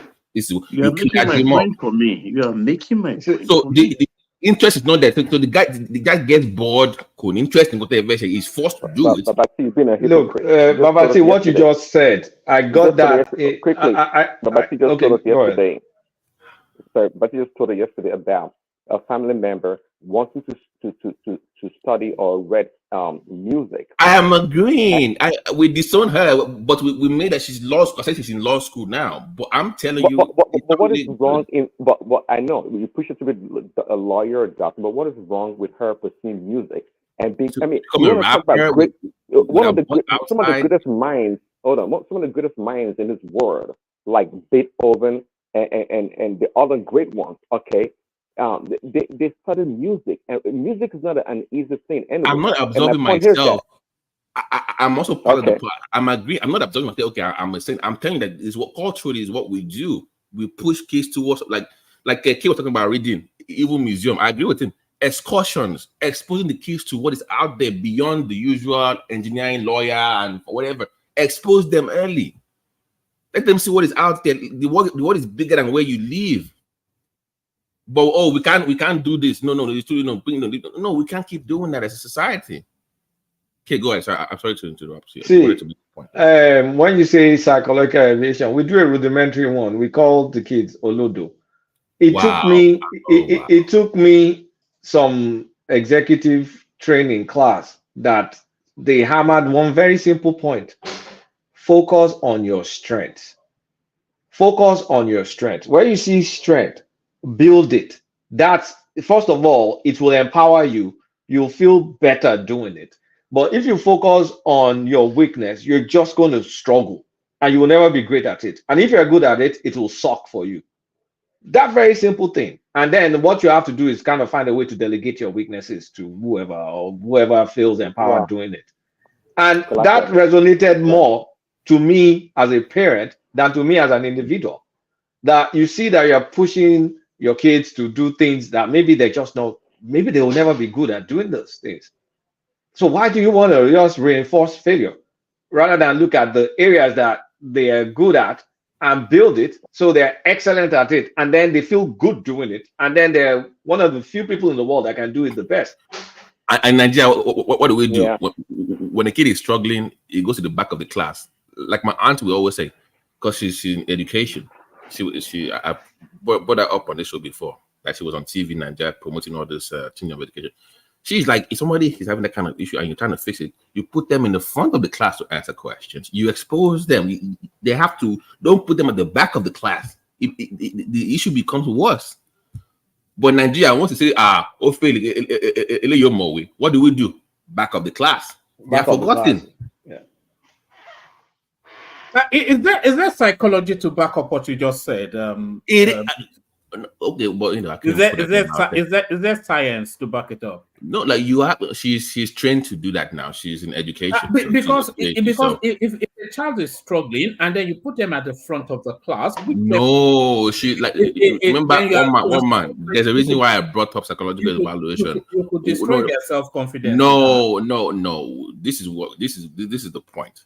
Somebody is struggling. Back in school, then they will ask you questions. What is A, B, C, D? And they call them to come solve the problem. That's what we do back in high school, in primary school back in the days. The point she was making is, of course, they're going to have tutoring, but you expose them out there in front, not because you're going to call them out or put them on the spot. You're not picking up on them. Remember, we had like people like 40 or 50 in the classroom. So you want them, maybe they have issues. So you know about maybe they need glasses. We don't even follow up on that. Only God knows what they do in the secondary school. Maybe you only need the glasses, and maybe they have some speech impediments. Maybe they have issues at home. There are many factors. Because one of my best friends from primary school was the vice assistant head boy in primary school. Brilliant guy. We get to secondary school, he falls off. I'm like, this same guy, he fell off.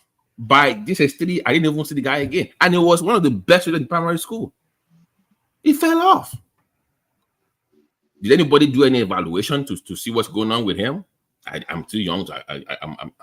We don't know. He just, we used to go to Ogun Radio back in the days. We were playing the primary school back in the days. Him, me, and Akinuda, some other guys back in the days. And he gets to secondary school, first year is okay, and second year, 2 years, he falls off, and something's wrong somewhere. So the point is, you put them in front of the class, not to pick on them, but for them to know that they are wanted, they are needed, they are valued, that they have issues, to know that there's more to it. Like, I'm here to help you. After class, you organize sessions for them. She wanted to change the whole system. But unfortunately, in the Nigerian setting, once you have the so-called brilliant cliques, let me give an example of what happened to me when I was in secondary school. So once you get to SS1 in my own school, you are allowed to take further math exams for people going for their WAEC in SS3. So you just test on it, not because, even though you are doing lower level, right? But you just test on it. So I take the exam second term, right? So in the whole school, I get the best record, right? For further maths, the whole school. Guess what happened? All the so-called Nnpcl started coming to me. So we heard you are the guy that is you. It's a different world entirely. They used to call them teachers' pets. They get the special classes, they get the expos to know what's going on. Until that happened to me, I never knew these guys though. Nobody talked to me about it though. So I'm like, wait a minute, if these guys have access, now looking back now, if these smarty pants have access to the teachers, what happened to the one that is struggling? How come they didn't have the same access to this to those teachers? Guess why? Because maybe your parents never came for PTA meetings. Those things count back in the day. If your parents were involved in PTA, they pay more attention to you as a child. Alumni, they pay more attention. So I'm just saying that there's a problem somewhere where and also back in the day, by the way, one man, if you were a science student, they cared about you more. Commercial class, maybe a little bit. If you went to art class, you were like the step children of the school. Nobody gave a damn about you in art department. Back in the school, there used to be art, science, and math, right? That's the way it was. If you were science, you were top priority to the school. I want to more with it. Commercial, I want bankers. But for like an arts, only come and poetry. it was like a they were pretty much relegated to the back of the school. So even if you were a smart guy that was there, Omar depressed now when everything in the school, the best awards, scholarship, even gift is for science students. Like you don't matter. See, Omar, look at the comment section. Okay. No, hold up, please. This guy is making my point exactly. Art class is for Olodos, and that was the culture back in the days. Babati, what you said mirrors my experience. I thought I was going to do economics or something in secondary school, so I didn't sign up for the further maths class. Right? I didn't do further maths, and this is someone that will end up studying engineering. So when WAEC result came, it was me and one other guy that was one of the it was the head boy, actually. It was the head boy that we got the best result, but they didn't know me from anywhere because I wasn't one of the Eficos. I was just, I was just a guy in the in-between science and art class. So they just look down, but then they see the result and like, oh shit, where did this guy come from? So join click, they want to force you into that click to join I their mean, see me any click now at all. So it was just, I mean, it was just like that. But I think the overall point in terms of like, for us not to be a perpetual penury, our environment, look, nature and nurture. Some people are born smart. No matter the messed up environment they are, you can never suppress them. I mean, maybe they won't thrive because there's no opportunity for them to thrive. They will never support them. But our culture in Nigeria, the environment, what surrounds little kids, apart from the middle class and the rich kids, what surrounds them will never nurture them to be smart. There's a lot of negative reinforcement. Call it poverty, whatever it is. A lot of negative reinforcement. Look at the Almajiris, for example. If you have an Einstein among those kids, it's just maybe a few moments of brilliance that you'll notice that person. Otherwise, that guy is buried in the penury. dream dies off. That dream dies off. It goes away. So people that could be smart but are not so smart, but if they were in Western environment, they'll do well. The surroundings is not going to nurture them to be able to figure out patterns, figure out this, figure out that. Because I had a friend that I saw him in Nigeria in 2017. Okay, I broke down in tears. This guy was, how somebody can be your friend and they'll push you to be better in school? Yeah. That was one of the guys. This guy was A1 parallel. It was just like, this guy was brilliant. He will push you. We will go to school for competition for physics, chemistry. If you are struggling during the debate, he will come through. It was like our backup. It was the guy. I go back home. I've left Nigeria over 20 plus years. Back then when I left, we didn't have internet, all those kind of things back then. I come back, I'm like, where's this guy? I'm just going some going area. I finally find this guy. I'm thinking, oh, medicine, of course. I mean, come on, it's a sure banker now. This guy is doing radio jingles for one local radio like that. So, can I, guys? Nigeria changed his destiny. Is my point. I'm like, no, you in America with that brain back in the day would have been hot cake. Let me ask something. Babati, so Tinubu's student loan program now, for such people, they're going to have the opportunity to do the best that they can. No, even though I think you will had issues with Babati, can you hear me? He didn't have enough money for the. Go ahead, Mike. Oh, so you can hear me? Yeah, I can hear you now. Okay, my Benito, go ahead. Sorry, I asked you. You see, it's a conversation. Yeah. Sorry, there's one simple thing we tend to know quick figure out in that Nigeria or in Africa in general. We somehow think education should only stops at formal education, begin and ends at formal education. And what we don't understand is in other countries, even when I interact with people, they say, "Come, in fact, people will tell me that when I talk to people of other races, they'll tell me they will say probably less than 10% of their knowledge in their head is what they got from school. The rest of their knowledge is something they acquire independently. It's just them reading books all the time, reading books at least one book a month, or reading books all the time, acquire so much, But in Africa, don't you guys think we should be focusing on is how to start putting accessibility to knowledge, such as building libraries all over the place. Or he did not Nigeria talking about, rather than saying want to build a bunch of school. The shortest cut is people just build library in every library. Is not that, and nowadays Mike, even easier because Mike, now you sorry can to even. interject. Oh, Mike, you Hold on, remember let we me, just had it. Mike, you no, will. I'll let you. Just give me 10 seconds. Okay, go ahead. We had a protest in the north, right? They busted whatever. They broke down a library. Guess what wasn't looted? Books. Continue. Exactly. So, and that's what even in America here, when they you go to those neighborhoods, when they break into stores, the only place they don't break into is the Barnes and Nobles. If you build all those libraries, how would they be able to utilize it? It will at least you know that. What do you mean? Like, I mean, you go in and if you're interested They have to be formally educated to be able to read.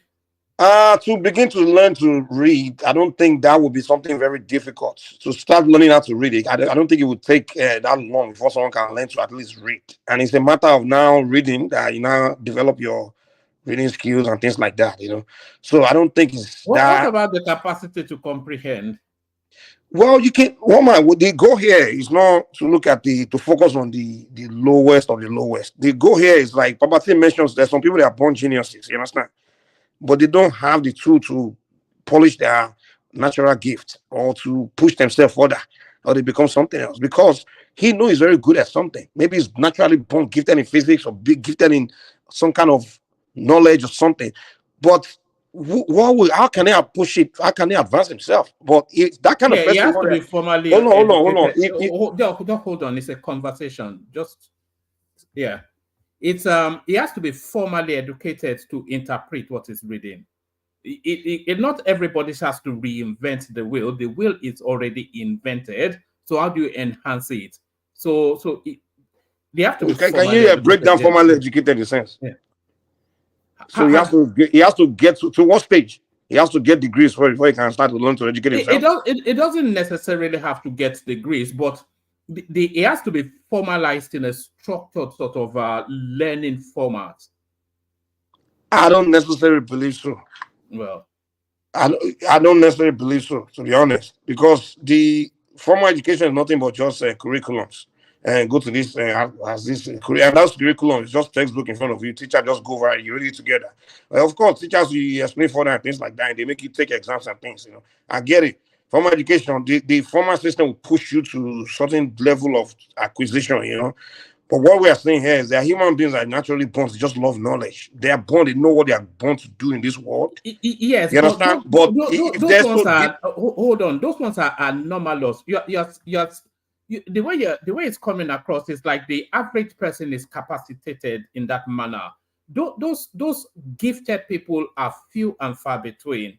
So they're not a standardized person. They're like savants. What you need to understand, if those gifted people are allowed, if those gifted people are given to fly, to go that far, once they go far enough, they become so powerful enough where they'll be the one to change the rest. They will just rule over the rest. The reason why we have so many jacked up and low people that can is because those that are born to rule were not given a chance to develop themselves to become powerful enough to rule over the rest. They are just, society don't give them that chance to become that powerful. You understand? So if you present if you put the resources in place, the population will take care of itself. The best of the best will run far. You understand? They will go very far. They become so powerful where they won't be able to stand the low one. In fact, they will end up putting those ones into slavery, and then use them to develop society. So what I'm saying is we just need to create. What we need to focus on in Africa is what Europeans is what they do. They just put the resources there for you to advance yourself to what if you choose to, and if you don't want to, it's on you. So in Africa, unfortunately, people have been gifted in something, but they just can't find the tool to use to take themselves to where they can to their dream. People have dream of becoming something, but there's no library to go and pick up books to advance yourself. To learn. There's just nothing. You really have to jackpot to have access to something that will take you to your potential. No. Right. So I was going to ask earlier, But there are Kulaka. libraries now. Why do you think it's not not No, enough? I was It's going not to ask enough. earlier. I think yeah. Let Prince come in. Prince. Yeah, I was going to ask earlier to Kulaka, how did they measure the IQ of states or countries? But I'm beginning to It's think going to be now based that on samples now. It's based on, no, well, I think if you look, let me pull the kind book. of in the line I of can what check. Mike was saying, kind of in line with Mike was saying. Can you also put the link on the okay, can you put the link for that book Yeah, I'm there? going to send the book to one See, man. Let me send the book to one man. your ability to use the tools around you and your resources to develop your space, okay, can be a way to determine your IQ. And I think that's why the white people look at us. I mean, that's why the white man can go to Ethiopia and be able to detect a plant and take it over. And the people there unable to use their resources, their human capital, their knowledge to be creative. It shows how wicked society is. The Western people, not only did they explore the environment, the society, to bring the best out of themselves, they went beyond their shores to go get slaves and resources from other places to develop their space. Now tell me, do we need to really do an IQ test to determine who truly has a high IQ? The other say the answer is in the pudding. And when it comes to education, also, Baba said earlier, poverty is a key. But one thing I realized is that look, some people do very well in a standardized setting. They perform. There are some children incapable of doing so, but nonetheless, it doesn't mean that those children they're not brilliant. They have innate talent. They have special talent, unique talent that requires a different approach. That we don't have the resources or the human capital to detect such greatness. And in so doing, with this kind of such people, just like Colata said, we call them olodos, and that's the end of it. But who sits with that Olodo or whatever that is struggling to figure out what's going on or how to improve those scores? Who do in the primary and in the public school system? But guys, I think we're putting too much emphasis. School is important. It's one aspect of it. I get it, one aspect of the whole thing, but we just Because I think a lot of the culture surrounding us is a self-fulfillment prophecy of doom. Like we're reinforcing nonsense. If we don't start removing aspects of our culture that reinforces nonsense. Can you give us examples, Tulapa? Well, the most obvious one is kind of like Alma, I mean, Alma, the religious one. The religious one. And when we look at the Southwest, like the Alaye one or something like that. Right. See, there's some things that, look, you put a kid there. The kid maybe not be the most brightest guy, but you put him in a good environment, he will thrive. But when you put him in an environment where there's no curiosity, nobody is inquisitive, you buy iPhone, nobody's looking at the phone like, how does this thing even work? To even start, okay, let me even see if I can copy it and then make my own and then innovate. It's not in that kind of culture. It's not a culture it's a culture that let's go and look. If there's a test for partying and jollofing, we will exceed now. Or you make more money. Kolata, don't you think the reason why we don't have that culture is because first of all, the resources you need, such as books, particularly. But there's a reason you don't have those resources. If you have libraries all over the place where you have books about, because people have written books about everything, how science. Hold on. If I even show you my history here, I have books that explain how chips works, how chips, the fundamentals of everything. You understand? If we have libraries all over the place now, if we as a society, which Nigeria, we are very good in telling children that read your books, that kind of stuff. We are good at it. You understand? And we create a culture, or we tell parents like, hey, tell your children to be reading books, or we'll start promoting reading culture, right? Now, someone that's an iPhone that's curious, like this thing, what the hell is it? You can literally go to the library and go and dig a book that explains something about it, or explains something about chips or power or whatever. And from there, you can build further, build himself, or begin to figure something. But if there's nothing like that such around, where would he? If he's curious, like, okay, I where think do I that go from person. here? I think Mike, that person. If that person learns engineering, it's probably better off than reading. Going to a library to pick up a. If what? One man, you Like, see, one man is part of the problem. It's one man is part What of do the you want problem. to say? I didn't hear him. His name the no, person. no, how so, Baba say? You can do both. Like in No, America, you can do both, but the point I'm making is I think Mike may be suggesting that building library is a substitution for no, it's not saying that. reading. you see, Mike is making one fundamental mistake. If we love reading, we will have libraries. We love What do you mean? parties. If we love reading, we will have libraries. And I gave you an example where a library was vandalized and nobody touched a single book. So the culture Anywhere in the world, no criminal will touch books now. I mean, come on, man. It's not. You can't. Even here in America, my brother, tell me, in the neighborhoods. No, let me say this. In the poor neighborhoods, the only place they don't break into is the library. Yeah, but there's So a you can't reason say why it's our people is weak. there's a reason why they're poor, Mike. There's a reason why they're poor. The culture, the culture is what is not making them see the value of a book. And I mean, if you say It's not culture, man. It's just no, it's Can I chip in culture. something? Let Can me I chip in something? let me just land this point because I've been trying to make this point. Look at what we value. Let's say Yoruba land, because I'm familiar with my culture. We value parties. Go to Ile-Ife, go to Lagos, go to any nook and cranny, even Yoruba land in Kogi State. When we're having parties, we shut down the road. Why? Because that's our priority. So whatever we want, what our culture wants, we get it. So don't tell me if you put library or whatever. I mean, hold on. Let's understand. Kolaka, first of all, if our culture doesn't push us to want to learn, to tweak, to be inquisitive, to be doing to that, there's no, you can't force feed library. At best, you can say if everybody gets a tablet and they're looking at YouTube or something, maybe you can figure one or two things from there. Kolaka, do you know cultures are created, right? Cultures are created, but it's based on your capacity that drives your culture. Hold on.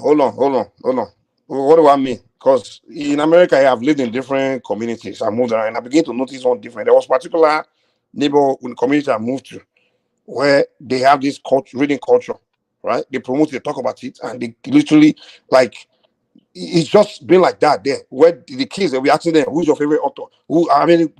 This they talk about books and they have conversation about what they've read and this, and they recommend books. It's like the culture there. You understand? So everybody's like kind of like trying to get to books because it's kind of like that is contrived and cultivated now. That is cultivated something. Okay, fine. Now I go to another community. Same kind of people that look the same, but that culture is not there. It's the same race of people, same demography of humans. So I'm like, someone created this culture in this environment. But where I'm going, hold on. Where I'm going is no. But what you're describing is a contrived. Anyway, carry on, boys. Let me get my point. But what I'm saying, though, it's not. What I'm saying is, as elders in that society, even if we hate to read or whatever, we create the culture with the children in society that if let's say the government tell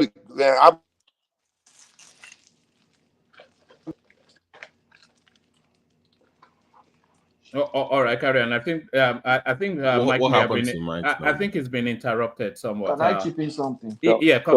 Quickly. Yeah, Go ahead, just Patrick. like okay, you want to say something? Okay, yeah, just like I think Mike was saying before he went off, is a cultural thing. I'll give you examples. It's not as Can if you there hear are me? no libraries. Yeah, but somebody else is speaking Oh now. my, can you hear me? Yeah. Yeah, we can hear you, but I just want to make sure because I had a phone call, so I was trying to make sure that. Okay, so it's not Can as you hear if me there are though? no libraries. Yeah, we all can. It's not as if there are no Okay. So libraries. okay, go ahead. I was trying to land that point. It's not as if there are no libraries. I'll give you examples. Look at Abeokuta, for example. There's a very big library in Abeokuta called Simi Adebo Library. Simi Adebo in Kuto, yeah. People don't use the library; it's always empty. My friend got a place as a public library on Quarry Road. Got books from friends and put there. He was using his money to run the library. He had an audio room, he had a video room where you could come use the laptop to do online learning. As far back as 2004, people were not coming there. We put books there, put video, put online. That time there was not so much data in Nigeria. So we're buying CDs of lectures, of motivational speakers, of books. People were not coming there. Okay, fine. Who were these people you're Look at our targeting? universities, for it. Let me just our universities have libraries now. If you want to go into Okay, those fine. libraries to read, some universities will not check your library card. Once you're on campus, they want to presume you're a student. It's when you want to borrow the books that you borrow with your card. So if I walk into University of with my friend and I go into the library, I could take a book and read. You could use Okay, let now me let me so many make this point. libraries. Sorry. Let me So make this point, very important point. Woman, please give me a second. You see, one mistake we're making in Africa is this. You think it's a mentality you didn't learn as a child. Somehow you have it as an adult. That's one mistake we always make. He just made a point that someone built library. That's why I asked me who did he build it for. Probably built it for a bunch of grown adults. Hey, you guys come and learn, come and learn. The same thing when somebody built a football camp. You start inviting a bunch of grown ass men to come and learn, come and play football to trying to get to Europe. And I'm like, I'll use that conversation. Dude, if you want to play football camp and you want to create football program, you have to create for the children, not for some grown ass adult. They're already grown, made up. You create this for kids. Now, if you want to build library, when I say we need to build library in Nigeria, I'm not talking about build library for a bunch of adults. They are doing one. They are already addicted to one bear or already grown. They to start learning reading culture. When I say we have to create reading culture, I'm talking about when we want to create that reading culture, we start that culture with the children. The children, we introduce that culture to them. So by the time they become adults, it's a culture they've learned as a child. That Thank you. reading is the thing. So by the time they Thank become you. adults, if you hold on, you can force culture into children, but you can't force it into adults. Now, if you force reading culture into kids, all the kids in Nigeria, like reading is a culture, it's a way of life. You must read at least this amount of book for you to be this or for you to be respected or things like that, or you will force them, you force the culture into them. And as children, we force them to always read. By the time they become adult, it's because something they've gotten used to. You're not gonna become an adult and become okay, I no longer want to be a reader. And you can't tell me it's a black man thing because I see the black children that grew up in those same reading culture environment in America. They are readers as adults. They read all the time. Look at Chimamanda Adichie. Her parents forced her to hold on. She was a child. Her parents introduced reading culture to her. Reading. And she's addicted to reading. She still read books. She talk about root. So you got them. So it's a culture you learn as from childhood. It's not after you become adult, you want to start introducing reading culture to an adult person. That's the point I'm making. I did Well, it makes for people like us that are I reading love one Tim Yadebo. quickly, Papa, say quickly to what Mike said. That's a catalytic or universal principle that goes, whatever you surround yourself with will draw you closer and deeper into it.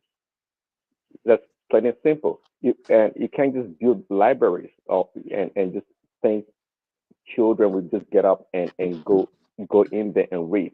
There has to be a conscious effort whereby that's why the Western people, they have a planned and structured environment that works very well.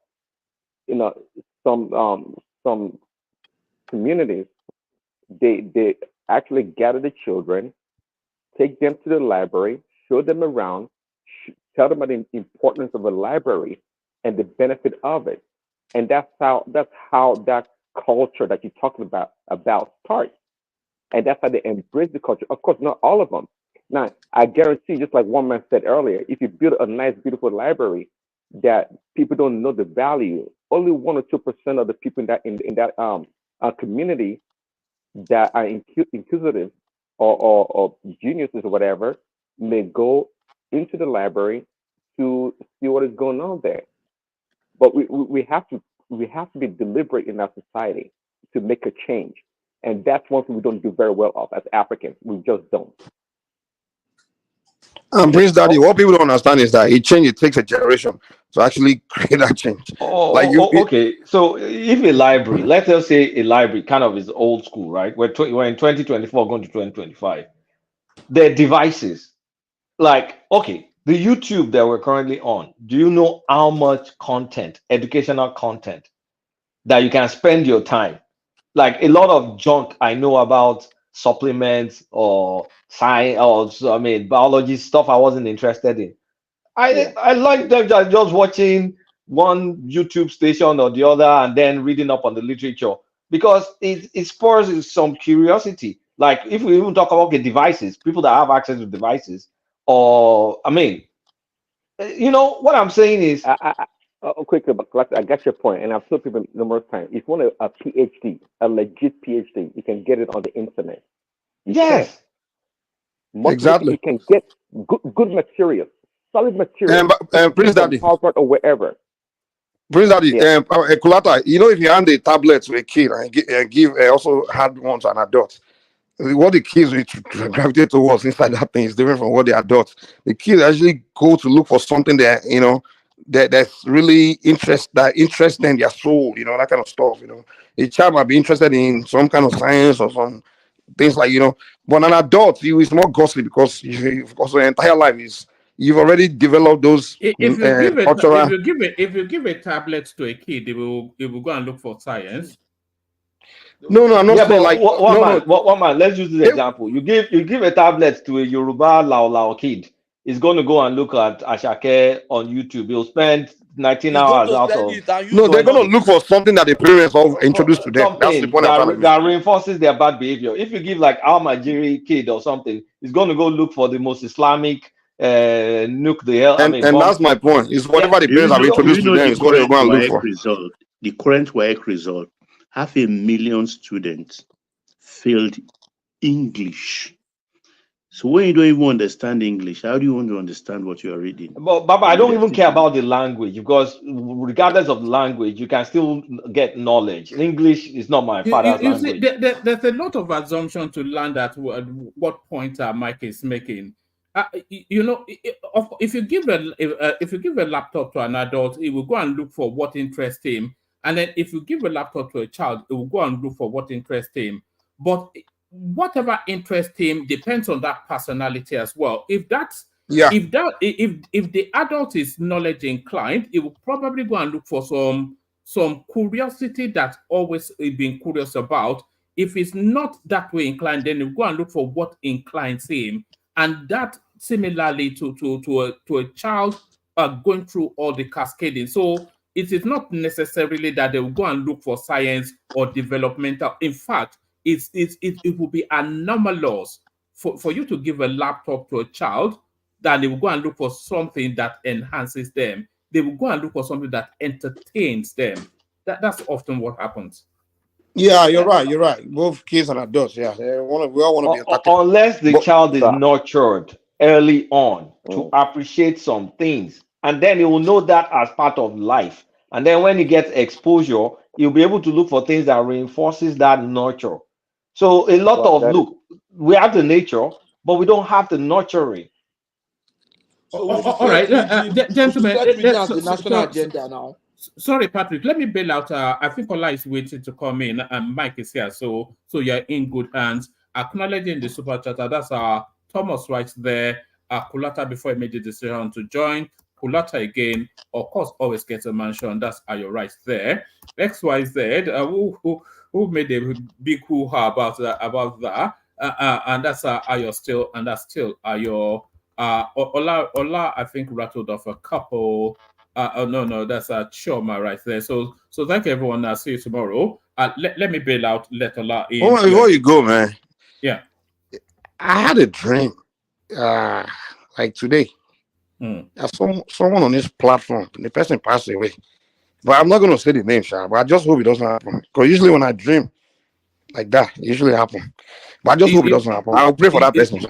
You know what my hope is? I hope it wasn't me because I'm not ready to pass. No, it's not you. It's not you. It's not you. It's not you. Is there anybody currently on right now? It's not you, Colata. I won't say the name, but I'll pray. I'll pray for that person. Sha. But, usually when I dream, they usually people that are in a tradition when we always see signs a lot, and I hope that person, doesn't happen. Sha. All right, Yeah. Choma, you better say sorry to Mike now. You better say sorry, say Babalawo, but no, yes, that's a serious thing. So, may that never be the portion of anybody here, So, thank everybody. See you tomorrow.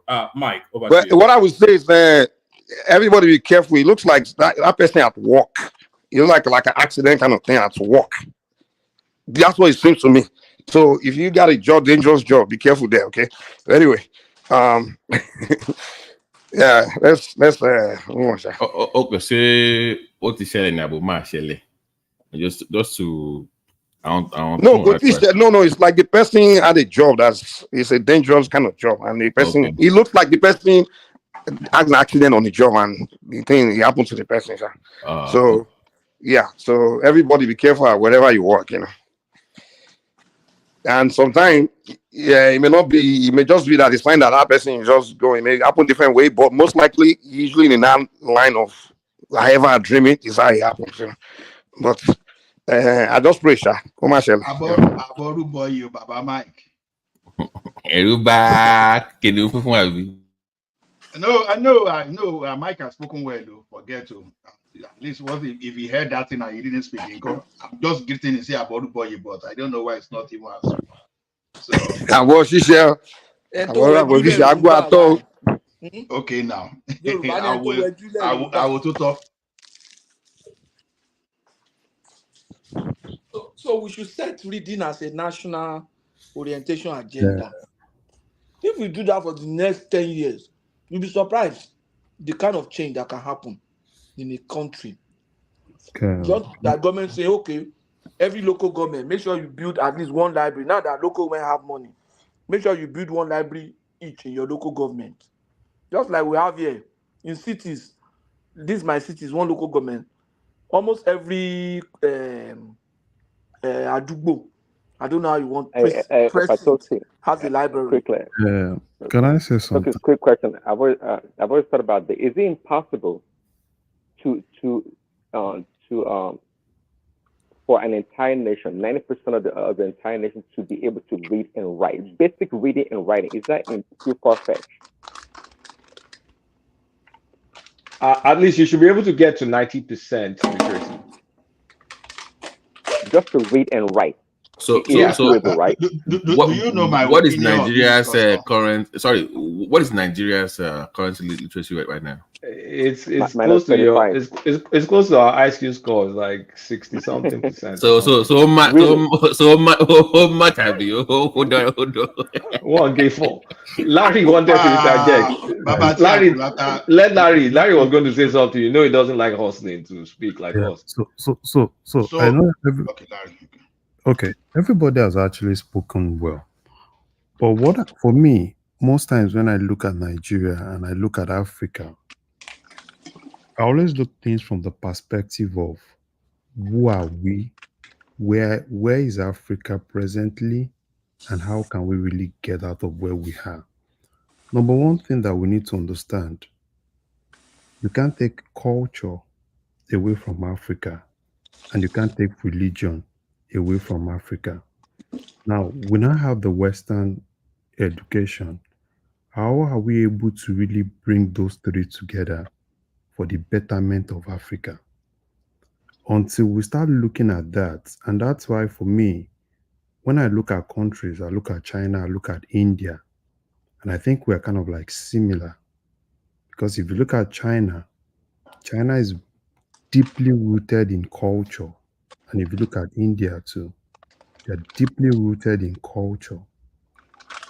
And at the same time, they are still able to maneuver things. Why not forgetting that cultural aspect of who they are? And the same thing is actually happening to Africa. You know, we can say, oh, probably let's kind of like, import some foreign things, or let's build schools, let's build all the libraries and everything. I think we are just forgetting who we are.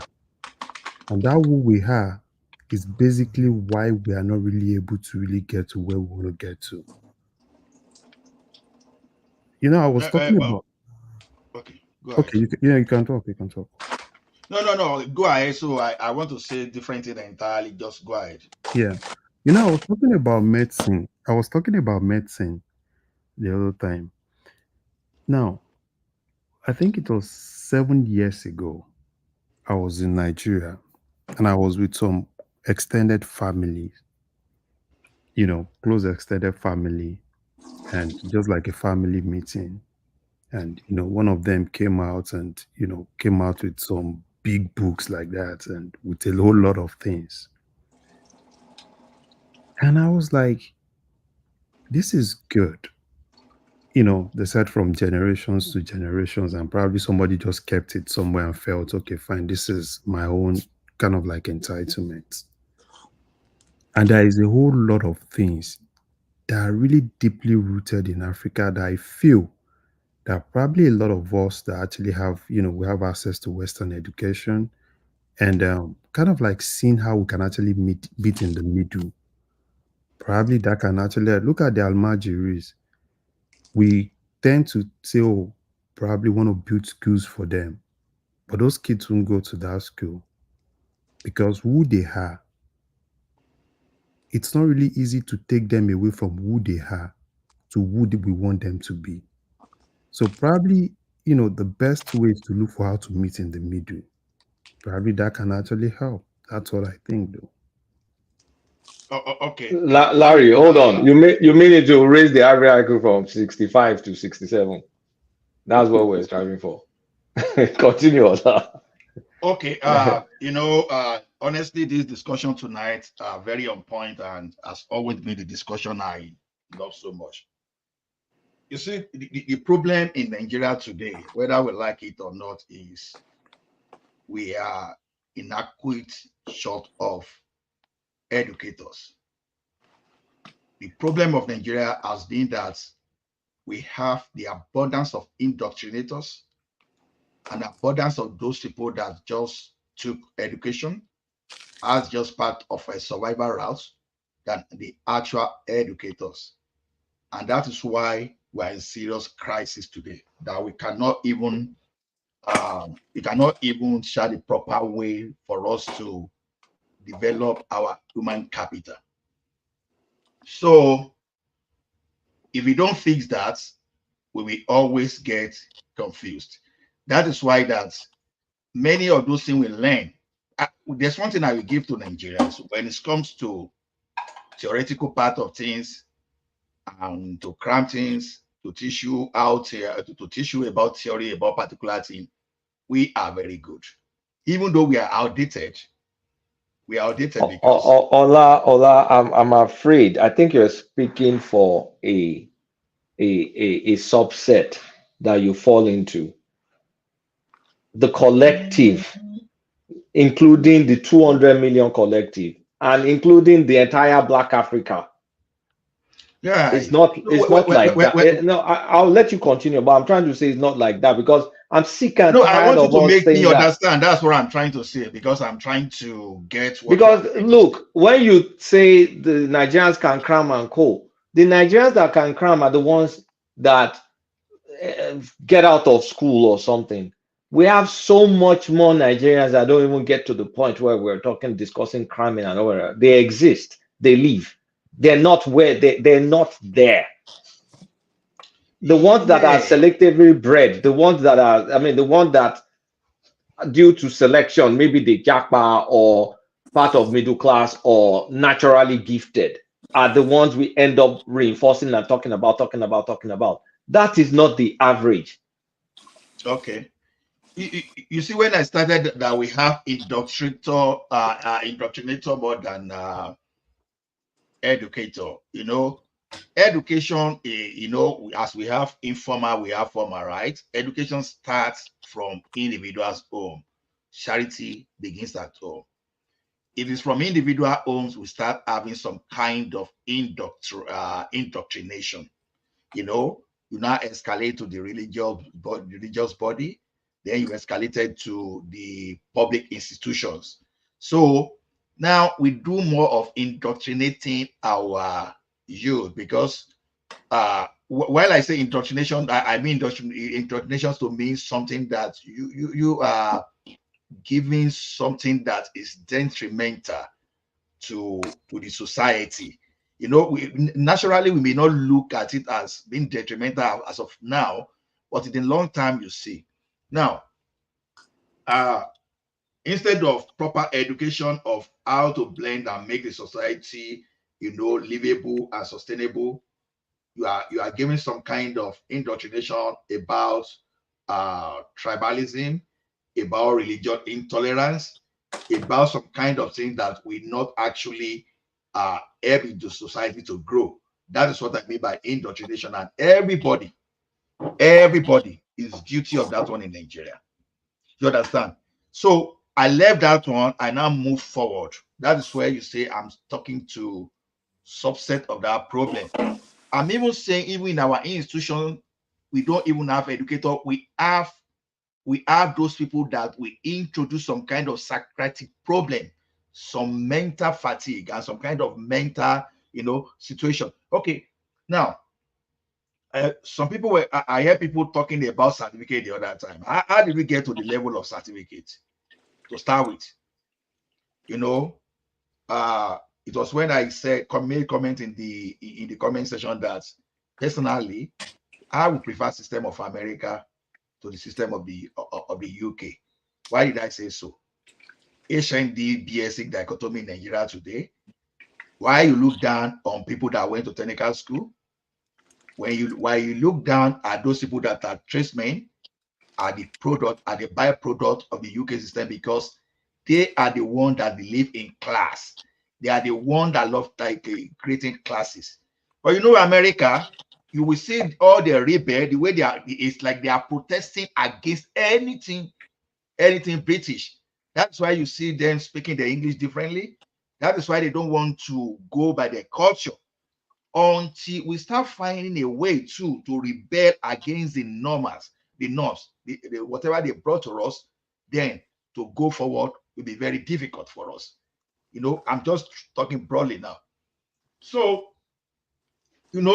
for some of us that went through the polytechnic system, you can imagine the type of trauma we went through. By the time you see your colleague, 100 diploma is not even equal to 1 degree. When you finish, the BSc is going to be your boss. And so, all those kind of rubbish, you understand, it's not promoting some level of competence in the society. It's not actually catering for our needs. So that is why we just need some educators that, because what I mean by educators, people that are properly trained to educate people, not people that just jump into education just by the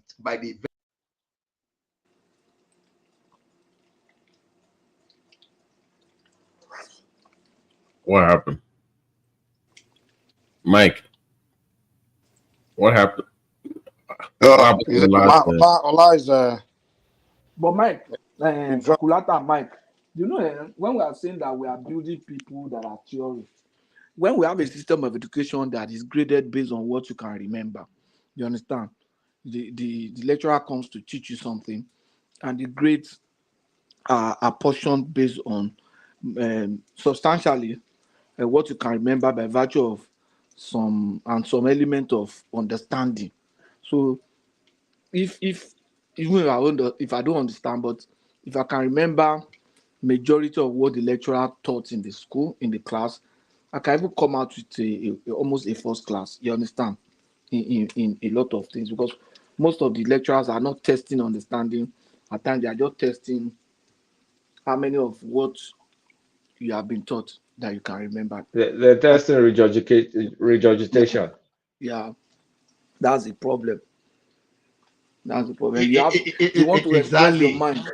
But me, I think the problem is more fundamental than that, because the fundamental problem for me is the upbringing and the surrounding of the child.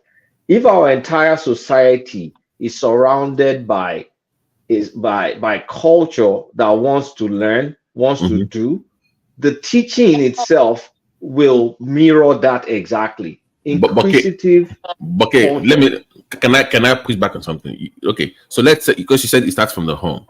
Now we know that there are parents that they don't have that, they're not privy to that, right? But they have kids, so there also has to be provision for those kids, knowing fully well that at home they don't have that opportunity to have that other parents to say, okay, let's study A, B, C, or D. So there has to be provision for that set of people as well. Even though I agree that for today, I said you have people that are from home. You want parents to teach kids how to read, encourage it, but we also have to take into consideration that you have households that don't do that, and government also have to pick up the slack. Yeah, libraries or the school program. No, it's like essentially that this. It's essentially the school that the government can pick up the slack. Really, right? Yeah, that will help out for that deficit, because not all will be on. Will be able to do that. So I get it. Yeah. Do you know how much an average teacher earns? I mean, well-trained teachers that are graduates. Like I have 2 teachers in my family, my brothers.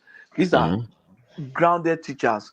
And so they started with modern school, teacher training, NCE, by a degree master like that. Did they go to Taisho Learning? No. Taisho Learning wọn tí ẹ ti kọ́ àwọn Taisho Learning gbogbo gbà yẹn. Àwọn tó lọ sí ìgbà tí Wesley College Ìbàdàn sì jẹ́ teacher training. Long. 60s, and they went to college, they went to university eventually. They became teachers. Do you know what's the average salary? Some of them 50,000, 60 because they are working for government. They are even earning more. In some private school, they are getting 30,000. Now they get to like 60, they retire. What's their pension? Less than 50,000. So who want to be a teacher? But you see why I'm doing. Sometimes I just don't want to buy all this talk, because it's this kind of talk. This is not a Nigerian problem, by the way. It's a Black African problem. So you're just giving a flavor of the same problem. There's yet another symptom of the same problem. It's more fundamental than that, because it's like you're on a treadmill. You're running on a treadmill and expecting to get to Walmart. You're not going anywhere. Except staying on that treadmill. Quick question. Why is it that our system, at least the way I used to remember, encourages, we used to call it the Agberugbeso method? Like you go in hot, and when you leave, yeah. It's because we don't have an inquisitive culture. Your lecturer tells you an electromagnetic wave came from the sky, fell on an angel, goes into an angle, blah blah blah blah. He's trying to teach a concept that he himself crammed. So if we're in a class, they mention something in theory and I question it. Why is it that? Why is it that? Is there a practical application of that? Let's see. Let's try and simulate something. No matter how rudimentary it is. Exactly. That was exactly what I was saying when I was responding to Can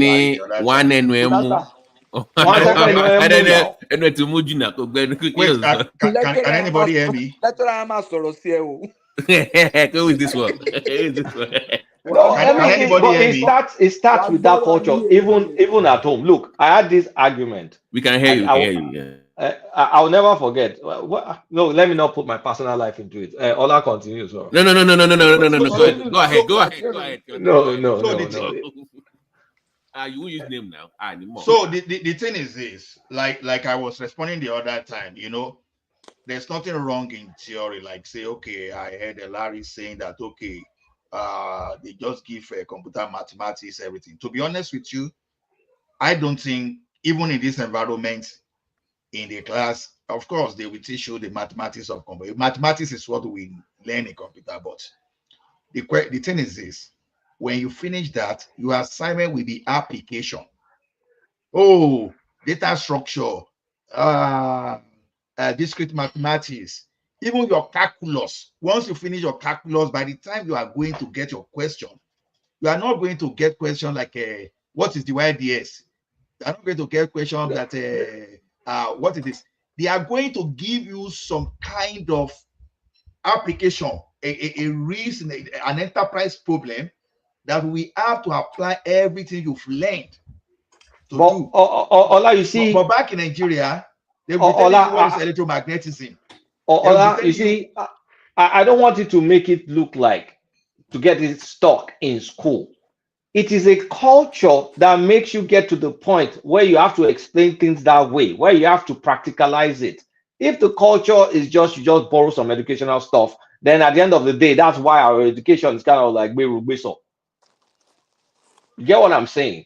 If we have an inquisitive culture from the background, from when we were kids, I mean, some did, I did to an extent, many kids did have, but some don't have. That you can question, you can think, how do this work? How does that work? Let me try it. Like, I mean, you do understand? Our culture doesn't push us to that direction. And it's not a Nigerian, I mean, it's not the Nigerian thing or anything. And that's why we don't end up creating stuff. We don't innovate. Except when we get in a good environment that we get to innovate. See, Kulata and one man that is saying something technical. Sometimes, not you particularly, but I'm getting a go at one man now. See, one man, please stop this. What's that? When I go technical, it's not technical. Try to look at it from the area of analogy. When I tell you theory and application, that should be the benchmark. See, you learn something from the father, you learn something from the ancestor, you learn something from maybe the foreparent, but within your own environment, you apply it differently. That is exactly what we are talking about here. So now, within our environment, this is not about education. It's right from what you get. One man, I don't like this. I will tell you for that show. I don't like it. Don't. Ola, continue. My worry. Woman, no. I will say it straight away. I don't like that. Ola, continue now. It's just judging you. Woman, what's it mean? No. I don't really like that. You should not. Ola, Jibure. Just. So the thing is this. You understand? You learn from home, but what you learn 10 years ago, let me even say, even traditionalists, Babalawo now, they are even upgrading because the technique Babalawo were using 200 years ago is totally different from the technique we are learning today. And that is where I just said it technically that what we do today is that whatever okay, one man wants to just come in. Let me bail out now. You can let me in if one man wants to come in. I'll be on the background listening. That's no problem. Me. I think was it that I saw one man wanted to come in or wanted to bring somebody in or what? No, it's gas. No. That's not it. When it's what one man was saying that I was responding to. So okay, no problem. So that is exactly what we are saying, that okay, it is not about formal education. You understand? It is about like Mike rightly put it. You train people from home. You train people about culture instead of indoctrinating. You understand? You give people the type of education that can lead to survival and the sustainability of the society, that will tell people about who we are. You know, when I make American example the other time, is that I'm just simply saying that we should rebel against anything that is not favoring our society. We should learn in such a way that will help us. That is exactly what I was saying. So it's a complex issue, but not until we stop giving incentive to the kind of mediocrity we call education today. That's just my point. Ola, can I ask you a question about the Nigerian education system and the lack of history that's taught in the Nigerian education system? Because all of us here, I'm assuming we all graduated with WAEC, what is that, SSC, certificate, whatever. And isn't it profound that you can go through 12 years of schooling in the Nigerian education system, and the only type of history you're taught is the Macpherson Constitution, the Wilmot Constitution, and all that nonsense. So with what you said in terms of Babalawos updating their technique, why is it that not one administration has come in to revamp or overhaul the Nigerian education system so that the true history of how we ended up in the, contraption called Nigeria is taught to the children? Why do you think that is?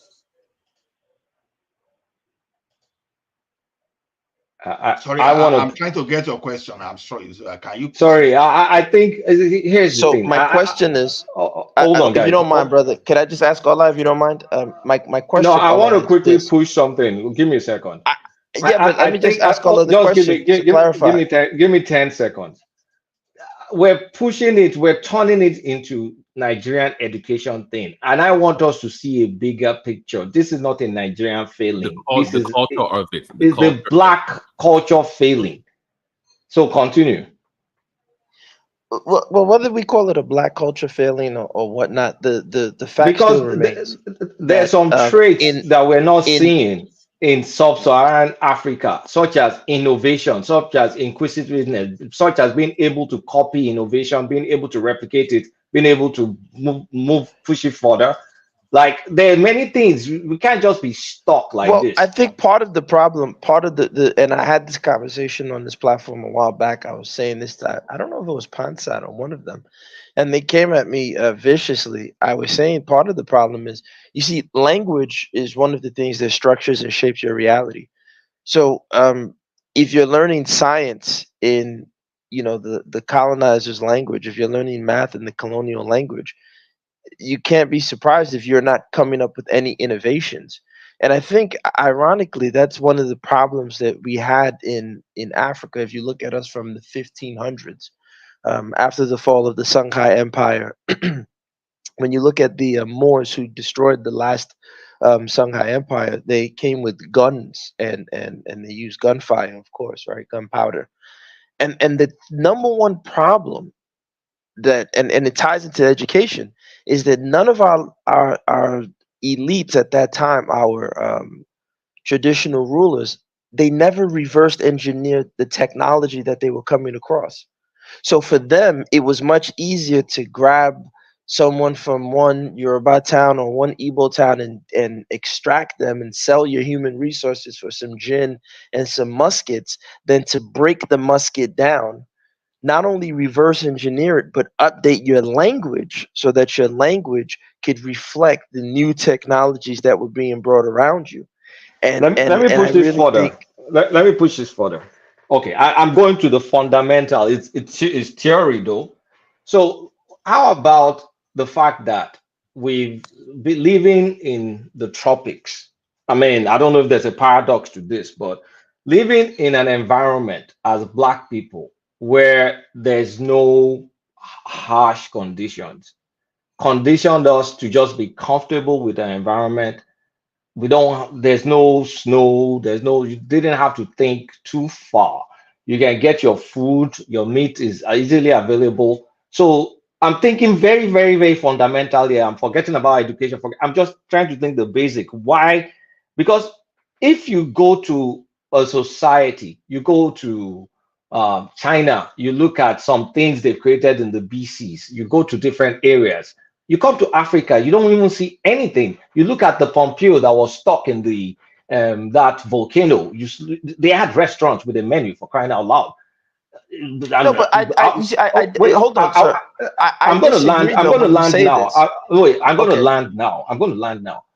Then you now think, why do we have the culture that we have? Why I can isn't answer our that. culture? I, Why I, isn't would- our culture kind of like aspiring to? Because when you say no, sir. language, Wait, you think brother. about. Wait, hold on now. When you say language, you think about Asia. They also Yes, borrow I know. English, I like want to. I want Singapore to. and I all want to that give stuff. you a caveat, though, brother, because the mistake, right? And no disrespect to you, I think, and this is again going back to education, they don't teach us anthropology.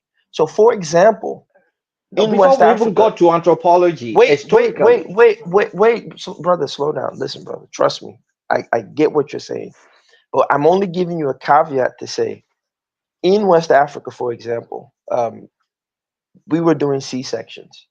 In West Africa, there were certain tribes that were doing brain surgeries, literally. We had numerous technological marvels in West and Central Africa. You have the Ishango bone.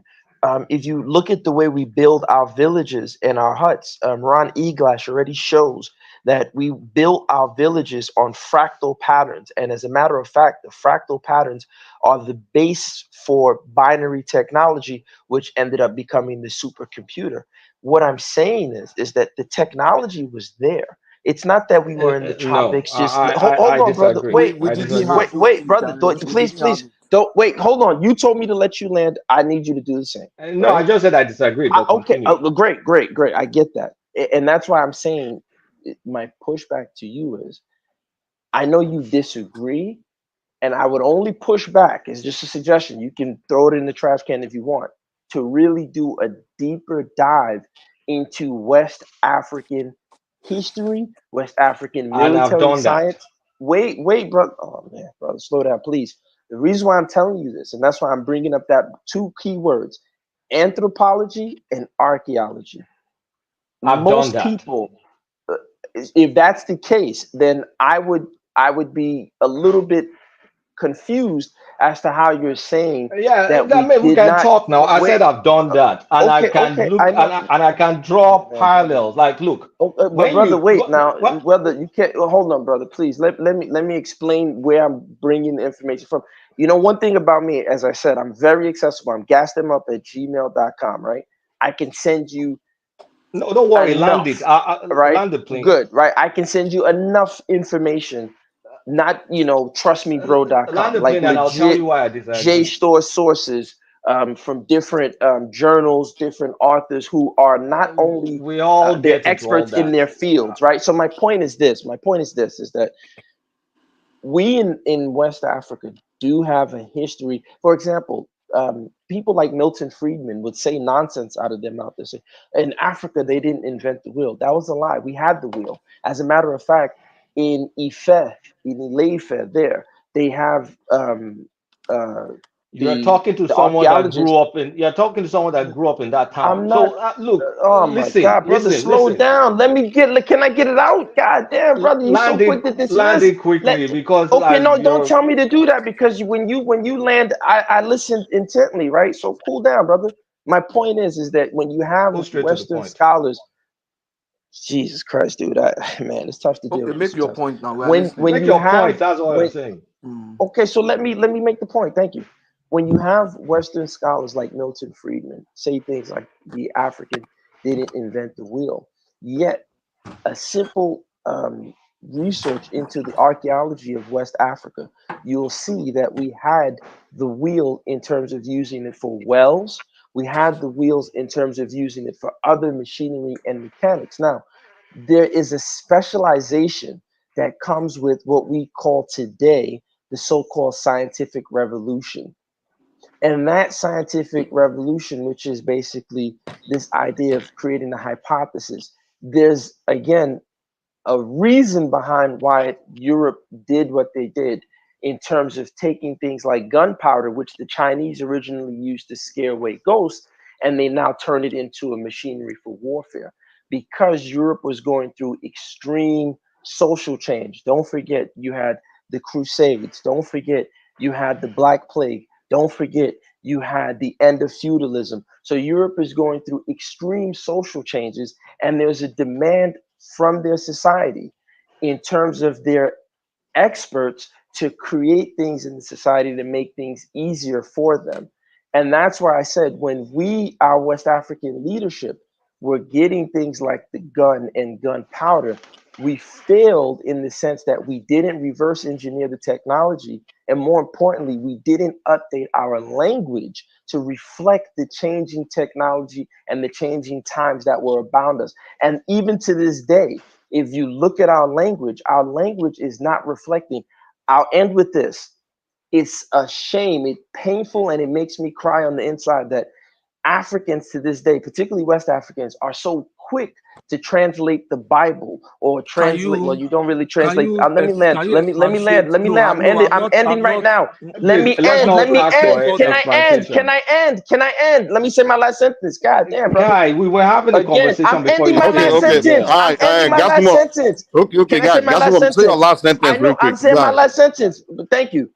Man, This this was a dude just loves to conversation just do this going shit, man. cordially. He's hard to have a conversation with this guy. My point is that it's so painful that you see Africans, particularly West Africans, will brag about their ability to translate the Bible, but you never hear them brag about translating chemistry or any of the STEM subjects. And that's where I think we should be headed. We should be pushing for our languages to be interpreting STEM. That's what I'll end with.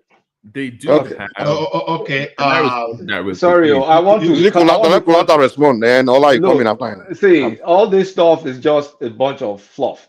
Because look, there's a reason you didn't have the ability to replicate the Mike, if gunpowder. you if you let him say my stuff is fluff, you know that's There's a not that's reason. antagonistic, right, Mike? Say it again. No, Mike, I said I it's a don't think bunch it's of fair for him fluff. to be antagonistic to me because I wasn't antagonistic to him, Guy, right? we were having a No, conversation before you Mike, came. I'm asking you to be You asking you could to be hear the way it fair. was I going before wasn't you got to making antagonistic to noise. him. He doesn't have to do the same to me. Why, whenever I come on the platform and I Did he speak, say that just? he What did he always say just now? What did he he say? Did just he say said anything back? he just said everything I said is fluff, and I wouldn't say that to him because then I would want to Okay. respond. So please tell him to just keep his comments about what he Mike, wants to say and not direct it to me. Can we keep it like that?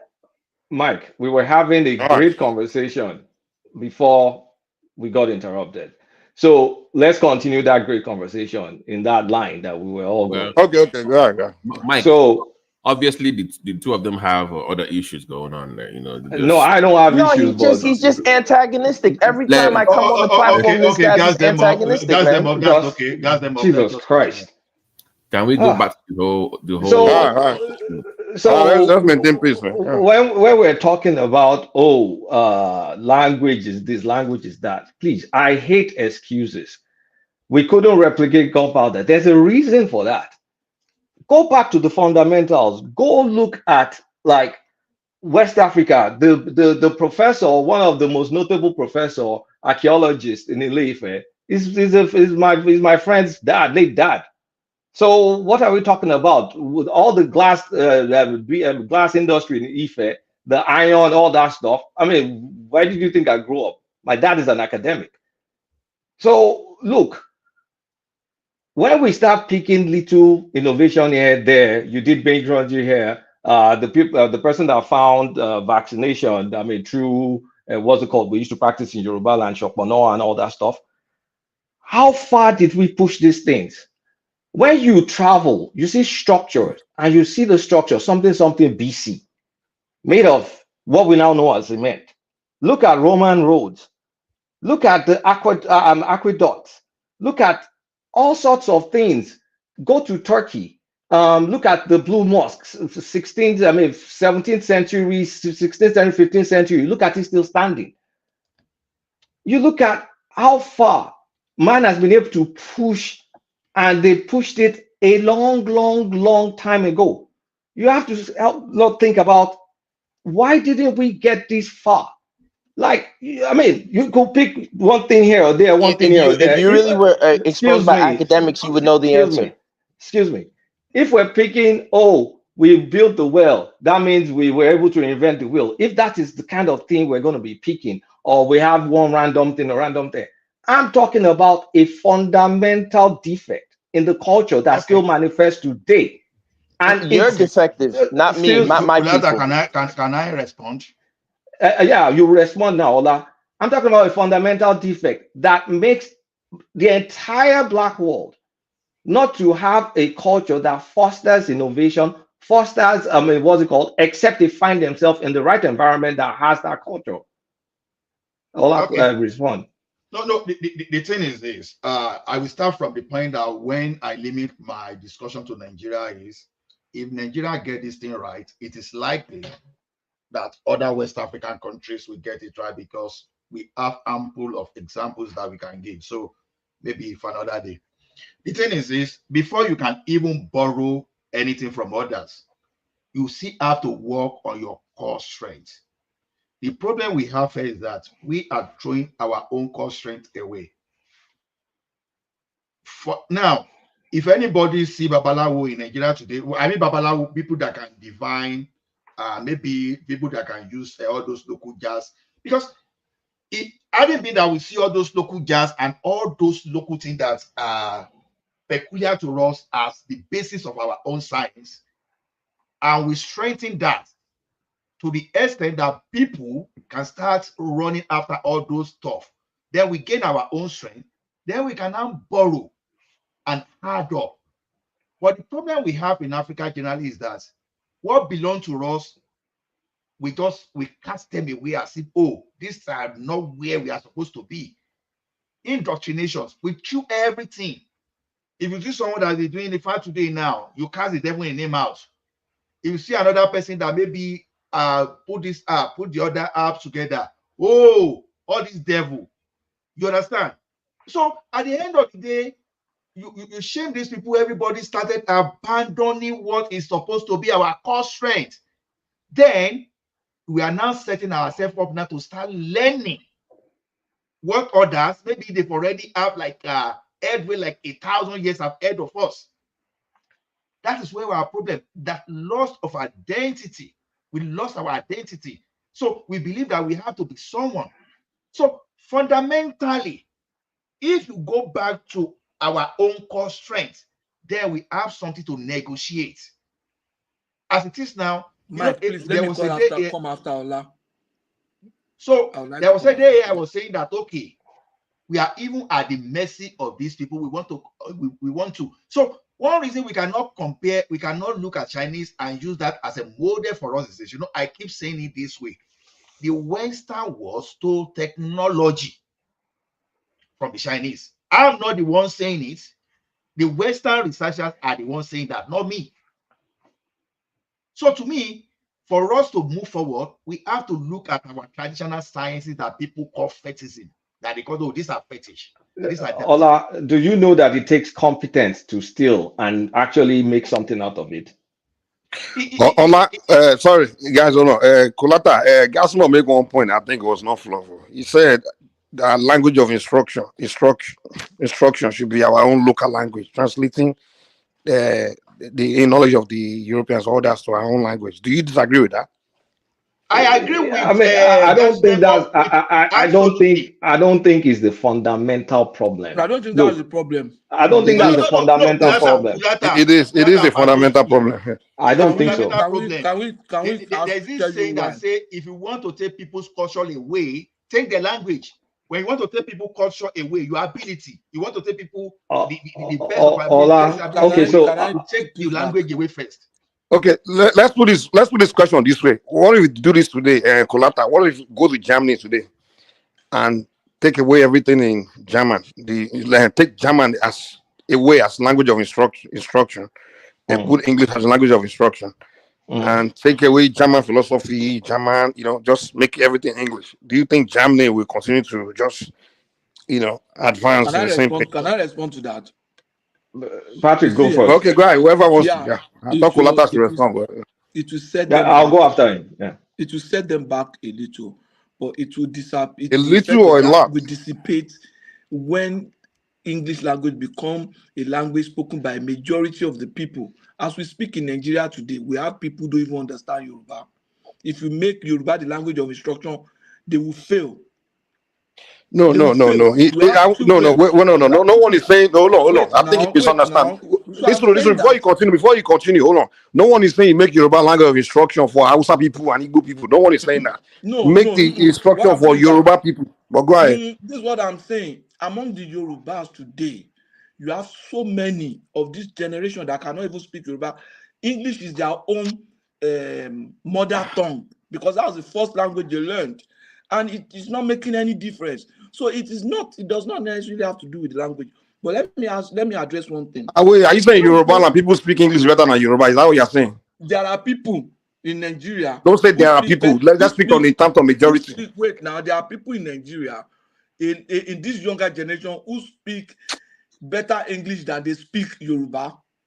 They'll speak. Okay, Yoruba so if you go in Lagos, Abi, or you talking about Osun, Ekiti, all these other places. Abeokuta, Ibadan. They speak Yoruba with accent. So English has taken over. Okay, no problem. English Continue. has taken over. That's the issue for this younger generation. Okay. Can I respond? Mike, let me ask you a question. Can you? No. Let me add on. Let me ask the question. No, okay.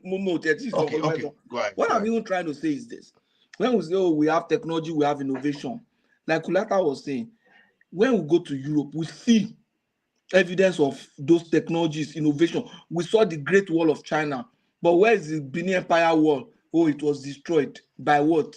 That means it was just maybe one fence or something. Now they say it was greater. It was greater than the Great Wall of China. Nothing like that. You understand what I'm saying? So we never. So are you aware? I'll let you go, but are you aware, for example, that the Ashantis, that the Ashantis Let me make a had statement. plumbing? Let me make a statement. You see, in Africa, places where they had innovations, those innovations endure till today. Like Egypt, like Zimbabwe, the Great Wall of Zimbabwe, like those big structures in Ethiopia. You understand? But those other areas where you say, oh, there are innovations, we couldn't. And then because They we couldn't. didn't conquer navigation on time, so we didn't really do transatlantic trade that much. So Thank you. those You are the see, ways You are like taking us a different. Let's hold on, hold I on. get, we when get your point. We get your point, Patoski. Okay, You are listen. dragging let it me too just long. round up. Okay, if you Okay, guys make your don't last mind. statement, man. You just taking us all over the place. Dakpada. Everything you just said right now is rubbish. But go ahead. Okay, Okay, hold Cosby, on. you I come in don't too. want to Yeah. insult anyone. I'm not here to You just insult people. insulted I Okay, want us guys, to wait. build. We have to have structure here, man. Let's not talk over each other. Let's calm down just and let's insulted give me. other people chances. Ola's been trying to come in since he hasn't had a It's chance. better to say And I've Let's not responded to you, Yeah, but we don't Michael. have to insult anybody, guys. We don't have to Okay, insult each other. no Let's insult, no just insult. let's do it the Cosmic, way no we've been insult. doing it We can, before. yeah. Let's do it the way It we've been took the talking since. Portuguese Okay, 100 years. It guys. took the Okay, Portuguese can we ship, navy. my conclusion is this, that make a conclusion? The last sentence, I beg. Yeah, 10 seconds. Just land it. You drag it too long. Land it. Go ahead. look, my conclusion is this, that we still have a long way to go. We need to sit down, start building that culture of study, learning, and innovation. Forget about though we had this in the past. Fine, I got There you. are no has evidence. over 2 million There are no books. evidences of such Who is that apart from shouting Egypt. now? Apart from Guys, Egypt I and will start putting people in Zimbabwe. the back. Come on now. Let's have a structure now. You can't just come on, calm down. Patoski, you got your point. You landed. You had 10 seconds. You landed. We get the point. Now let Ola come in. Ola's been trying to come in since he hasn't had a chance to say anything. Ola, go Okay, ahead. thank you. Listen, see, Patoski, with due respect, sir. You see, there's one saying in Yoruba, and I'm sure that other language they have it that say, "Òrìṣà tá a bá ṣe tá a bá fi ọmọ ẹni, irú òrìṣà bẹ́ẹ̀ máa ń parun." See, it's not as if we never had any innovation. Do you know what it means for someone to invoke rain and that rain to fall? People may will say, "Oh, we say it's devilish." Okay, it's devilish, but have we even tried to look at those people? Okay, how can we even turn this into positive? Now, by the time you start shaming all those people, you drop it. There are so many things like that in our culture that we shamed away that no longer exist today. So exactly what our foreigners want us to believe, that we have no history, that we have no culture, that we have no innovation. That is exactly we are dancing to today. I would disagree that we don't have. I will disagree that we don't have culture. We had, but we just saw our own as demonic, devilish, useless, and let's say, okay, let us Because you were invaded. So Ola, coming to language that we are talking about is this, whether we like it or not. Today, people that can speak our indigenous language more than English, they are far more. Otherwise, more than 500,000, what the Baba said the other time, will not have failed English language. For you to fail English language is simply a person like me too, you understand. I failed English language in my first attempt, but I made A in Yoruba because that's my language. You understand? So the thing is this, anything you learn in your language, and this one applied to me even while schooling up to secondary school, I learned better. So if you could translate religions to language, it's good. Now, look at those people that speak English today. Do you know that everything we try to do is either we want to be like an English-speaking country, we want to be an American, or we want to be British, or we want to be like an Australian. That is what we do, because already we speak their language. We forget us. Go and look at those people that speak our language deeply, mark it deeply. They cherish our culture. They want to be Yoruba. People that speak Igbo, Hausa deeply, they want to be exactly who they are. So language plays a very key role in this. Like I keep saying, they say, if you want to take people culture away, I've forgotten the philosopher that said that. The first thing is you take their language away. Once you take the language away, you give your own language, they will be interested in learning about your culture. all right, let me and go to interject. Cosmo. Thank you, Mike. Because I'm about to look. you guys have kind of like turned the conversation into something else, like this, like we're kind of like piecemealing stuff. Now, example of a society that dumped the indigenous language, I mean, because they had a mix of indigenous language, picked up English, they're functioning super well. There's Singapore, and there are additional other countries that are there. So it's not a question about language. Yes, can you keep thinking and language, keep it indigenous, and kind of like more people will be able to understand stuff? Yes. Is well, I get a lot of reference about one piecemeal thing we did back there, one piecemeal thing there. That's not the point. It's not like we weren't human beings and we didn't kind of like come up with stuff. We made glass. We've been making glass in Ife. We've done iron. The sculpture that was done in Ife in Benin, like, come on, work of art. But when we talk about the advancement of a society, go look at the ancient, the volcano. I mean, I like one very good example in Pompeii in Italy, AD 79 AD. There was a volcanic eruption. There was a restaurant that was preserved,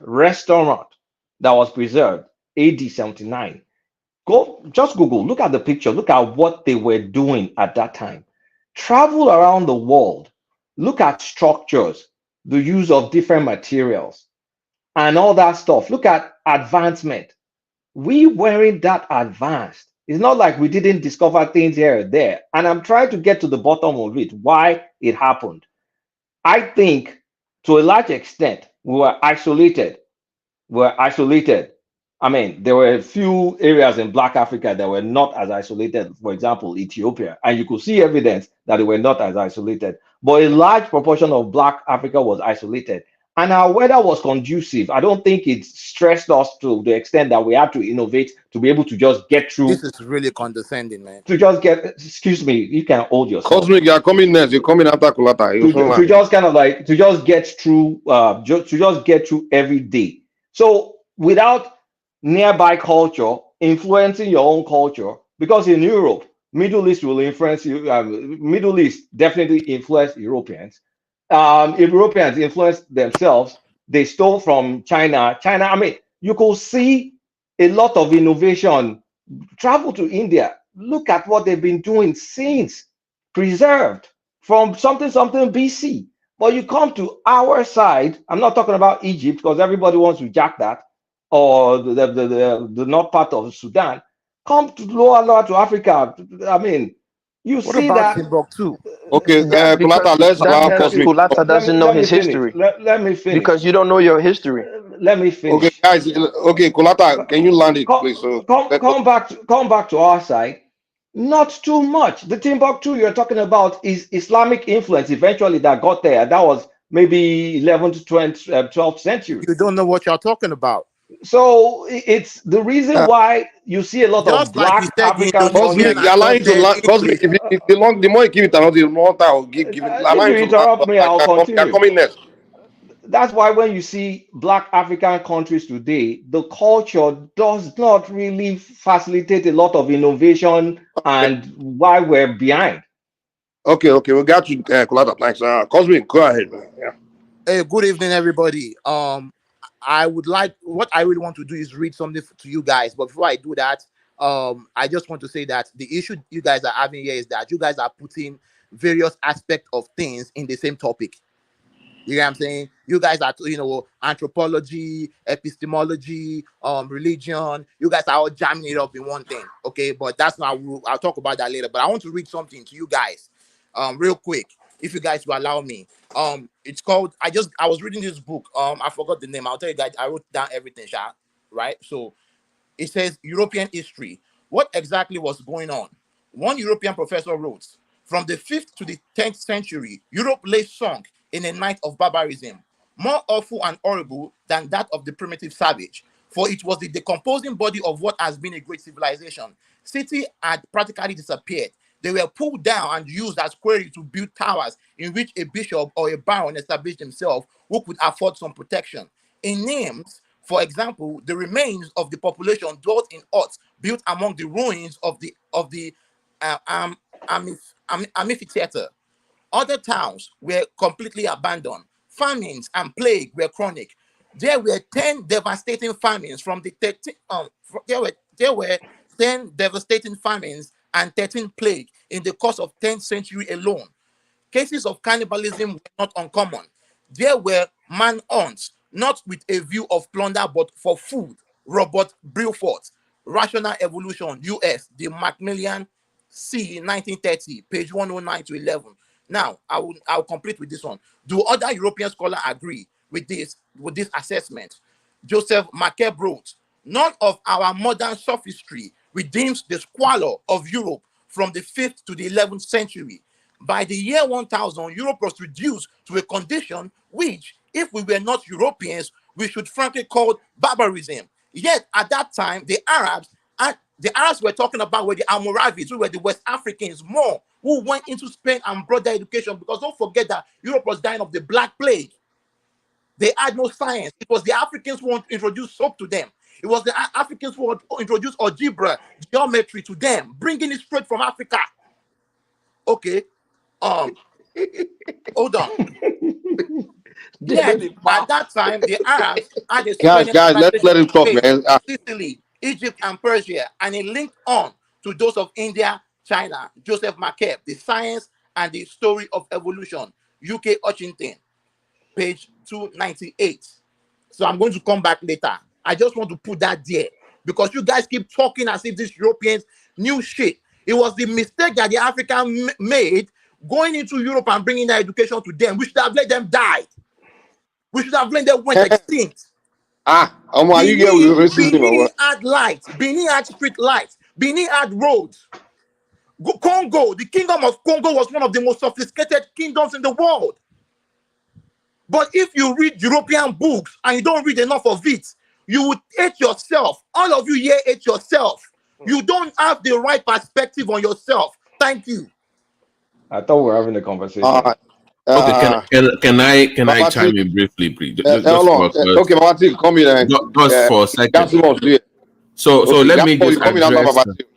So let me address the language of instruction. So what I'm going to say is there are enough studies, there are enough research that suggests that language of instruction, if your native language is used, you function better. It works better for a society as opposed to foreign language. So I put all the links there. You can go through the studies from Rwanda to get. There are enough professors, enough universities that did enough studies to prove that yes, you need that because you are basing it on those. Because you must first understand the foreign language and how to apply it to learning whatever you want to learn. It is much easier. Most of the time when the professor and teachers are talking, most of the words they use, we don't even know the meaning. Like sometimes,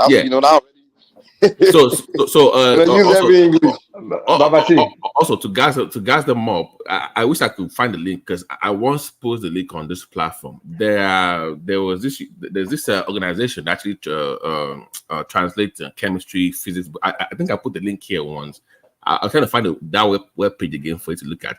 They actually do it in Yoruba language, the chemistry books and physics books, and just give me some. Go ahead, Clinton. I agree with you. No, I've seen them, and my beef with them was they should be doing that alongside the Babalawos to make the chemistry and the Ifa much stronger. That is step 2, 3, and 4. But Mali just built a university of witchcraft about 6 months ago. Babati, language of instruction, which I acknowledge that it's good, but it's not big barrier. But wait, let me ask the question now. Does that prevent you from reverse engineering a gas turbine or just basically internal combustion engine? In some way, I think it looks like you focus more on material science. Mike, you know what I'm talking about. I have the article here. Okay, hold on. I have the research here. Let me reply you. Let me reply you because part of the studies, this one is from the University of Rwanda, actually studies, because it talks about understanding the language. Now, one man comes here and talks about the nuances of Yoruba culture, right? The language of Yoruba is very unique to them. It's quite different. But it's very it excludes people. So let's say you have 100 million people and you want to teach this turbine thing. Using foreign language is you already It's a maybe barrier. have It's a about barrier. 60 or 50 of them are already gone. Maybe that solution is with the remaining 40% that speak the local language. So if you expand the pool that will learn the turbine, the odds of you getting the result is higher with your local language as opposed to the Babati, foreign. I got you. My fundamental point. Night after night, I hear Mike. I have people say, "Oh, why can't we build this ourselves? Why can't we drill? I mean, why can't we do this? Why can't we do that?" Tunaja will say, "Why can't we have atomic weapon? Why can't we have this?" And what do I always say? Hold on. Kulata, Kuda, calm down. Now, when I say why, what do I always say? I say we have to start a science program, research program. Yeah, now, exactly. when you always hold on, calm down. When you always talk about this other society, you're talking as if every citizen of this advanced country, they all know how to No, do not this. every citizen. Hold on, I make myself clear. calm down.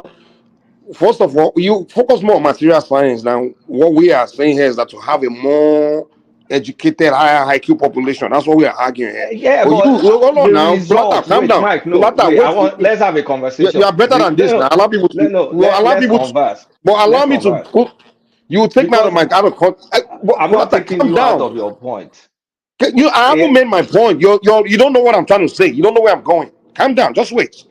What I'm trying to explain to you is that when it comes to material science, it's not coming from just the population, it's coming from a science lab, a researcher, funded research. So what they have in this society is a community of scientists where they go into research, they go into lab and do research and dig, and then they come up with these material things, this material science that you're talking about. But you are looking at that and saying because they have that, it means our society, we are just, they're not doing the right thing, we are this and that. No, we don't have that. That simple thing we can start, and that's why I always say in Nigeria we need to. When I speak about coming up with creating things, what I always put behind it is that we need to build science academy, we need to build scientific labs, and we need to put our best minds to go into research to make these things. That's what I always say. Let me respond. Mike. So, okay, go ahead. Wait, let me respond. Right. Mike, the end result that you say I focus on the end result is because a society that breeds intelligent people, you will consistently get that end result. We will be a society that we can look at technology of Japan. Even we didn't innovate it, we can copy it and out innovate them. The same way you are looking at Well, China. you have to build a scientist. You have to build a science lab and put your scientists to work now. Yes, but you that's why we're going to the fundamental. We need to have a culture that values that science so a science lab can thrive. Exactly. That's the fundamental we're going to. Institutions have to create that. Sorry. It's institutions that have to create this. Nigerian government have to create a science program. For example, the government or you have a group of wealth individual like company or something like that. We have to have those companies. So anyway, we get a point. Let's look at the history of America. I think Gasimov, you want to come in, but Cosme, make that point. Let Gasimov come. I don't know if Gasimov. I'm saying let's look at the history of America. I do agree with what you guys are saying, but it's all about where is it trickling down from. When the Europeans came here, they gave all the building, everything to the Carnegies, to the Rockefellers. You get what I'm saying? So they gave it to their elites. Our own problem is that our own elites do not see themselves as part of us. So they are not doing their own job. All the people who build all this road, this infrastructure, everything that you guys are talking about, where the Carnegies and all these multi-billionaires of old money from Europe. But our own elites are not doing that because they do not see themselves as part of us. And instead of us cutting them away from us and forming our own elites who feel justified to help, or who feel like, damn, these people help me become this billionaire that I am. This is where my source of income comes from. Let me help my people. Let it trickle down back to them. So that's the issue right there. The people who are supposed to build these things do not see themselves as part of us. Can I read four lines? That's a good point. But guys, you have to let other people come in. I think Gasimov got to come in, and then we have Larry. Mike, please. Can I read just 4 lines? Just to read 4 lines to you guys, please. It's from hold on. Gasimov, is it okay for him to do that? Just 4 lines. Yeah, sure. 4 lines. Yeah. So this is from a research from Uganda and Kenya. So they did their own studies. So this is coming from Empowering Africa from Mariah Soli. So let me just read the important part I want to point out. It says, in addition, the mother tongue instruction has been found to be more effective than the colonial language system in promoting literacy, one, cognitive development, and it also makes the transition from the home to the classroom easier. This prepared the student for learning for learning to read by fostering fluency and confidence in both their home language and eventually in the foreign language if needed. So it's supposed to be an option. That's the point. That's their based on their own study. Babati, let It's me what they back found you. out. No, Gazenbob, I won't take your time. Just 10 Yeah. seconds. Well, Just if let me he's okay summarize. with it, well, okay. Yeah. See, to back you up, Babati, you look at Indians, you look at the Chinese. Go and look at how they heavily, you find physics and chemistry and science books in the languages and look at them compared to us today. Thank you. That's what I wanted to say. 5 seconds. Guys, Baba T. Ah, Did we okay. have any foreign interference of language in the 13th century? And tell me what we were doing in the 13th century and take it decades before that, centuries before So that, and answer my I can question. answer that very easily. You see, Okay, you go ahead. the problem is this, is that not only, and I said this earlier, I said we all graduated, most of us graduated from a WAEC, SSC, or whatever school in Nigeria. And it's shameful, particularly in terms of the slave trade, right? That we don't learn what were the conditions on the ground that caused our elite traditional rulers to engage in the slave trade. What were the economic factors? What were the things that were happening? A great book you guys can read is The Entrepreneur as Culture Hero by Belasco. You can Google that book. It's called The Entrepreneur as Culture Hero by Belasco. And he talks about the rise of Olokun within Benin and Yoruba land, and how What's the name in of the book again? Benin, uh, uh, Entrepreneur as Culture Hero by Belasco, Belasco. And in the book, he talks about how Olokun manifests itself. So in Bini, Olokun is more of a male deity, but in parts of Yoruba land, Olokun is a female deity. And there's Olokun. Is it Olokun? Yeah, Olokun. Listen, guys, I'm not I'm speaking in trying my to hear Nigerian. what you're saying. I I said Olokun, right? Okay, because I thought you said Olukumi and I was wondering. Olokun, okay. Okay, dude, I'm not speaking in my Nigerian accent right now. I don't want to do that. So my point is this: to answer the question, we have to study European. So again, we don't learn our history, but more importantly, we don't know Europe's history. So the good brother gave us an example of the barbarism that was occurring in Europe during the 13, 14, 1200s and all these things, right? So now, For 500 what years. yeah, more than that, right? So It the was real thing 1,000 is years, this: not 500. is 1,000 more years. than it's more than that. So here's the thing: what is the magic of the West, right? When you hear the Westphalian state and how the West came to be, well, in terms of science, I'm going to focus on science. You start to see that there's a reason why they have the Royal such and such society. You guys in the UK, if you see them, you might see some of their buildings. They have the Royal this society, the Royal that society. All Yeah, of these think things tank. were these were the origins of their think tanks, right? And so what was happening? There's something called positivism, and then there's something called the idea of progress, which is that man's movement in life is a linear progression, and it's been proven wrong. But that was the idea at the time in the 13, 12, 1400s, even in their quote unquote so-called dark ages. Now, let me transition to Because someone there like could be Isaac. exponential growth. Yes, right. And so now you look at someone like Isaac Newton. Isaac Newton is the guy who allegedly tells us the mathematical proofs for gravity, which many of that stuff he took from other people's texts. They've actually shown this, but I won't get into that. Isaac Newton, as smart as he was in terms of the science, right?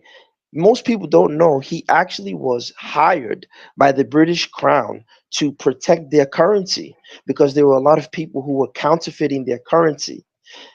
In addition to that, John Maynard Keynes, or Keynes, however you want to pronounce it. He was the British economist who helped the world get over after the fall of the Great Depression in World War II, I believe. Yeah. So now Keynes comes in. Keynes in I don't know if it's Cambridge or Oxford. I think one of those schools. He has what you call the Lucasian chair. So he's given a title, and in that position, he's able to read Isaac Newton's works, because Isaac Newton's works are hidden from you and I. We can't read his stuff. And he says, after reading Isaac Newton's work, this is what he says. He says, Isaac Newton was not the first scientist, he was the last of the magicians.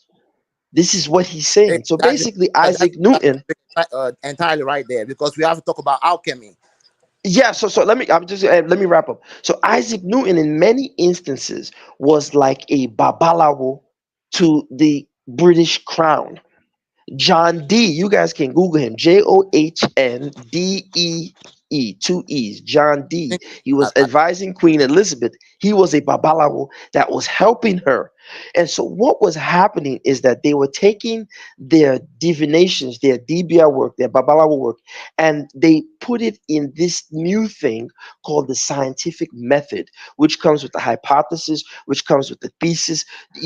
All of these things are now wrapped in. And there's a reason why, because Europe was going through enough social changes that the demand was that, look, our educated amongst us are going to be funded, as Mike said, the think tanks are going to be funded by our elite to come up with technology that will not only benefit us, but will shape the society. So why is it that we in Africa weren't doing it? Well, we weren't doing it because the instinct of most Africans is to try and control power. That is why we had the Oyomesi, because we didn't want one Oba to just run mad with power. That is why we don't see central hierarchies as the norm, particularly in West and Central Africa. We didn't want that abuse of power. And because we didn't want that abuse of power, we didn't come up with the centralized technologies that you saw Europe come up with. So it's not that we were so low IQ or we're this or we're that. No, the conditions of our environment and who we are traditionally, we don't like abuses of power. That is why today we're all frustrated, because our leaders are not controlled by us. Our leaders are controlled by external people, IMF, World Bank. They're the ones who push our leaders in power. But if our leaders were controlled by us, by now we would have given Tinubu open calabash. He would have killed himself. So I'll end with that. Okay, but I would like to interject though. I do get what you're saying, but I think with what you just analyzed right now, what you did not put into consideration when it comes to Europe is that nobody hijacked their progression, because every society has to go from different progression to another progression. They finish learning this lesson and they move to the next one, right? And I think that Okay, if I may ask one question, why the obsessive, why the interest in just Europe? What about the East? What because about the the people wait? that Let me just European, ask the question. What about the enormous innovations that happened in China, that happened in the Arabia? Because it's not just Europe that are more advanced than I can us. answer you. Okay, so let me quickly answer you. Very quickly. Most people don't know that there was a Chinese admiral. His name was Zhang He, and he was actually doing business with Africa. The difference is the orientation to reality. As the brother just said, the interruption of people's growth, right? So now the Chinese in the 1400s, in the 1300s, had the military and navy capacity to colonize the world, and no one would have been able to stop them.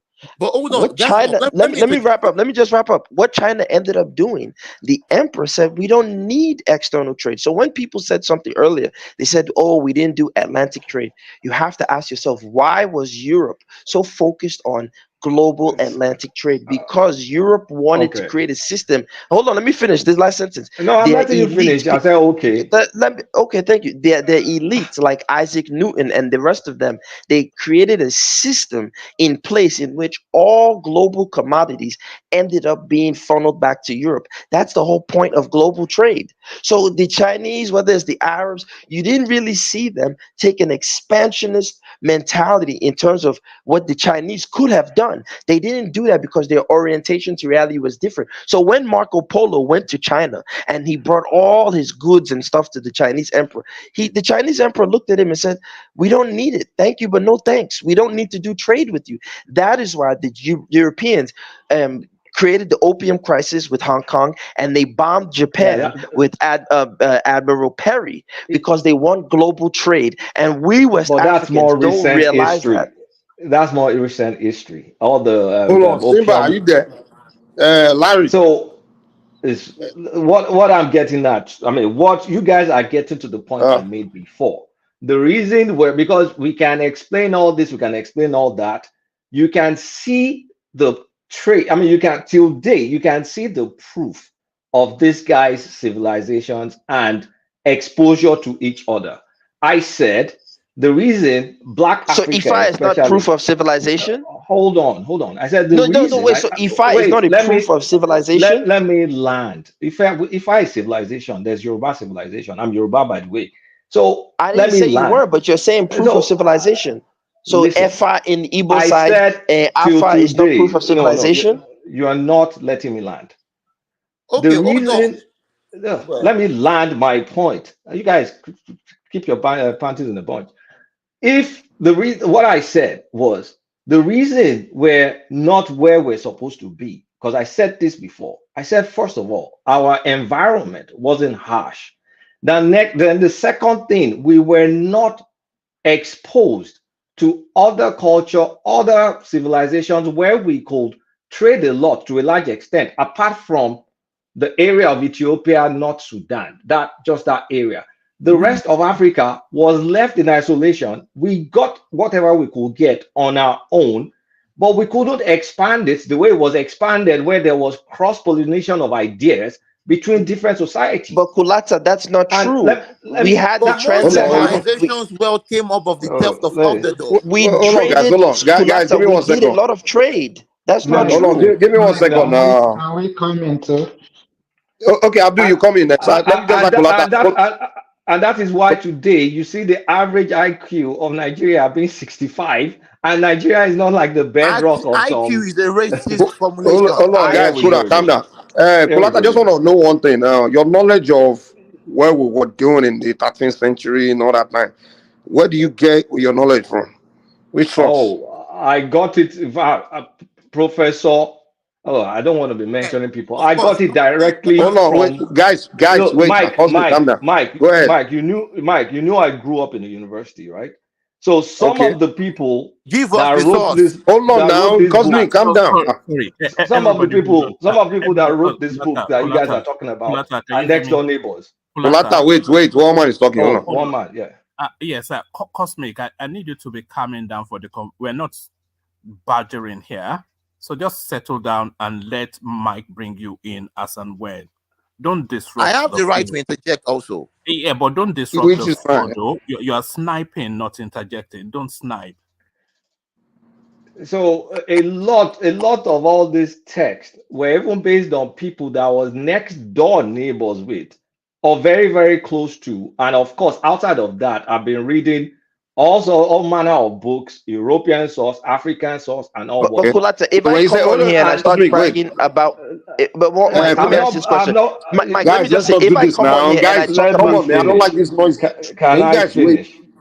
I think we were having a very great conversation before it turned to. I know, Mike. I just want to ask you a quick question, Mike. So, Mike, can I ask you one question?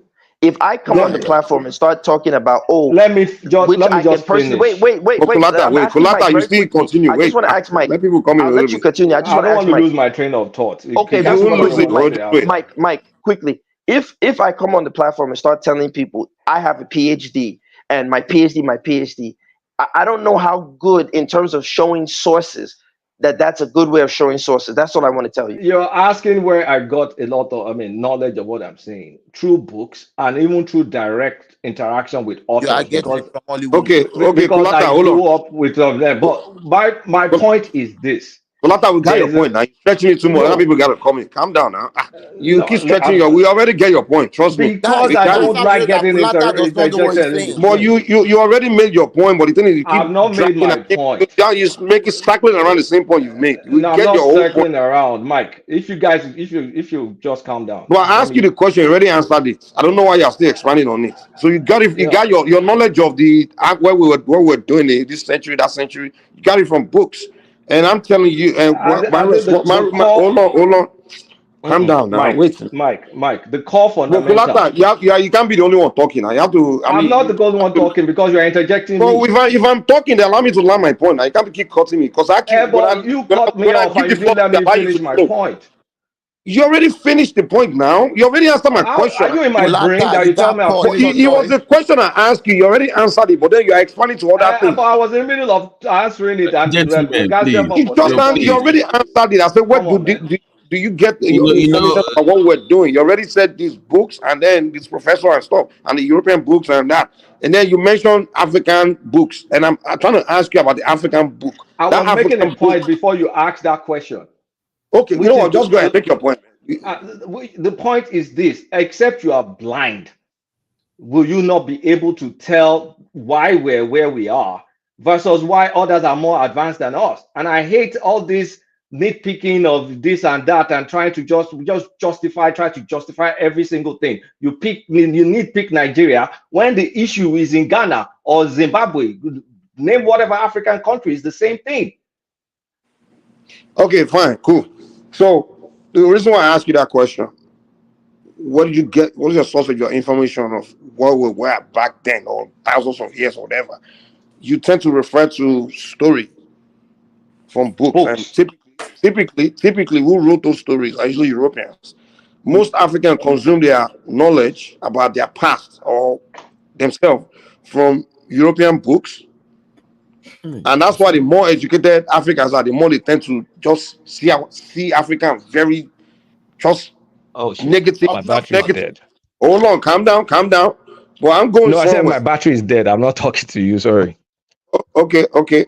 Like as a student of when we are learning, we learn history as part of it, and we tend to history we learn about people that existed in the past. So many characters, so many of them, even apart from the racial, even individual, even kings, and a lot of things we get from those stories. It's almost like I'm discovering that they were advanced technologies back then, because I will hear a story about when a person was communicating with his son in the market while he was at home. And we hear stories like that. And we hear stories about just things. I'm like, hold on, how was it possible back then? You understand? That's a story being passed down to us from our own ancestors about ourselves. How we hear stories use those advanced technologies? Hold on. How we hear a story about our son who was a master of medicine. In fact, when he was dying, he taught his own students how to even still hear his voice if they want to, how to do something, some so Mike, some stuff where they can hear him talk to them. Hold on, calm down. Mike, no, I don't want to ask you, is that not wireless technology? Exactly, that's what I'm saying. So when we are learning through when we are hearing about things that was happening back then, it's almost like our people were very advanced in technology. No wireless technology. Wireless technology from an African perspective. Exactly. So what I'm saying is when I'm learning, when I'm here, and in these stories, so many stories. If I'm thinking of my society of back then, even the story of us Romeo when he went to Benin, the way he talked when he went to Ife, and then he told the people in Benin that, hey, whenever a war comes, they just say that and he will appear. And the guy will appear during the war and he will do certain things where he just crush the enemies. So I'm like, dude, what kind of technology did they have back then? So it seems to me like our ancient, from our own African story, if I have to judge our past, it looks like we were once very advanced technologically. If I stick to that story passed down to me from our own ancestor and judge African past, I won't see myself as the people that were just didn't have advanced technology. But if I hold on. But if I, on the other hand, if I don't learn all these things from my own people, if I'm focused, if I only want to go through what Europeans wrote about me, go to a library and read one white man from Scotland or something wrote about Africa and this and that, and that's all I consume. Okay. Oh, sorry, Mike went off. But guys, please. Guys, the psychology of the thief is hold different on. from the psychology of the owner. Always remember that. Cosmic, please hold on, please. Hold on, BT. Cosmic, I'm not going to say it again. Just don't snipe and. This has the makings of a great. I'm just projecting. All right, thank you. No, enough of that. Please. No. Because Let's carry on. Because I'm really. We have very. If you notice, even I've not been saying a lot since about 30 minutes because I'm enjoying. But please, we have a lot of smart pants on the platform. You have people that I really enjoy listening from. Please, guys, let's make it conversation. Don't let me make it like a gotcha movement or sniping at people. It was conversational before, Baba T. You knew that. Yeah, but let's not. Even if you have issues with somebody, because I'm kind of, Let's break. Yeah, that's true. Can you guys hear me now? Sorry, I got knocked off. Yeah. Welcome back, Mike. So anyway, sorry. Mike. Let me just land my. I have 10 seconds. I will just land this point I'm trying to make. I'm not disagreeing here or fighting anything. I'm just trying to say put one thing out that we Africans have to be really wary of is that when we are consuming information, we also need to be very wise, because what you consume is what makes you.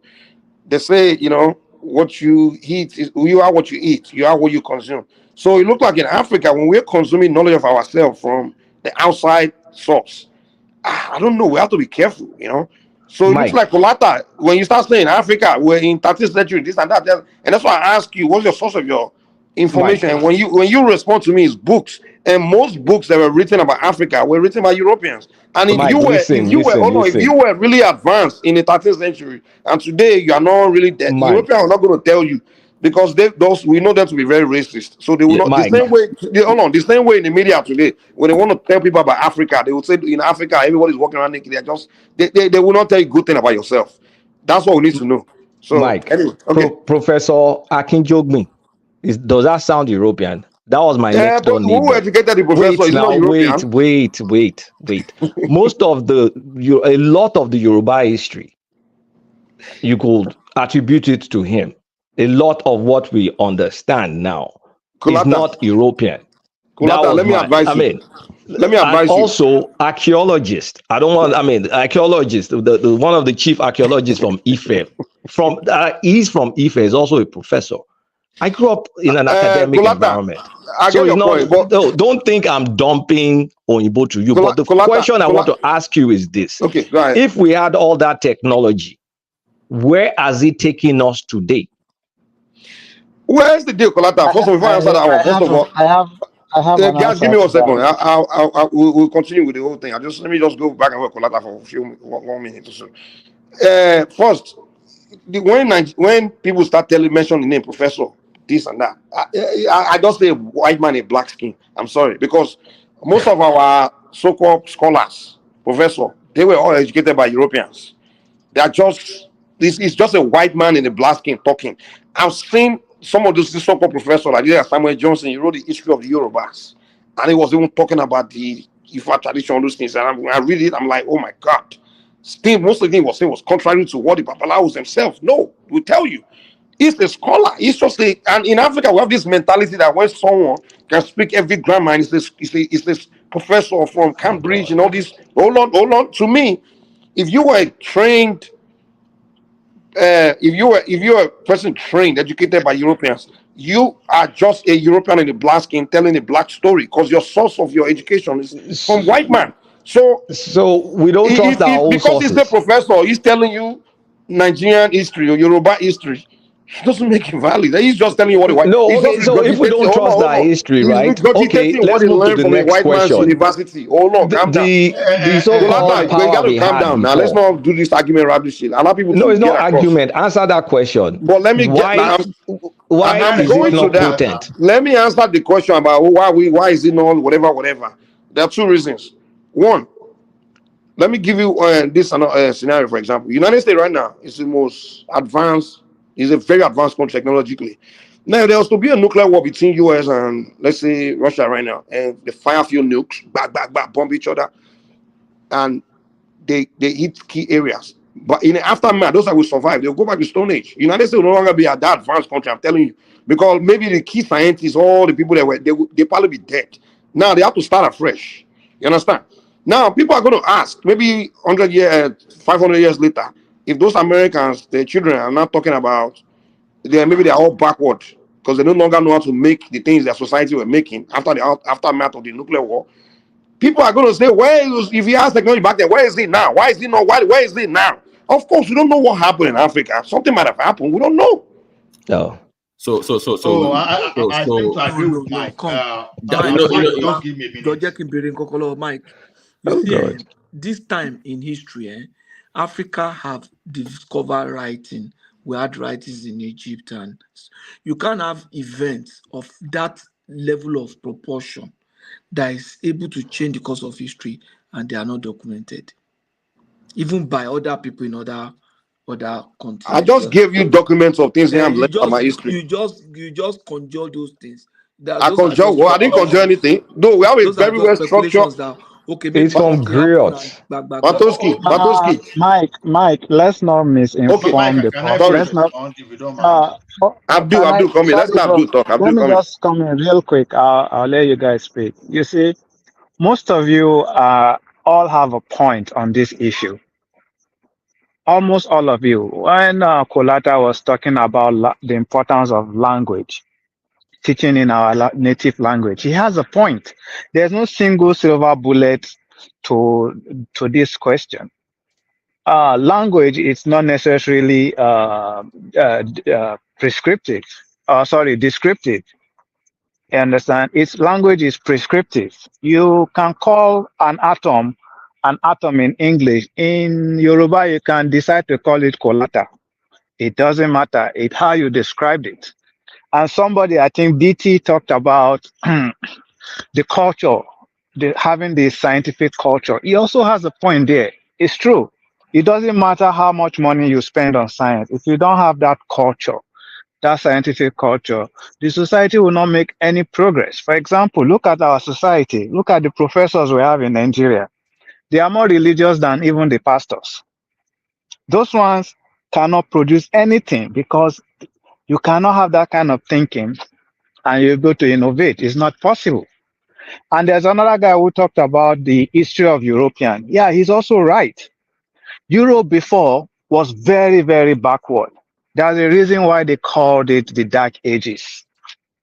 So you can't compare Europe to China, the Arabian Empire then. You cannot compare them. They were far ahead of Europe. But if any of you have read this book, *Sapien: The History of Mankind* by Yuval Noah Harari,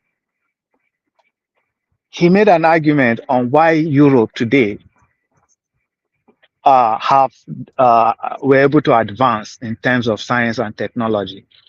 And his answer is very, very simple.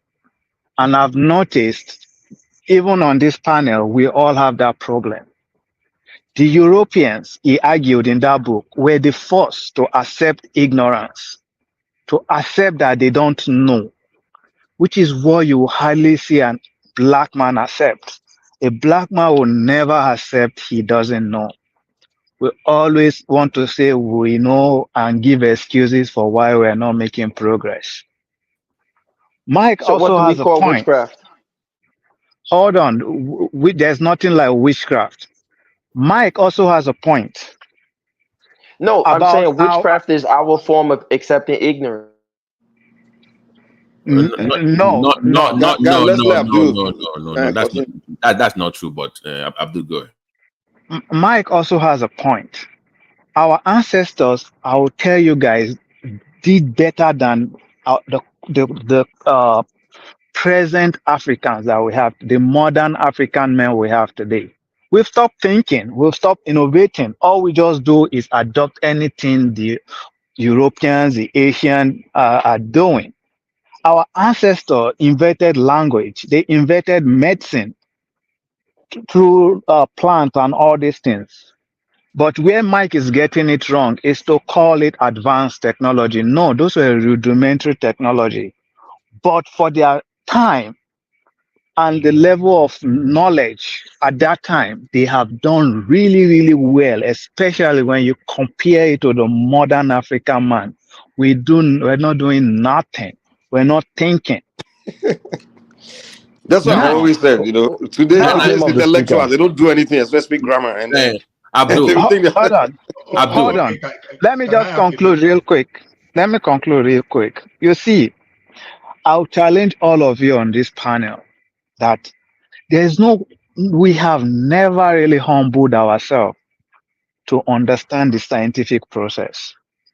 Because if any of us have done that, then you will be humble when it comes to claiming knowledge or anything like that.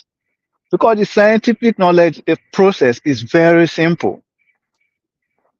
In it, fundamental to scientific process is the acceptance of ignorance. To ask or to observe. When you observe, to ask questions. When you ask questions, you raise hypotheses. When you raise hypotheses, you challenge your hypothesis through experiments. During your experiment, you collect data. When you collect data, you analyze your data. From there, you come to conclusion. You get results. You develop theories. These things is not. Hold on. Let me just conclude. You understand? If we can inculcate this culture into our society, I'm telling you, whatever you think the Europeans, the Asians have achieved, will achieve even more. That is Thank why. you, Abdul. Hold on. Just one last statement, please. One last statement, please. That is why when you observe the fight between China and America, it's a fight about the true knowledge. That is science. You will see America complaining that, oh, China is brutalizing other religion in their country. They will not allow other religion to grow. They will even send Bibles and everything to China. But what do you see America trying to keep away from China? Technology. They told all American citizens, including green card holders, not to share knowledge and technology with China anymore because they know the value. You will never hear them tell you not to share Bible or spread religion or no. But when they know what is keeping them ahead of everybody and they will protect it with whatever they have, even if it will hurt their own companies. Look at Intel. Look at Nvidia. They could not sell their microchip to China and it's really hurting the company. But because they don't want to protect that knowledge, they don't want China to acquire that knowledge. They don't care if those companies dies. That is how much these people value knowledge. And that's how much I want us to value and seek for knowledge. Thank you. Sorry, guys. Abdul, give me 10 seconds. I want to disagree with Abdul. Joe. Go ahead. Abdul, respectfully, I disagree with you because the thing is this: if you don't blow your trumpet, nobody will help you blow it. Let me tell you something. Historically, and it's on record, the Chinese were like almost 600 years ahead of any Western power in terms of technology. But when these people started their reverse engineering, as if the Chinese people stole technology from them, the Chinese people pushed back. Just imagine Chinese people just answered, oh, we were nothing, and all those. Chinese pushed back to the extent that even the Western researchers started acknowledging and started accepting, started publishing the fact that these people were actually more advanced than them. Now, look at the way you came down and say, oh, America doesn't want, because America knows where China are, the Chinese are, And they don't Bro, want what them to period succeed. are you talking about? What period are you Wait, talking let's about? forget. Let me just laugh. Let me Yes, just No, laugh. no, period is important, Ola. I can't follow what you're saying now Ola, because period is you're important. just We're lost. exactly. I don't understand what you're saying. Okay. Before Ola, the I'm First not World lost. Keep War, going, Ola. I understand you clear. Keep going. Gas Don't them mind up. that. Don't do that. Come on now. You know what we're trying to okay, do. Come on, don't do that, man. Come on. Before the First World War, the Chinese people and the Indian combined together, they were like dominating over 50% of the global trade. When you want to talk of the sea technology, you want to talk of iron technology, everything, they were there. That is a So, lie. What is your source? That's a lie. okay. What is your Before you source? say, wait now. I will post a link to you here before I go. Why will I tell you lies? For what purpose? Guys, can we go back to the fundamentals? I think the fundamental. I don't want us to get bogged down with all this. I want to explain the fundamentals. That's where I'm going to. Now, when you say we should not push back, I'm telling you that the narrative changed when the Chinese people pushed back. You were saying we should accept that we didn't have all those things and that we are ignorant. And see, not until we push back on all this black painting that as if we are useless. Now, look at it this way now. Ola, don't go now. Vague. You are very vague in your content. What Ola, do we we want to have? ask questions What too. exactly do we have? What exactly do we have that I deny that I'm denying? What did we have that I said we don't have? Can you say that? I can answer that. Please, you can Abdul. Okay, so wait, I would like to answer on behalf of Allah quickly. Now, the gentleman stated that the problem of Africans is that we don't utilize we don't have the capacity to acknowledge ignorance of when we don't know. And actually, this is why I said if you read more anthropology, I believe the gentleman's name is Evans Pritchard. He did a deep dive in terms of witchcraft in Africa. And that's the reason why I specifically said in many instances, a lot of times you would see what Africans typically could not expound upon or what they could not explain, they would, in some instances, not all, but in some instances, attribute it to witchcraft. When the gentleman Abdul is trying to give us, when the gentleman is trying to prescribe to us that Africans are not having the scientific method, let's keep in mind this same scientific method. For example, hold on. You just mixed up something. One man, can you mute them though? Can you mute them? Because when it's gassed them up, I get muted. Gaza, don't play the victim now. No, I'm just saying it's not a victim. I'm just saying I got muted right away. Go ahead. It's just BS. go ahead with the Yeah, point. thank you. All right. So my point is, when we talk, I'm just calling it out. So when we talk about the scientific method or whatever, for example, today we all know, I believe it's Koch's postulate and all these other things in medicine. However, germ theory is still a theory. Now, it's a very credible and strong theory, but it is not germ proof. It is still a theory. So the idea that the scientific method is the end all be all of human technological advancement, that's false. As a matter of fact, if you look at, for example, the temples that they built in South America, the Mayans and the Aztecs and the Incas that built all those pyramids, they literally built those pyramids without the concept of zero in their language. But everyone has told us, mathematically speaking, you can't build a pyramid without the concept of zero. But they have shown that the Incans, the Aztecs, and the Mayans built their pyramids, which are even larger than the Egyptian pyramids, without the concept of zero. So my point is this: is that what Allah is trying to tell us is that our language is very, very, very powerful and profound in helping us shape and structure our reality.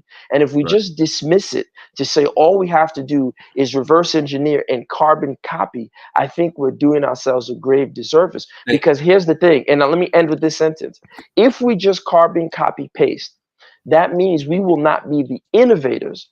And that is why, if you look at today's society, Africa has not added anything to modernity. Because we're carbon copying pasting. Right now, Africans are trying to be more Christian than the Pope. And that's our problem. I'll stop there. Okay. No. Okay. Let me link it together. So we can come back to the fundamental. It's a very powerful second back to it. So guys, remember just said about the language, how powerful it is. Earlier on, I read part of a research that talked about cognitive development being times 3 higher when you study in your own tongue, right? Now you discussed the family at right earlier on as part of the fundamental at home. So what I'm going to ask from is that the push to have people study in the library or the push to have people who read at home would be better if it was in, let's say, in Yoruba language, right? As opposed to English. Because let's say I'm Yakabiru or Yanosimo, I don't speak English, but my kid is going to school. What they're saying is that if the language of in that book is Yoruba, me as Yanosimo will be more interested in what my kid is reading. I will buy more books in Yoruba language, if it's chemistry or whatever, for that child, which affects the child's development. To people like Mike now, that child growing up will be more receptive to the culture, to the history of Yoruba people, to tradition, to Ifa, if he was raised to learn everything he's learned in his own language, right? So to Kulata, how do you then, because you brought up the family up, right? You brought up that point earlier. So should we make a push to transition to Yoruba language or to Igbo or stay to English or figure out? I'm not. Look, my dad told me when I was growing up that yes, it will be better to educate a child in his native tongue. I've known that since I was a child. Right. So it's not like I disagree with you, but I'm saying that is not the panacea. The main thing you speak Yoruba from now till the coming back to the coming of Christ. It doesn't matter. What matters is the culture itself, using the Yoruba or the English or the Swahili or whatever to think about fixing problems, being inquisitive, pushing boundaries, being able to pieces things apart, put it back together. Hold on, Moduro there.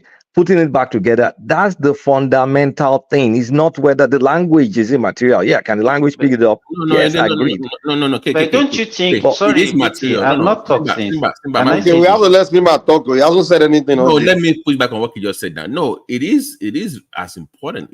Language is very important. You can't dismiss language. It's not as important, but it is not the thing that is, it's not okay. You have the language. We had the language. We've always had the language. But what did we do with it? That's what I'm saying. Do we imbibe? We use it to. We use it to do. When we started with this thing, sorry, good morning, everybody. If you look at our curriculum before, you discover that we didn't lay much emphasis, especially because our language of instruction is English.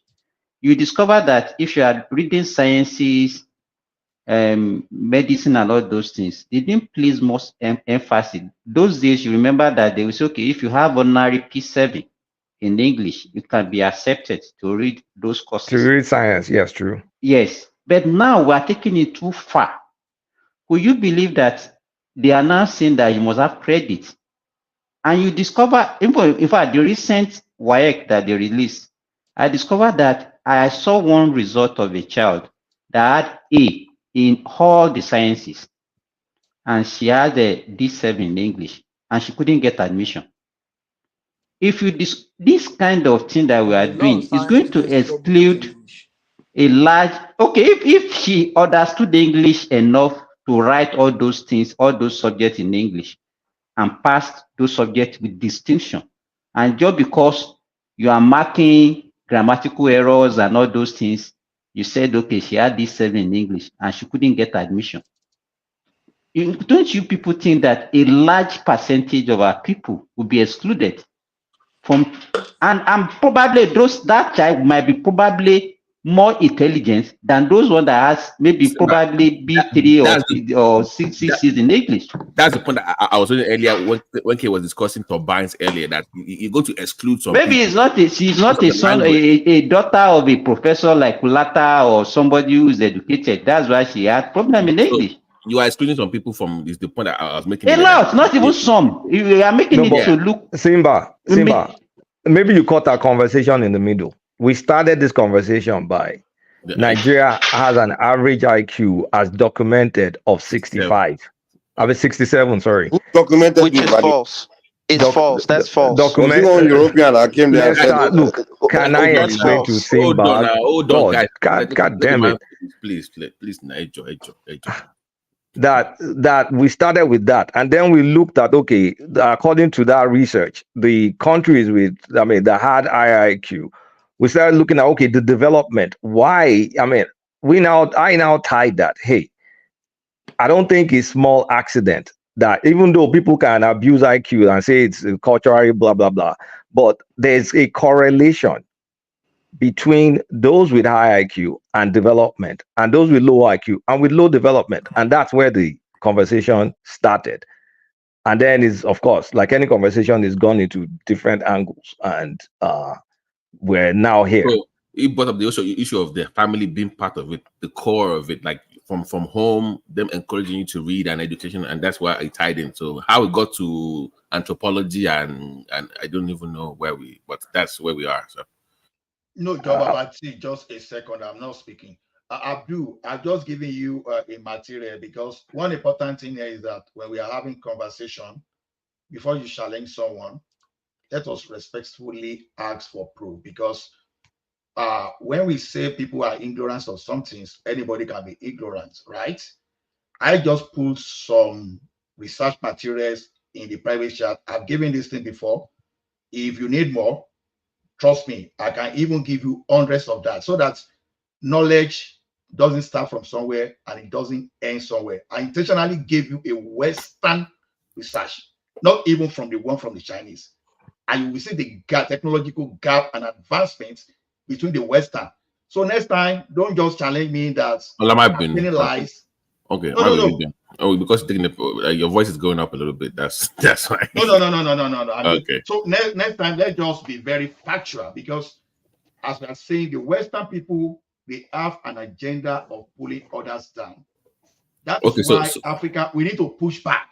Hold on. Can I hold on, gentlemen? America will tell us that they discover Ifa, and they will even tell you that they discover Ogun. Already they've done what is they have Thor. They have all these stuff. Marvel comics. They will tell you Marvel comics, that exactly. they discover Shango, Wonder Woman. We're talking about Oya, so, you know. Exactly. We have to push back. The more we push back, the more they respect us. So the Chinese people and the Indian people, they push and push and push and push, and today they are forced to be respected. The Chinese people were 700 years, 600 years further, deeper, more advanced than the Western power. Whether you like it or not, you find it in Harvard, you find it in the British where they should attended. You find all those things across several libraries in the United States of America. So never underrate the Chinese people. And they still teach the people in their language today. They were able. So they were unable to cast the Chinese artifact away. They were unable to destabilize them like they destabilized us. That was why they quickly retraced the step. But if we keep pushing back, honestly, okay, see the awareness now. Everybody now is getting aware. Everybody now is fishing out some religious scammers out. See, when you keep persisting and you keep preaching your own identity, it's a matter of time. It's a matter of time. Everything will change. So Ola, I hold on, because I want to respond after Ola, because you guys said certain key things. Okay, let me ask a question, and both of you respond. Wait, before hold on. You spoke, and Ola's responding to the gentleman. Now I just want to speak, quickly please. Don't do that. Thank you. So thank you. All right. So very quickly, 2 quick points. First, whenever these people come on to these platforms or anywhere, when you get around, especially Europeans or Africans who want to be Europeans, you have to be very careful of them. I posted it in the back chat, and I tried to post it in the normal chat. Man. Man. Okay, yeah, bloody hell. Thank you. So the point is this. An IQ test takes about 1 hour to 2 hours to administer, right? Now, I can guarantee you, and I've looked at many of the studies where they said they were measuring African IQs. The methodology that they used was shoddy at best. It was nonsense. That's one. IQ has even been proven to be a silly test, but we're not even going to go into the nonsense of how the test is nonsense, right? Anyone who's studied pedagogy will tell you, for example, there's one of the renowned scholars, Harold Gardner, and he wrote a book called The Multiple Intelligence Theory. And the multiple intelligence theory lets us know that there's different forms of intelligence. So, for example, when you're looking at one group, they might have a certain type of intelligence in which another group might not possess. So a firefighter or a group of firefighters will have a high IQ when it comes to fighting fires, as opposed to a CPA who can help you hide, your income from taxation. There's different levels of intelligence. And what we're trying to do with IQ is they're trying to standardize intelligence to fit a particular metric, right? And if you understand that metric, you'll see that, oh, okay, I see what they're doing.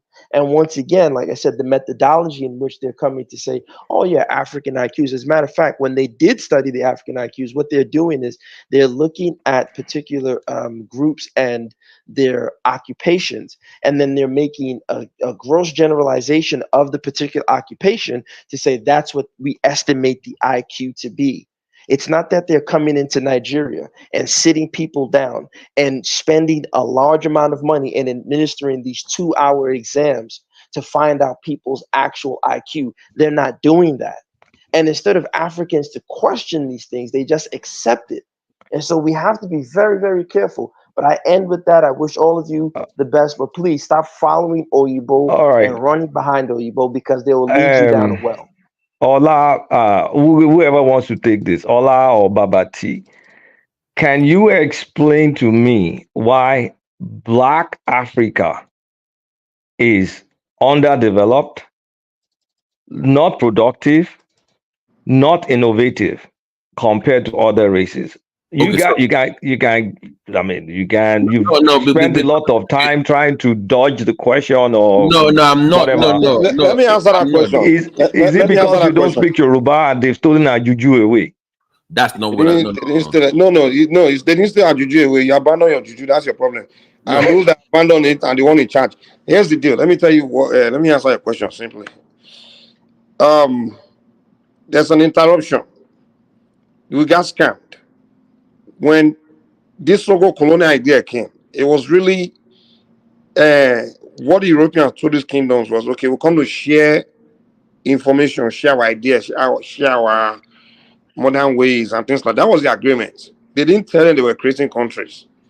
They didn't tell them this is where we're going to be. That wasn't the agreement. In fact, if you go and get the story of the Egba, they won't tell you that the British were saying, oh, when they're living, we'll be a country of their own. They will tell you it was the agreement they had with them, with these key kingdoms. So now, when they were there, they started creating these so-called schools, institutions, and they were telling those people to bring their children to those schools. And what were they doing? They were just brainwashing them. The game they played was to brainwash the generation that they would put in charge when they leave. That was the game. Now, they created this class of people. A lot of them, they took them to England, took them to Sudals to become soldiers. The others, they took them to England. The first thing, before you get their Western education, you have to convert to they Christianize you as a child.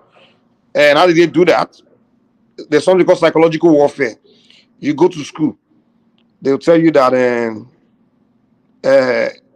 they see the culture your father is practicing. Let's say, for example, you're practicing Ifa, and of course, in Ifa tradition, without issue, you can't do anything. You gotta go to issue to get any ritual, anything done. You go to school, they already brainwash you that issue is Satan. So from there, hold on, let me just give you Kulata. I don't like to listen to people. Learn to be I'm not the open-minded. one talking now. Who was that? I said, I'm just supporting your point. I said they call it paganism. Yeah, paganism, primitive. They brainwash them from the children. They capture those children's minds. They destroy their minds. So now, that 30 years or 50 years of colonial time, that was their goal. They had a long-term plan. The long-term plan is to get us in that hole we are in. So when they were there, our so-called kingdoms didn't know. And I'm sorry, me I studied because when I talk to our own traditional people, they even warn us. Those people come, we don't accept them in. But our people, because of our stubbornness, stupidity, we ignore the oracle because the woman brought money. So by the way, so when they took those class of people, took them to their brainwash them, raise that generation, took them to England, give them the degrees and everything. When they were leaving, go and look at your independent video, who they handed the country over to, these new entities. They didn't invite no traditional rulers there. It was the soldiers and those intellectuals they raised from childhood to twist their mind put them in charge. Now, those guys have been in charge of Africa. They know no native knowledge. They are, until today, they still look up to their master. Because whoever raised you is your master. So these people were raised through, they were being trained by the British. They were being trained to see the British as their masters. Whoever is training you is your master. So till today, the people with the mind, that's why I always say the most dangerous people are these intellectuals. They don't know anything about their own traditional ways or anything. They are pretty much British men in a black skin, and they are everything they do, all in their ways, all in the favor of their colonial homeland. Those people are in charge of Africa, and somehow it can't occur to them that, listen, the way we are doing things, the manner, the system, the way the British, it's not for you. You have to design your own system. You have to design your own way. An example is what we gave you. How can you use the language of instruction, use English as a language of instruction, when children growing up don't speak English? Majority of the kids in the north cannot speak English. A lot of kids growing up in the rural part of Africa don't know English. So by the time, how would they learn? I mean, like, it's just all these things is what's holding us back. That's why everybody else is advancing. We are not. And we have to take a step back to where we tripped. We have to go back to the origin. Where are we coming from? But no one want to have that conversation. Mike, those are okay. Let's put it this way: internal factors, external factors. What you described were external factors, right? But I think the point we're trying to get here is the internal factors, like beyond what the foreigners did within our own space. Well, how did we screw ourselves up? We know they did what they did. No, but I don't think that's the right question. Okay, you're screwed, right?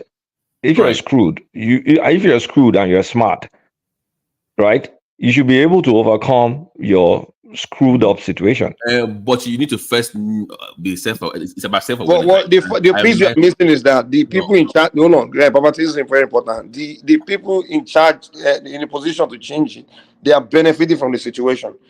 The elite, they all have British passport. They can go to England anytime they want American passport, and they are rich. So go and talk to the wealthy, those class of people, and tell them that you want to change the system. They look at you like, this system I'm enjoying this system because I'm rich.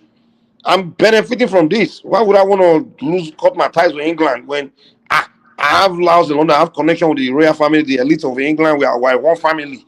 Most of those, if you study the family of those elite in Nigeria today, most of them are children of people that are tied to England during the colonial times.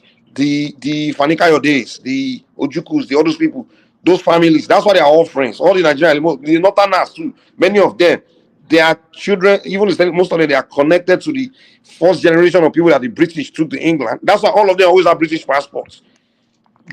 Mike, it's not everybody that faced British. Not even every African was colonized. The story is still the same. Good point. Yeah, that's a good point.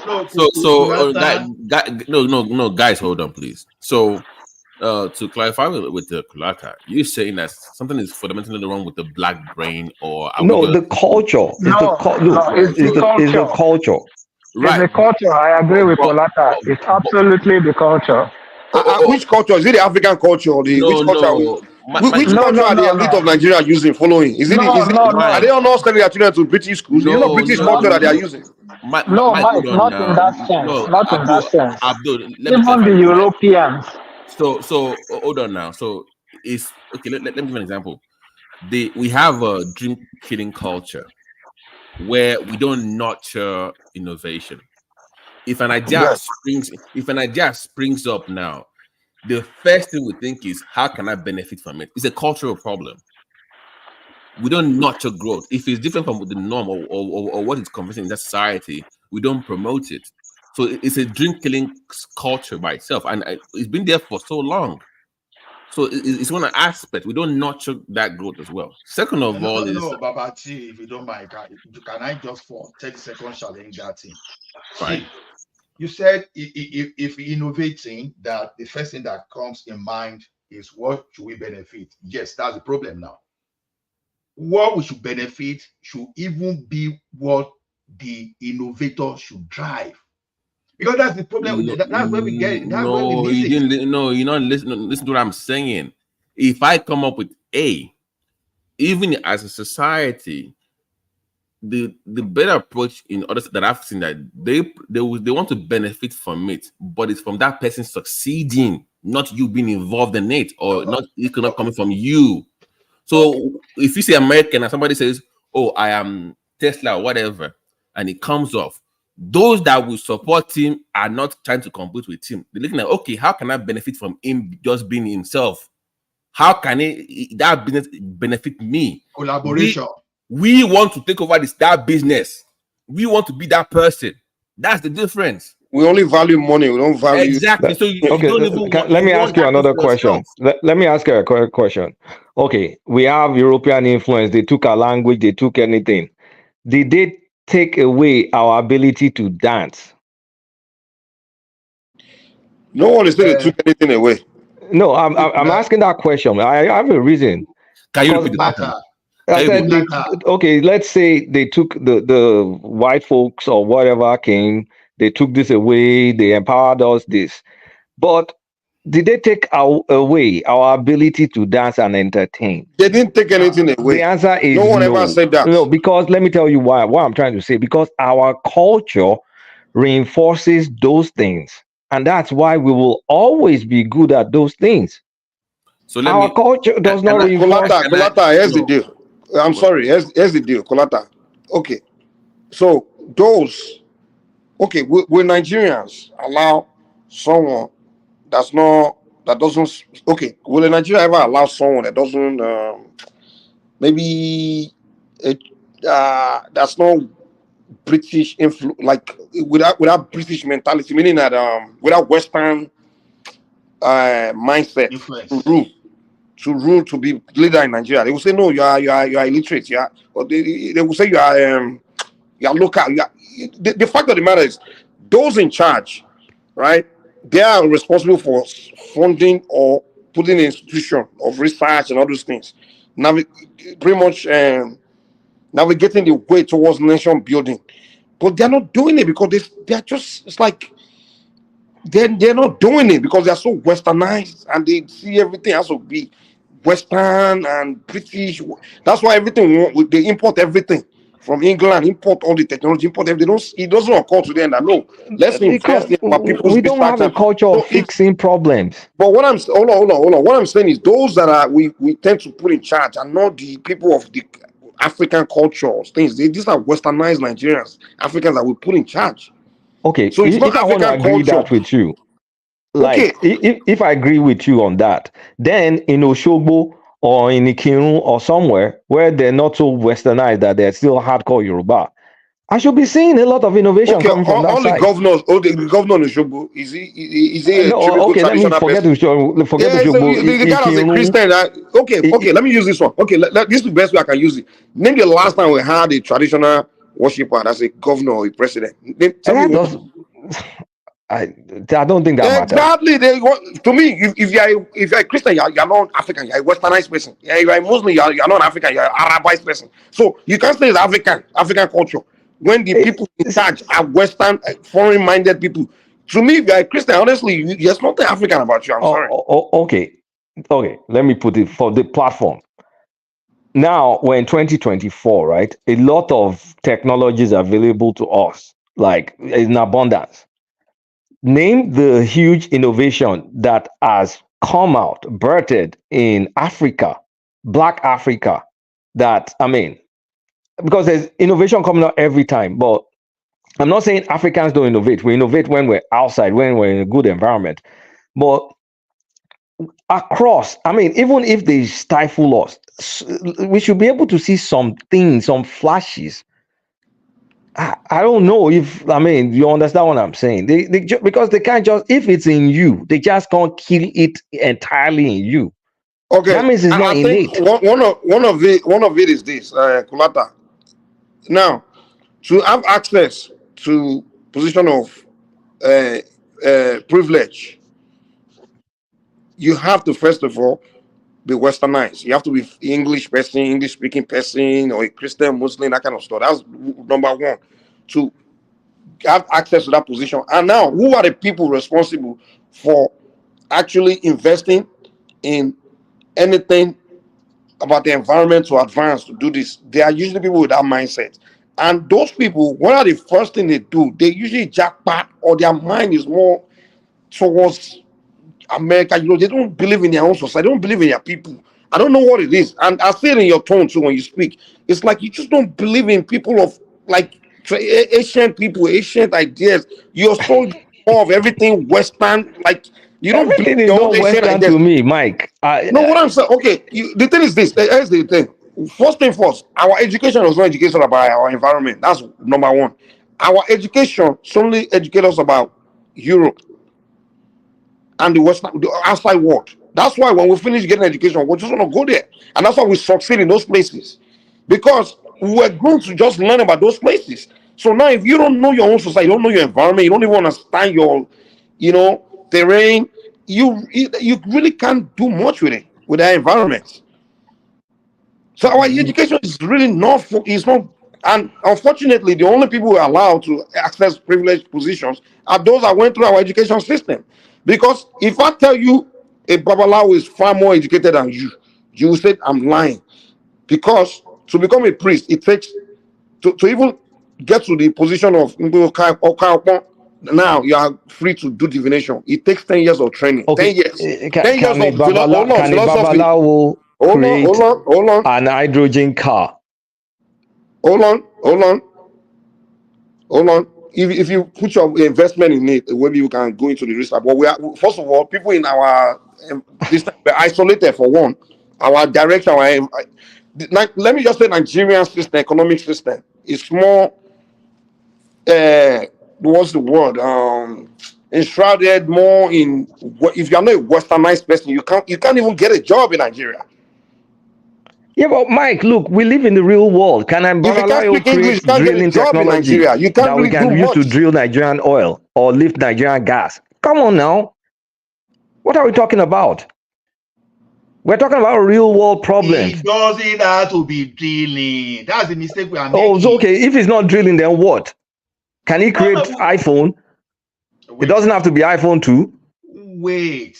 See, the Chinese Eastern philosophy, they create all the iPhones we But use. the fact of the matter is, Kolata, is your kind that are in charge in Nigeria, in Africa. I'm sorry. It better be my kind. And then you guys are not doing anything. You guys are the one being in charge since colonial left. Westernized we now want to shift a standard that doesn't exist. At the end of the day, you blame those of us that are primitive. This is not part of primitive. I appreciate my culture. They have been the one in charge. You guys haven't done shit. But then you say it's our culture. Please, gentlemen, please. No. Ola, please. There's a reason why I keep bringing this point up with Kolata. No, I'm begging for 10 seconds. The people that wear suit and tie, they have been the one in charge of Nigeria for the past 60 years. And then they will bring the Mike would like suit and tie. Mike, hold on now. Because when I ask this question, you tell me that you don't like, okay, you will say it's not what you're saying, but that is the way it comes across. Are you saying we are incapable? Because that's what pretty much you're saying. Like we're incapable of doing these things. Is that what you're saying? I'm very clear. I said nature and nurture, right? Right. Naturally, we have people that are capable. Right. Nurture, the environment, doesn't foster those kind of things. So that's why if I unpick you and put you in Denmark, or I put you in Singapore or the United States, you will perform. But when you are stuck, Kolata, and I give you the perfect response that the people in charge don't invest in environments. They don't even believe in environments. They believe in the environment of their colonial masters. A lot of Mike, isn't that contradictory? The colonial masters, you take them to their colonial masters' land and they thrive. Exactly, because their whole mind is focused on the colonial masters' land environment. They know more. If you go to Nigeria education system, you know more about England than you probably know about the northern Nigeria. You know more about England than you know about the other region of Nigeria. So you literally don't know much about your environment. You're in charge. That's why our Mike, leaders. why are you assuming I don't know Nigeria? Have we had a discussion about Nigeria before? I'm just telling you, Africa in general. Those suit and tie Africans, they are just colonial master in black skin. Their mentality, they don't know nothing about the environment, their own society. That's why they don't invest in their environment. They don't invest in their people because they don't see their people as people that know anything. They believe knowledge start from the colonial country, colonial mind, and knowledge finish there. That's why everything. Hold on. That's why everything. Wait now, Kulata, calm down. That's why everything they want to use. The first place they go is to Western world to go and import it, or call the Western world to come and give the answer. Our leaders, whenever we have problems, we call the Oyinbo to come and give us answer, to come and explain it to us. Even when we want to learn about maybe we go to them for everything to come and teach us. To come that those are the people in charge. That's the way they think. The suit and tie, the bourgeoisies, they were all trained by the colonialists, and they are the one in charge. And so they are the problem. They are the one in charge of the environment. So it's not the people of the culture that are in charge of the governance. So it's not the people. It's the people of the colonial creation that are the problem. I'm sorry. Okay, Mike, can I say one thing real quick? To what you said, the issue I have with your side of the argument is that maybe Mike does not know there is actually astrophysics and math, advanced science in the found. They have it. Even your Brown University, I put that stuff on this platform several times. The issue is that we don't believe in ourselves. We don't even believe in what we have. It's there. Exactly. But we don't believe it. But to say, because it comes across as dismissive, we don't believe in our own product. Like I gave an example of what Ethiopia had until they lost it to a different country when it comes to a particular herb. I talk to people in my own field when it comes to herbal stuff all the time. They have all these things. And I'm like, wait a minute. You have all these things. I need to wait for 5 Does the Nigerian government believe in him, Babati? I agree with you. No, exactly. That's what I'm saying. But here, Mike, it's my thing. We have it. Is my thing. It is there. And that's what I'm explaining to Kulata now. But to say, okay, no, that is where I have the pushback. Like that means there's a solution. Is my point. We can solve the problem. Babati, you think if you and I are the president, if we are the one in government, we will not be investing in that area? I don't want to paint this hopeless picture where it's like, oh, that's the way we are. And Babati, I don't that far. Yeah. I mean, I pray you live to be 100 years old. I pray all of us here live long, right? Nobody will die till they're 90 something. Right. But do you think your country or South Africa, south of the Sahara, will turn to a land of innovation before we all die? There's no proof. No. But that is where my own frustration comes at. Because it's one thing to suck and not have anything and be the way you are. It's another thing to have there are some things. There's some knowledge. Okay, go ahead. Yeah. What hurts me that I get annoyed is that we are poor. We're not Haiti. We as Nigerians or Africans, we are poor by choice. It is right there. Like we are here. We can't even feed ourselves. Like I said earlier, we have all these resources, but we need to wait for somebody to come and help us. That is where I have the problem. And in the next 100 years, it change. It will not change. Abdul, give me 1 second. Let me make one statement. Kulata, do you know quantum physics? Yeah, me? No, I don't read book like that though. Okay. Quantum physics. We were the first people that told Europeans about quantum physics. By the way, and 100 years ago, they didn't. I have shared that on this platform. I have from Brown University. Look, quantum physics, zeros and ones. I would tell you what will shock you, Kulata. Binary. I know all that stuff. Kulata, Babati, wait now. If I tell you that we Yoruba people, we are still light years, we are still way ahead of scientists in terms when it comes to quantum physics. No, but Mike, what's the point? Kidney point. Invest in us. The point I'm making is invest in us. Listen, no. Mike, stay with me. What you're saying, I have seen the number. I have seen all these things. I talk to people that have all this knowledge. To create material science, you need money. You need money. You need millions. No. But Mike, here's my thing. If you believe in what you have, you will find the money. You will find the resources to do it. You don't believe in yourself. That's what it boils down to. I have electricity, but you can't find the money to do it. And we are saying the same thing now. We are isolated. Babati. Yeah. Do you know how many Nigerians run away from me because I practice our tradition? or every friend I had before that they didn't know. The moment they find out they're no longer my friend, they ran away. I'm telling you that we that have advanced knowledge in quantum physics, no Nigerian want to associate with us. Talk less of the nobody want to associate with us. They see us as witchcraft, witch. They see us as witches and wizards. No, Mike, let's go there now, because you know that's so how can you invest in me when you run away from me? You see me as the evil person of society. Mike, wait. Let's have a talk, because I know you are in that area, and I have a talk with people, and we talk. To people that are in that practice tradition, like I involve myself as well, we have this conversation, and I will make it public now.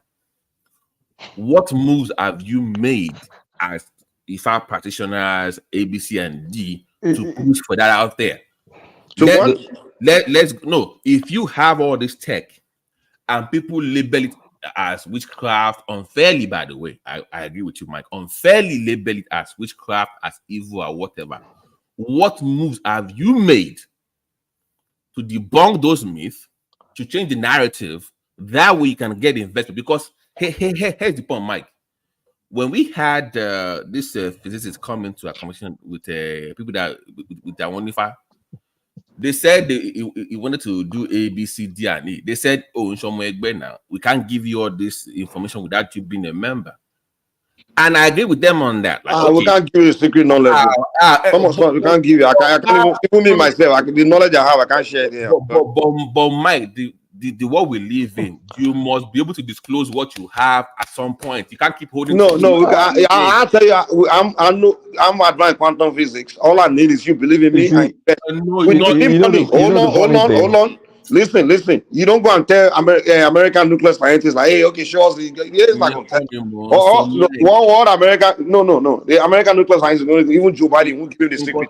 What they will tell you is, invest this amount of money in us, and we'll create what you want. So, Mike, stay with me now. I know I'm. Wait, I ask you a quick question. Shebi, Professor Wande Abimbola lo make connection. Oh, I'm speaking Yoruba. If I had to quantum physics, Abi. Which professor who? He doesn't. Wande Abimbola is the number one. If I don't even start mentioning all these professors, man. They don't know anything. Hold on now. I don't think you know Wande Abimbola. It's not him. He's the one that what?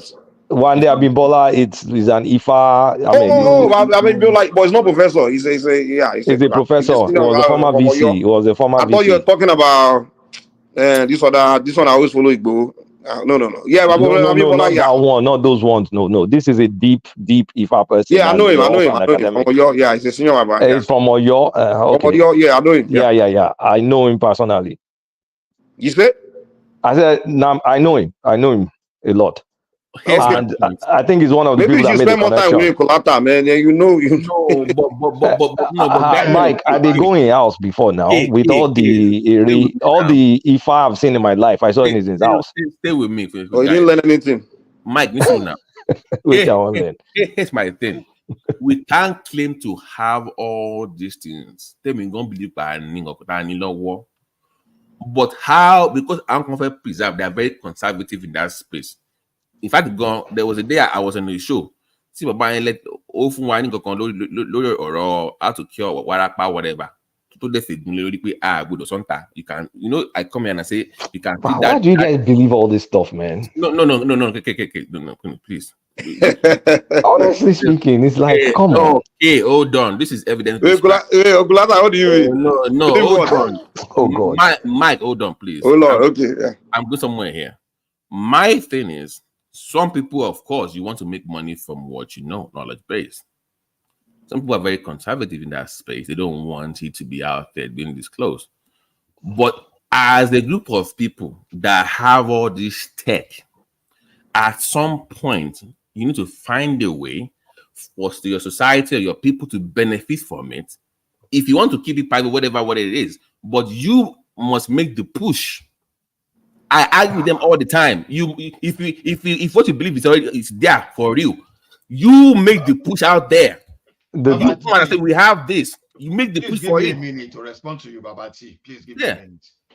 You see one thing now. You as a surgeon today, if I come to you for consultation, I don't really necessarily need to know how you perform your surgery or otherwise, because every profession you have the ethics that if the knowledge of that profession fall into wrong hand, it can be misused. So when you know the efficacy of our own traditional power, sometimes you have to be very careful, because if that thing leaks into the wrong hand, it will be the same tools they will use against you. So wait now, I said give me a minute. Okay. Now, when you look at the Western world today, what some people are using against them is what they know. Now, before you can do that, you must have some kind of ethics of that association. Those people that want to make that thing secret, they are not stupid. No, I tell you. Can I talk? I swear, I'm tired of you guys. 1/100 of that thing to wrong hand. Oh my goodness. Believe me, they will cause crisis. So that is why they call it AWO. And to know all those people, they have their own ethics. You have to be very careful. I have to tell you that. Have you been there to what is wrong with you people? Honestly speaking, what is wrong with you people? Well, honestly, what is wrong with you people? Why are you just being ridiculous? Like there's some special hour, you have to be secret, it has to be this. If it's something that can fix your problem, and you use it to fix problems. It's not some secret sauce. Every day now. It's not some secret sauce that you release like a Chinese movie. Some people, you know how people use that thing to cause wahala. I beg, come on with that nonsense. I'll go show you. There's nothing like that. You pretty much please stop that nonsense. I've never believed any of those stuff in my life. I'm really disappointed because you can be disappointed. It's something I've never believed. What are you talking about? Go and use it to fight nuclear war now. You can't begin. You can't begin with saying that. Kulata, what if I tell you that? From what I understand, any weapon made of this earth, they are pretty much useless. In my eyes, I'm telling you. You be working at Yeta. No, I'm not saying me. I'm just saying they are. I know they are pretty much useless. Let me bring one science to you. I'm telling you about quantum physics. I'll tell you about all this. Do you know that every material in this earth is energy that makes it, everything you see in a mass is energy in it that makes it functional, right? When you see metal, that object, that thing you see, that image, let's say even knife, or you see it's the energy in it. Yoruba people use that, call that energy ashe, that will make it cut you. But you are seeing that particular object. You know that object, they're not really connected. Everything is everything is actually space in it. There's a particular energy called ashe, is what makes it work. And then if you see fire as well, you can see the in a third dimensional form, right? When you touch it, it's not that image that you see that's burning you, it's the energy in it that burns you. Now, what if I tell you that I have knowledge, people have knowledge where they can take that energy, command that energy out of that particular thing, and that thing is useless. You still seeing it, but it's useless. Whereby that fire, you put your hand in it, no longer burns you. It's just useless. Is what and I'm is telling called... you, hold on, let me learn. Even water, everything you see in the third dimensional form, you think that's the thing that actually is the real thing. But it's the energy inside of it that makes it work. Now, if you go on during war, for example, like during the if you go to this Caribbean country called Haiti, right? Go and talk to the people about when they revolt against the French. In fact, let me not even go there. If you say you're from Oshun, spend some time, right? That's why all this secret, man. Maybe Look, Mike, sometimes I've spent a lot of time in Abibola's house. Okay, let me tell you this. So, in fact, one can even share a video of if you have time, go to. That's why I always tell you guys that are lost in the West, go to the rural area and see when they are doing Ogun ritual, and go there. And when this Ogun land, when the spirit comes there, and it takes the energy out of the fire and the metals that is in that place, and I can guarantee you that metal, if you take it and stab yourself, it will not stab you, because that asheto one new metal is no longer there anymore. And that fire that was burning before the spirit came. If it touched that fire after that spirit came there, that fire will not burn again. Because you are sharing crew. And I'm telling you that if the so-called thing they used to make that nuclear bomb, whatever, Papa, you are sharing crew in all those material. When that nuclear bomb explodes, it's useless. I'm trying to tell you how advanced Africans are. The knowledge, we are already advanced ahead of Europeans in knowledge. But you don't know about these things. Can I give an example to Kulata? Okay, so he knows where I'm coming from. So when he said, why can't we use it to benefit? That one I agree with. We're supposed to share it. And you also understand people that have reservation about it. What we are noticing, like my big brother in New York, our be long make our Kenya available to people like us to even talk about. Because ordinarily, they don't comfortable with sharing some things with you. Our motor in business, our motor school, find a way to bring those information out. Now, how we use it to our own benefit is something different. Like we share records. I know we're not supposed to do that, but we share medical records. I've seen people shrink stage 3 prostate cancer. I've seen that done with Agbo. No chemo, nothing. I've seen that done before. Yeah, but there's a scientific basis for Agbo Babati. No, let me finish what I'm saying now. What I'm saying is when I say, okay, kilo I know Agbo, kilo fishe, we need to know, because for you to get approval for ABC and D, you need to know what is it. You must do control trial studies about it. One, no. Just believe. But I'm like, for the international market, right? You can just say, okay, this thing cures ABC and D. They want the active ingredient. Right. They want dose. But you can't say, oh, it's secret. It doesn't work that way. That's my point. You see my point? Okay, that one, you must hold some things back. It's a push and pull kind of thing with them. So you get my point. Babati, I think in Yoruba land, we keep a lot of our things secret, like our traditional stuff. But in the Caribbean, we transfer our stuff to the Caribbean. At some point, Mike, you need to hold on. They do some of their rituals in the open, and they won't let white people record it sometime. Some of you are still on YouTube. I'm like, damn, why are these guys doing this? But they do it in fact, I'll show one video of one example of what I told you about Ogun ritual festival, like when they are doing Ogun ritual, when they call the spirits, where the fire and the fire and the knife, everything there, bottle will become useless. But the spirit here, they were doing one in Haiti. One black American person went there to record it. And somehow I posted it on YouTube. Hold on, let me see if I can pull it up. But just joke about example of what I'm saying. But the one we do in Yoruba, we never do in the open. Look, Mike, but go ahead, continue. I'll find out. You're not gonna come. I've been like this since I was a kid. Nobody needs to convince you about it. There's no point. No. But my point is that we should benefit more from what we know, and it's unfair to us all for not benefiting. No, because I think it's you believing in fairy tales. If something exists, it will be used. I will not. That's why. I will not go as far as saying fairy tale. I will not say that. Okay, let's watch this. This is Caribbean country. Our distance I took with them when they were explaining to people how they defeated the French during war. They say when the French were fighting the slaves, it was some people from the Yoruba land that led that war. They said Ogun is a god of war. They said when Ogun is around, when he's backing them in battle, your gun, the French guns, knife, bombs, were not working. And people wonder, like, what are they talking about?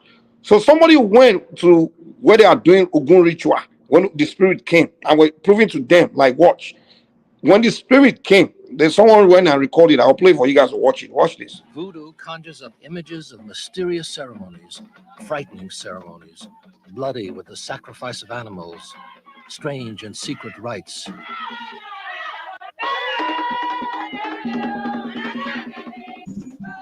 This is Dambala, the ritual of the supreme being of voodoo, father to all the gods. Voodoo gods become one with the dancer, enter his body, speak with his tongue. Impervious to pain, trance and dance are joined in a frenzy of sight and sound. Here we see Ogun, the fire god, god of war, temperamental and savage. He thrusts his sword with wild abandon. Of that sort. But we call it vital force. And simply by being battered with those leaves will give you immediately strength and courage. It will replace your own vital force. And I think this part of it has much greater value.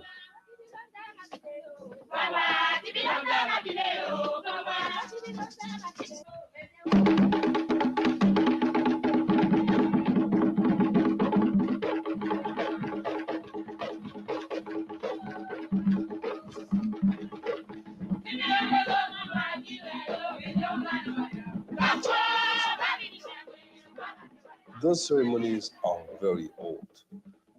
Some people say hundreds of years, but it looks much more like if it was thousands of years, many thousands of years. This portion is an Ogun ceremony. It is a ceremony to the god of fire, Ogufe or Oguferai, the blacksmith god, is the god of fire.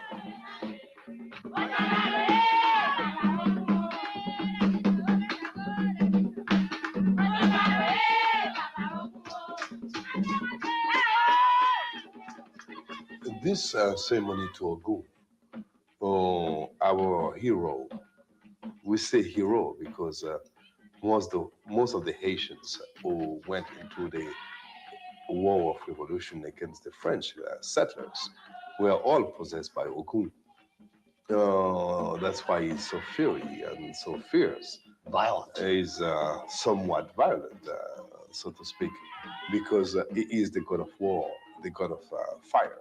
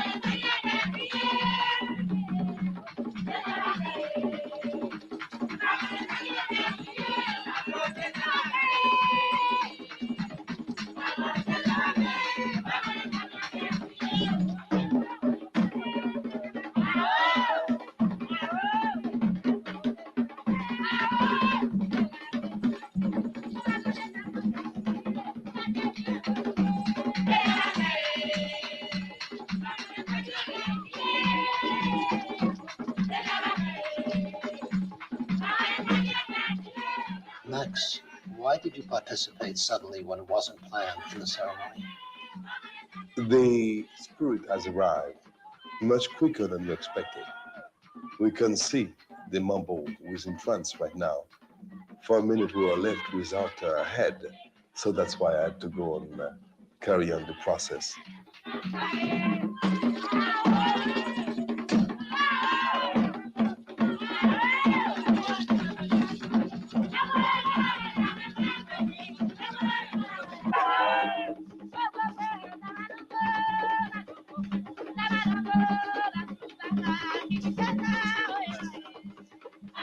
This ceremony that we're looking at right now is a ceremony to Bakulu Baka. Bakulu Baka is the good ancestors. This is the good ancestors who are showing their strength, their power over fire. They are strong, they are powerful, and they are the ones showing us how strong they are.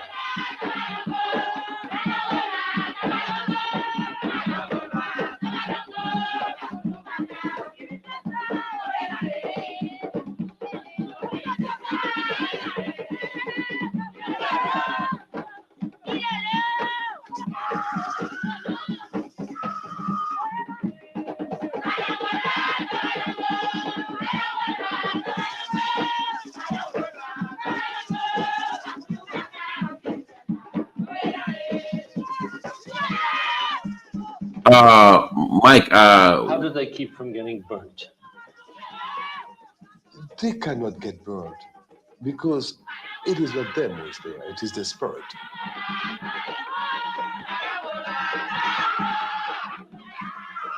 It's like the one who is eating the glass. It cannot be cut because it is the spirit doing it. It is completely the spirit. The body that you see there is just a support. It is just a horse.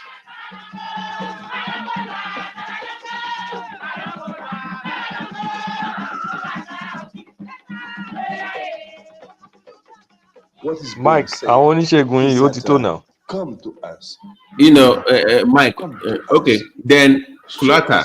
Once again, then say what you really want to say about black people. I know you really want to say. The fire is not burning them. But Ogun Debet, when the spirit of Ogun came, the fire became useless. That's the point I'm trying to make here. Choose on the fire. Which fire became useless? In his hands, fire doesn't burn. This is why he's the god of fire. That's why he's powerful. What when we enter that fire? The fire is no longer. The fire is already done. It's already useless. You need to understand. Well, we explain something to you. But she will be all right. She will be fine. And wait till happen to that one. Remained is what you call a cadaver, a body. It will take a while before our own spirit gets back into our head, where she will become again our own self.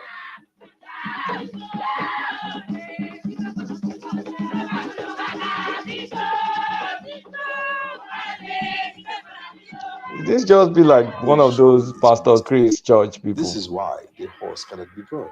Not only the horse, nobody around. What are we watching? I'm trying to. It controls that fire.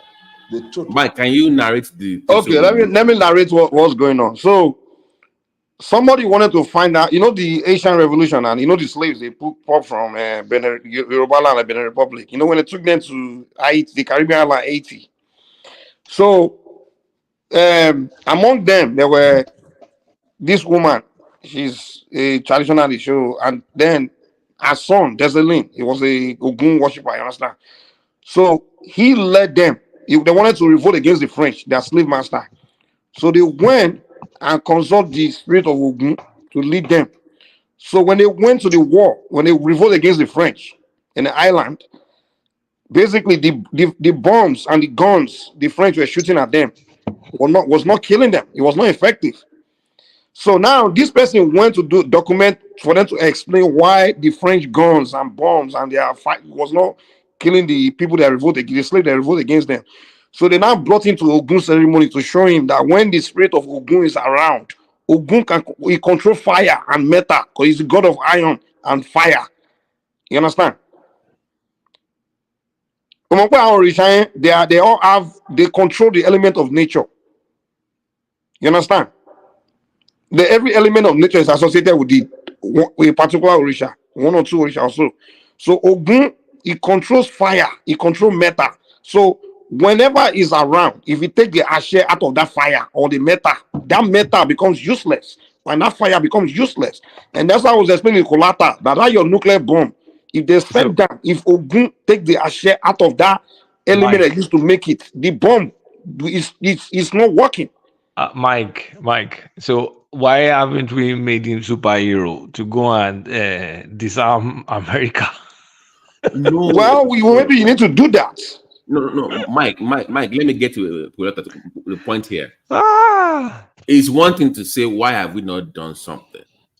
It's something to say, okay, are we capable of doing that very thing?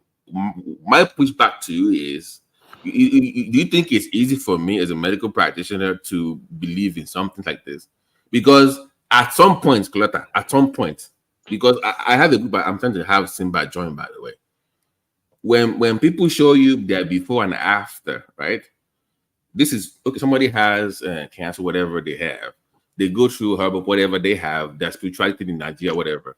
And after, and I look at the same medical records and it's gone, what am I supposed to think, Lata? Yeah, well, wait. If it's herbs, every society has herbs. So yeah, there's more to what they are preparing for them than just the No. I disagree. No. Hold on, let me say this, Babati. You see the point I've been trying to make. Like hold on, Babati, hold on. Let me make this point. You see the problem of Africa is this: we have people that have been Western educated, and once they go to that Western system, everything African becomes just rubbish. It's not Like just they don't. Africa now. Hold I on have now, the same doubts about Christianity. My brother, wait. For example, the people that are ruling Nigeria, for example, in charge, the politician, they are kind of the collateral kind of people, the suit and tie people that don't know anything. Now, they have Nigerian soldiers going to face Boko Haram, and they don't know that their own people have native things like this, where they could use. They don't know their history, that they once had Yoruba people that went to Haiti and used their own native knowledge to defeat the French, even defeat the British. The Haiti, go and read their history. They don't know that exists in Yoruba land. Okay, can we just say the problem? Okay, just say what you really wanted to say about black people. I've said it now. I've said it's a culture problem, and you guys are deflecting. No, you be blunt about it and say it. Babati, you're black. You know Right? what you know what I mean. No. I've explained it. You just don't want to take my explanation. No, because you said it before. You got to push back. See, I never said it again. I am black, and I'm in America. Okay, I'm okay. You're black. You're in America. You're okay. Right. So there's nothing wrong with us, right? But there's something wrong with our culture, especially back home. But you carry a culture with you, don't you? Yeah, I carry the culture with me, but I can discard the part of it. So what part of your culture did you discard? Well, the part that makes me not question things, not make me not question things, to make me try to figure stuff out, how stuff works, and push myself. And again, there's some shackles I don't have to deal with. Right. And and also the society encourages people that want to change stuff. In Nigeria or Africa, it's not like that. And then that vicious cycle of poverty doesn't surround us. So making it comfortable. No, so there's comfort, and then you can think. So we're not doing the black brain is incapable of. Okay, so we've moved past that one. No, it's not. Look, I said you said it before. Now, come on, you said it before. So I just wanted. I've said it several times. I'm not saying it's innate, but the society stifles people's potentials. So I didn't say. I mean, human beings are human beings. No human being is inferior. Hold on. Kulata, before we even run away, how do you explain the science behind what you saw in that video? Like, what is the science? How do you explain from your own Western? There are many. You can go and watch a magic show. They do that now. Who does it? Who? What about people eating fire? No. People eating fire. How do you explain that? Wait, Babati, hold on now. Mike, please, I beg of you, please. Here's the problem I have with potential party, like me included. You have to be the one to explain it, not him. Who, that's me? The problem. Yeah, you have to be the one to explain that science to him, not the other way around. No, since he knows better than us now. That's why this is. Hold on. The problem that we have, I'm telling you what I've noticed. Well, if you want to learn from me, you come to me. And first of all, I can't give you the secret because no, it's not the secret. I'm telling you the issue. I talk about this all the time. And I already explained it, though, didn't I? Not that. But I hope you didn't know what I'm saying. I already explained it now. The energy behind it. No, if it's new to that person, not this guy, but it's foreign to him, obviously, right? It's not aware of what you are seeing. You have to find a way. Not him. It's not on him to prove that what he's watching is real or it's not real. You have to do that hard work. That job is on you. How much are you paying me to be doing the job? That is the issue we have. I'm telling you, Mike. I've had this talk before with people in the know. I'm telling you.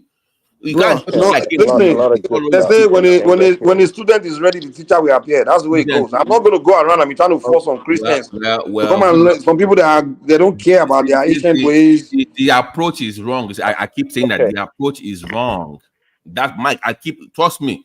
The first time I will go to nothing of people's door like Jehovah Witness. Hey, come on, learn it. Come on, learn. Mike, no, Mike. Okay, for food disclosure, the first time we had the medical herbalism meeting on Clubhouse, me and my big brother in New York, the doctor in New York, we were 60 people. These are medical providers. expert Nigerians, we fought in the first meeting we had. Where's your scientific method?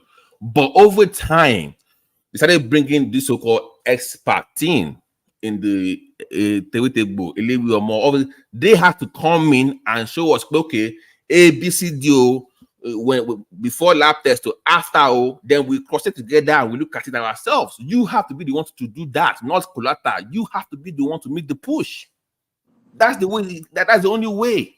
I'm sorry, it's too far. Okay, but see, if you guys can hear me, Mike already said that their knowledge is proprietary knowledge, it's an IP. They just don't disclose their knowledge to anyone. And that's the bane. Hold on. That's the bane and the problem with with Africa in general.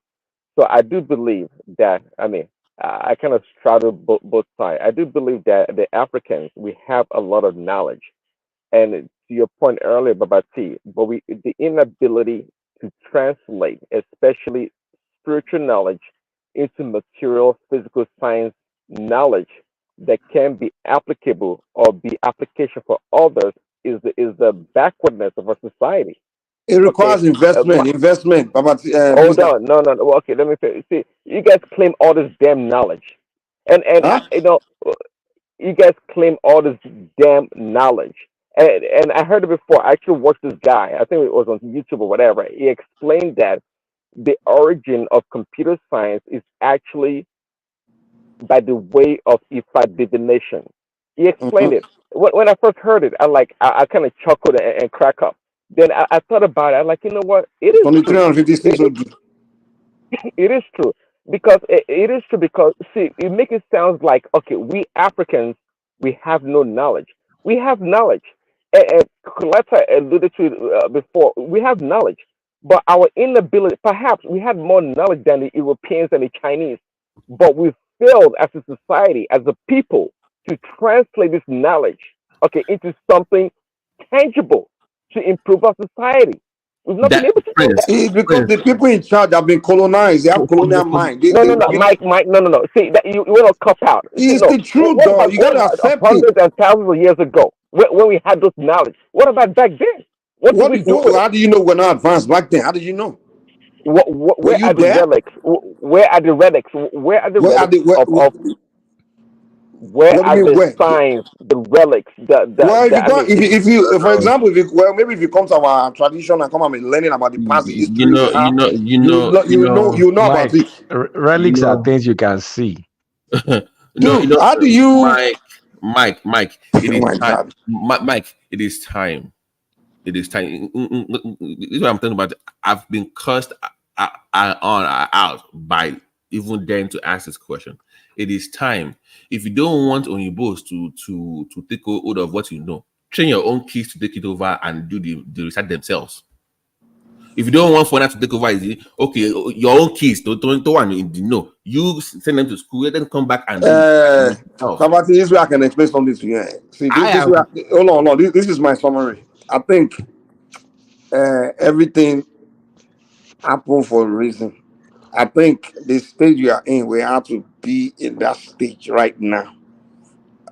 I think what we believe is that the unseen forces, they usually want a society to be at one place at one moment. You understand? And they raise empires. They allow empires to have their time. So I think forces really in control of this destiny of this world. They are beyond us. You understand? If they don't want us to be in advanced state at this point, we can't. We have to wait. Even we in the tradition, there's some things we want to do. Hold on, wait now. There's some things we want to do where they will tell us don't do it. Because I'm sure you already know. Because and sometimes the oracle will say no, don't do it. How is this one different from Pentecostal Christianity? Eh? I said, how is this different from? You just sound it's like a different to you Pentecostal guys. pastor. That one, the difference is that one is European things. We don't. Ours African. With okay, I think tonight what I have realized, unfortunately, is that it's going to take how can I say it without being condescending to my own people and myself? I don't know. is because you're actually about in the next 100 years. I think we might even be worse off in the next 100 years if this is the way we. I don't. It's not going to be. I'm sorry. I don't think so. I don't think so. Yeah, Babati. Babati, we are not going to be worse off because no. Before the way we listen to me, Babati. Just a minute, please. Just a minute. You see one thing, before we were afraid of talking about this because before people were not coming out to talk about this because they were ashamed. But you now know that the knowledgeable people you never even expected, a person like you, for an example, even a person like me that I'm here, you understand, the like of Mike. So people are now beginning to come out. See, the more people come out and speak about this, the more you keep sending the signal to the society, and people over time we will have a rethink. So that's the point. Okay, look at what is happening even in the Pentecostal today now. Before, some people used to give you some kind of doctrine. Look at when the like of Daddy Free started preaching against the prosperity pastors. You know how many Pentecostal pastors are now coming out now and they are now preaching against all those things. So the same way it is, what you are not speaking about before, once you start speaking, people will now develop interest. Are you able to share knowledge amongst each other? Can you collaborate? No, knowledge no. Share, but Hold on. A few weeks ago on this platform, I brought up the coercion stuff of Nigeria, whatever it's called, index of Nigeria at about 37%, whatever it's called. It's because you don't trust even your fellow Yoruba person to even share the information with him that will make him thrive. It's a cultural problem as well. You don't share info to be the next neighbor up. You can't do that quickly as a culture now. See, they want to build a society. 1 second. They want to build a society whereby they claim all this esoteric knowledge, but it has become a battle or a distinction between the clergy. That's people like Mike that know all the things they do, and the lady and the common people, and they've not been able to bridge that gap. This so-called knowledge, that they have, and in fact, I'm a Christian. I actually believe that they have knowledge. I actually believe that because what Mike is talking about is really spirituality. That's right. what is Mike talking about. I know that, and I'm not even discounting what he's talking about. But I'm saying that you've been unable. You want to blame the white man, the colonial master that came. No, you've had this. You've had this knowledge for thousands of years. What have you done so visible that's been so profound with humanity that we can No. ascribe to you people? Prince Daddy, wait. We are beginning to regather ourselves. There's a difference between when you scattered and what we are talking about now is the beginning of rediscovering ourselves. Now, like what Babati is saying that we don't share knowledge. See, even in this tradition we are talking about, there's a specialization. Don't we have specialization in the normal orthodox? Mike, but that's the problem. That's the problem. Prince Daddy, wait. Now, if you're a computer scientist now, you share knowledge among the computer scientists. When the medical doctor will share knowledge among the medical doctor, it is not as if these people are not sharing knowledge, but they are sharing knowledge among those people that know the ethics of the profession. That's what we're saying. That's what I'm saying, and that's a terrible way to go. Hold on, that's a terrible way to go. Now, it's a terrible way to go because until you have the ability, that is the mode to communicate in which many societies. Hold on. In which many societies like the Chinese. Do you want to go and carry H2SO4 now, for example, and you go to one area boy on the street and start any area boy, okay, this is what you are going to use H2SO4 for. But when you are in school, among chemistry students, you know the efficacy of H2SO4 or hydrochloric acid. No. You don't take this is the problem. Hold on. See, this is an issue of translating technical knowledge into usable daily consumption of this knowledge. That's the problem that we have. Okay. You want to only hang around with your physics and chemistry bodies. What good does that do to society? Do you think every damn white person that walks on the street of America knows how electricity is generated or how cars run or how? No, most people are just average common people. But the people that have the knowledge over time in this society, they've been able to codify this knowledge and translate this knowledge for the betterment of the society. That's what we're talking You are about here. supporting You my guys claim, view, Prince you Daddy. have all this knowledge, but that's what Colette is saying. You guys can do this and You that. are But supporting okay, my what about view. it? You are supporting my view. Actually, you are not moving. I said, in this profession, there are some people that belong to that. They will share knowledge among themselves. Because the more you keep saying this thing, people will be develop interest. Like 10 years ago, a person like Babati will not be talking of tradition. But probably a person like you will not even mention it. Okay, Ola, Probably a person Ola. like you will not Okay, so even when they mention it. talk about tradition, is that now going to move our? Is that going to move our advancement forward? Will the Almajiris like get? Rome wasn't built in a day. Kulata, You I will tell guys you are something full that of will shock you. excuses, man. Kulata, I'll tell you something that can shock you. Do you know that I know somebody, even me, self, I'm learning nothing. Somebody, I will sing out like that. So he said, he won't give me that power once. He said, until I get older, the knowledge. He can send the spirit to a place. So, hold on. He can send a spirit to a place to go and spy on how they're doing something and come back and explain everything in detail. So I'm telling you that we have the means to send a spirit to probably to China or Russia or somewhere to Mike, go and hold on. I am with Hold you. on. Now. How the fuck You do will you tell me, expect me to believe what you're saying? and that's why we don't. Babati, sorry, Prince Daddy. This explains it because we in the tradition, the moment we even start telling our capability, they will tell us we are stupid and they will It tell us can't to be get that. lost. Yeah, And you can't. you expect You us. can't be this dismissive now. This is what is the Exactly. So, problem. Babati, this You are explains just it now. So that's why we mind our business because we know things we are capable of, but you guys are already lost. So our people are so far gone that they don't believe anything. Yeah, They don't even they don't know anything African. They don't want Hold to on. know. Okay, guys. See, it's about communication, for example. Your ability to communicate to your audience is quite important. Now, you claim that our people would dismiss it, they'll mock it, other stuff. It's just a bunch of excuses, if you ask me. And by the What do way, you mean, Mike, excuses? Just be wasting my it is time trying to excuses, convince you. but anyway, what you just said right now, see, it's not new to you people. You know that, right? What you just described right there, dispatching of spirit to go spy, it's not new. I'm not even surprised or moved or taken up. You might be actually, but not to me. You see, let me talk, Oh, Mike. wait. It's Hold not on, new hold on. to you. It's not, of course, it's not new to Oh, me. you send the Absolutely Holy not. Spirit Are to you go and kidding me? spy. So, Mike, So you Mike, see my problem let with me you, right? too full of yourself, man. Let me tell you. See, what you're talking about, Mike, from A to Z is really enshrined in spirituality, Mike. And it's not Huh? unique to you people. Bro, stop calling What it you'll be spirit. talking It's about called is science. It's called enshrined in hold on. spirituality. It's called science. Let's not Science. make this about born again versus. Let's not do that. I know that's what they will turn into Me Christians. that is not born anything Okay. before.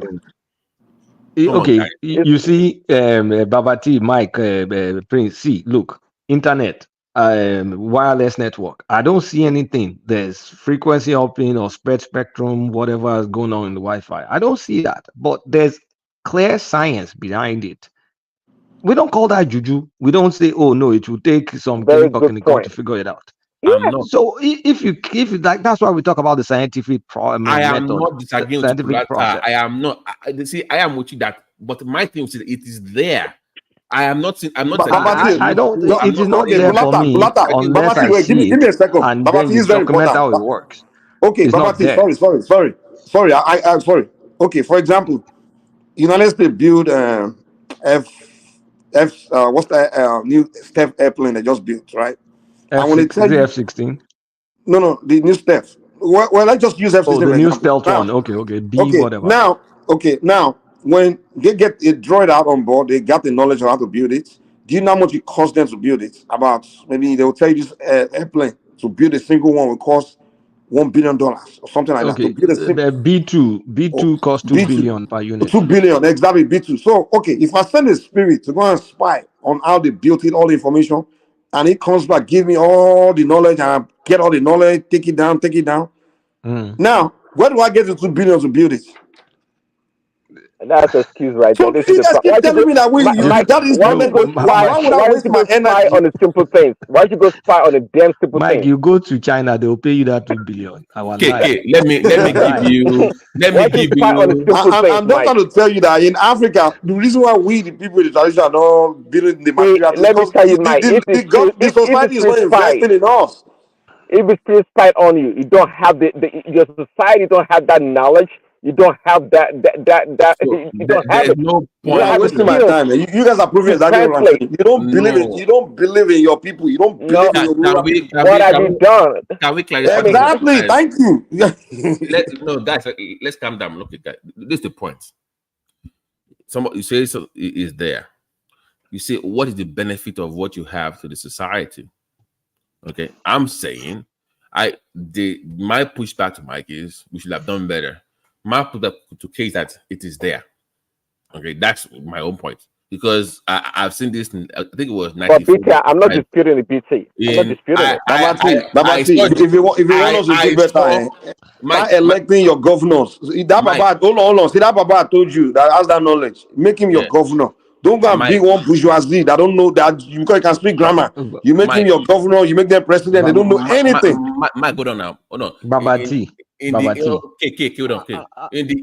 early 90s, in Idiaba, because they have the large Shango worshippers there, they do their. I have seen them I have seen them demonstrate power. Like I've seen them do that. But if you ask me, how to do someone that thing down with, I can't tell you. But I've seen it.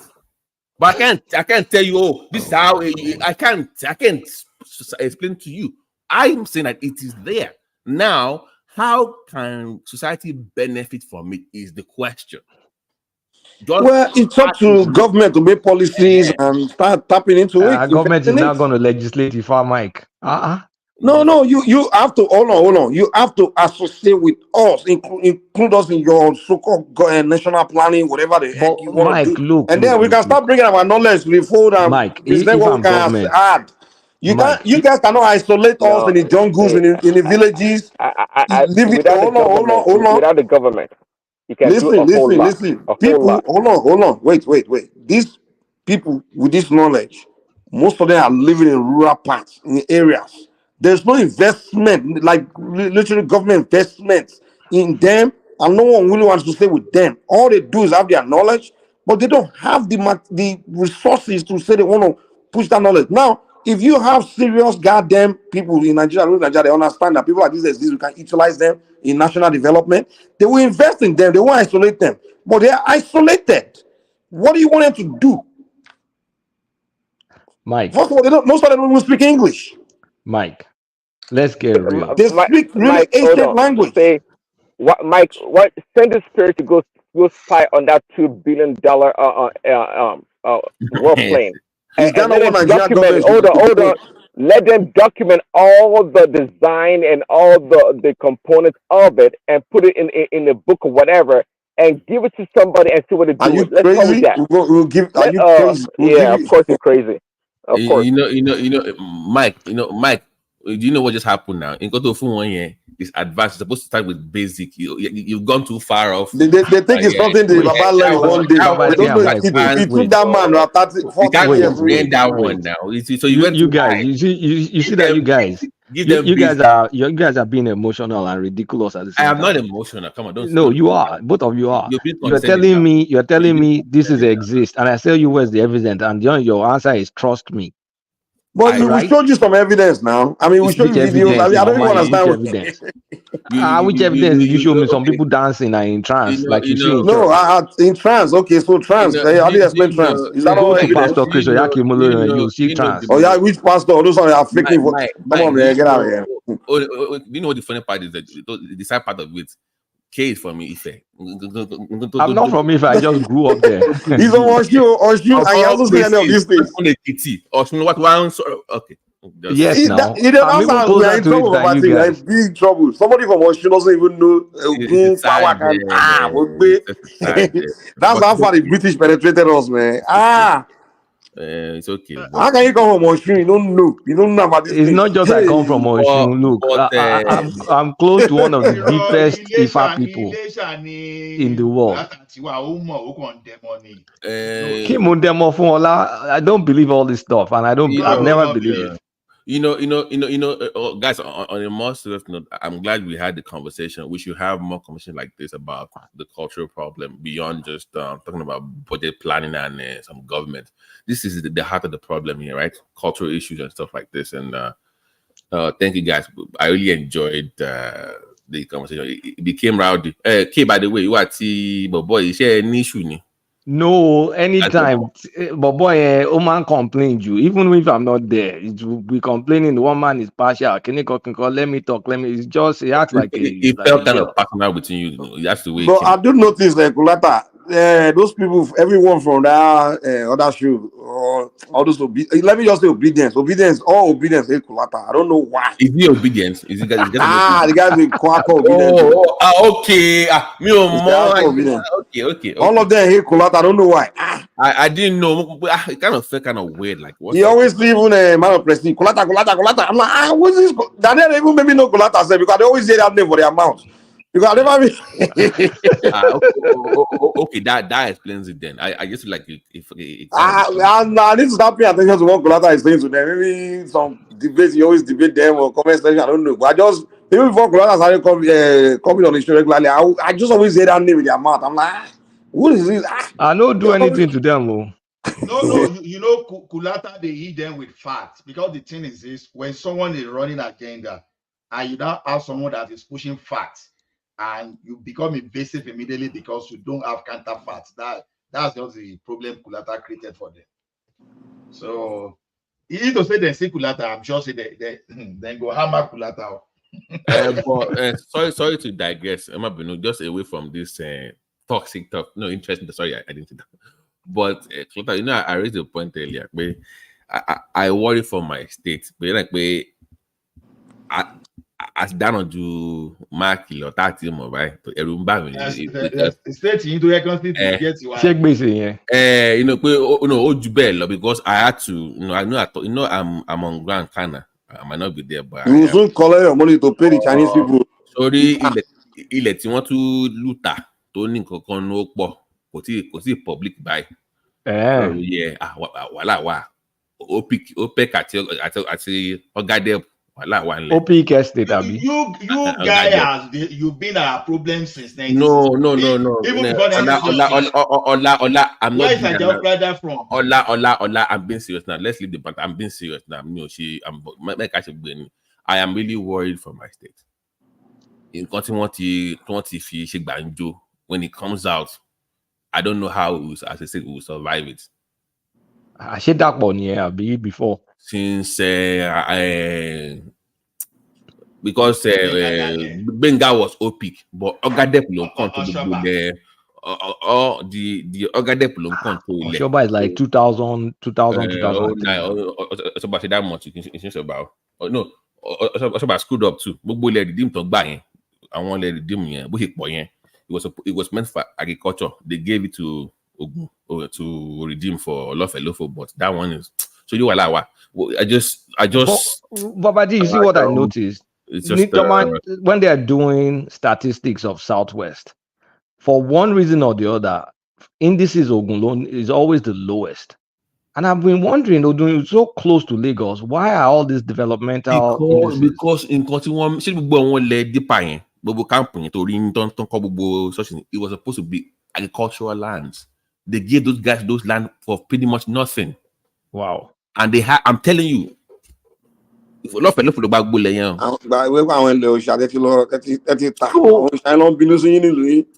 no, but I really like. I agree with you, like we're supposed to. In fact, like it's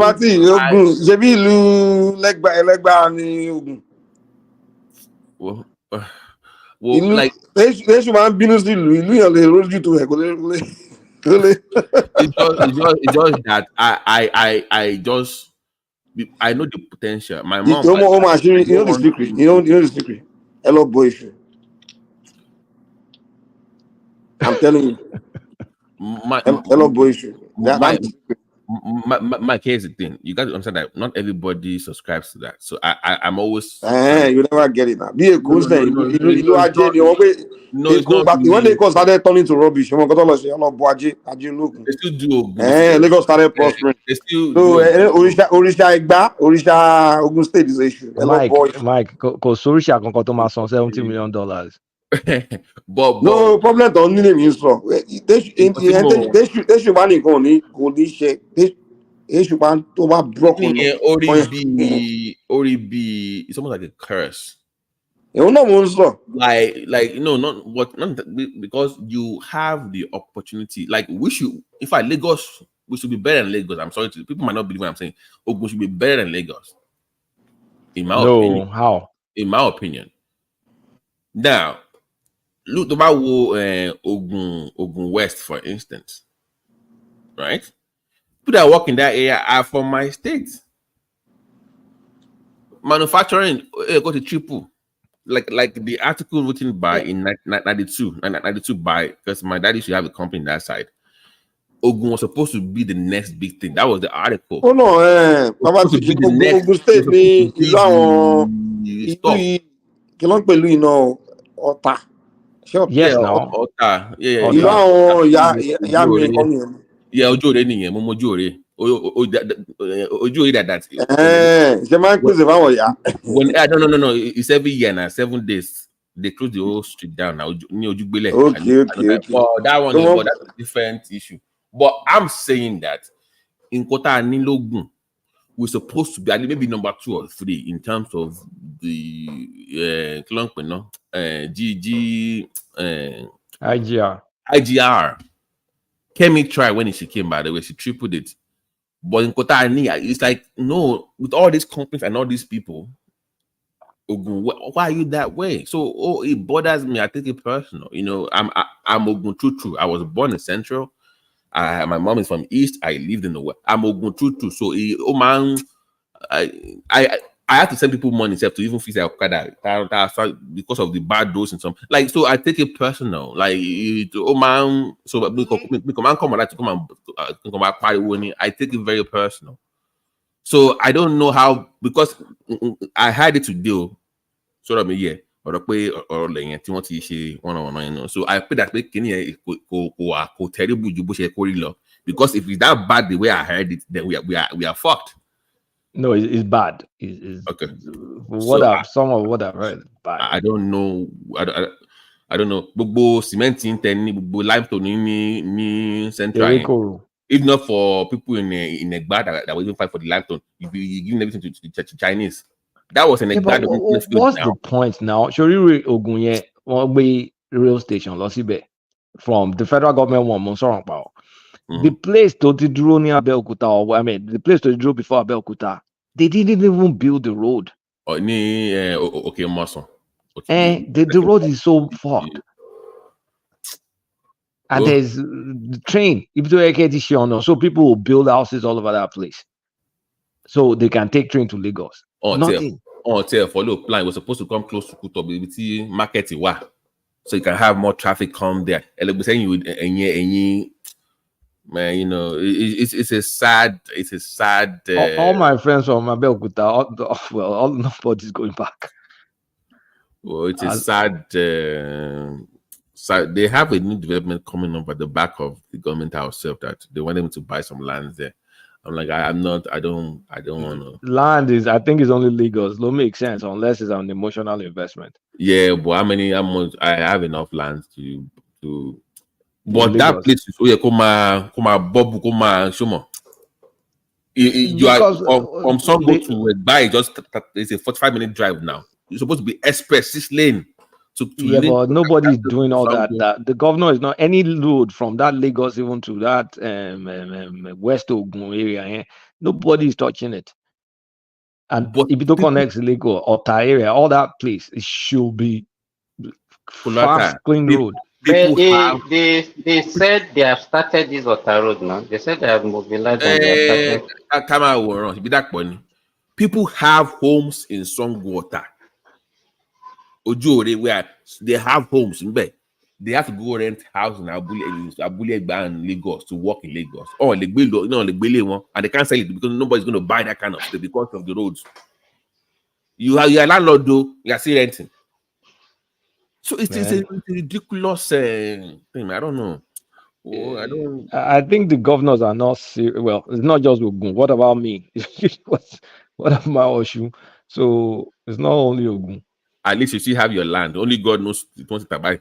I don't even know how bad it is. Maybe in a few months you might get the report out. So I hope it's not as crazy as it is. So that's just my own worry about the state. So no. What did Tafan Arabi?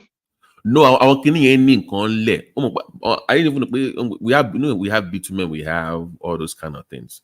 Apparently, yeah, but the bitumen is closer towards Ondo area now. Apparently, right? we also have some diamonds and gold stuff in Ogun too. Man, I don't think that's not a good thing. If you have all those minerals, it's always very bad.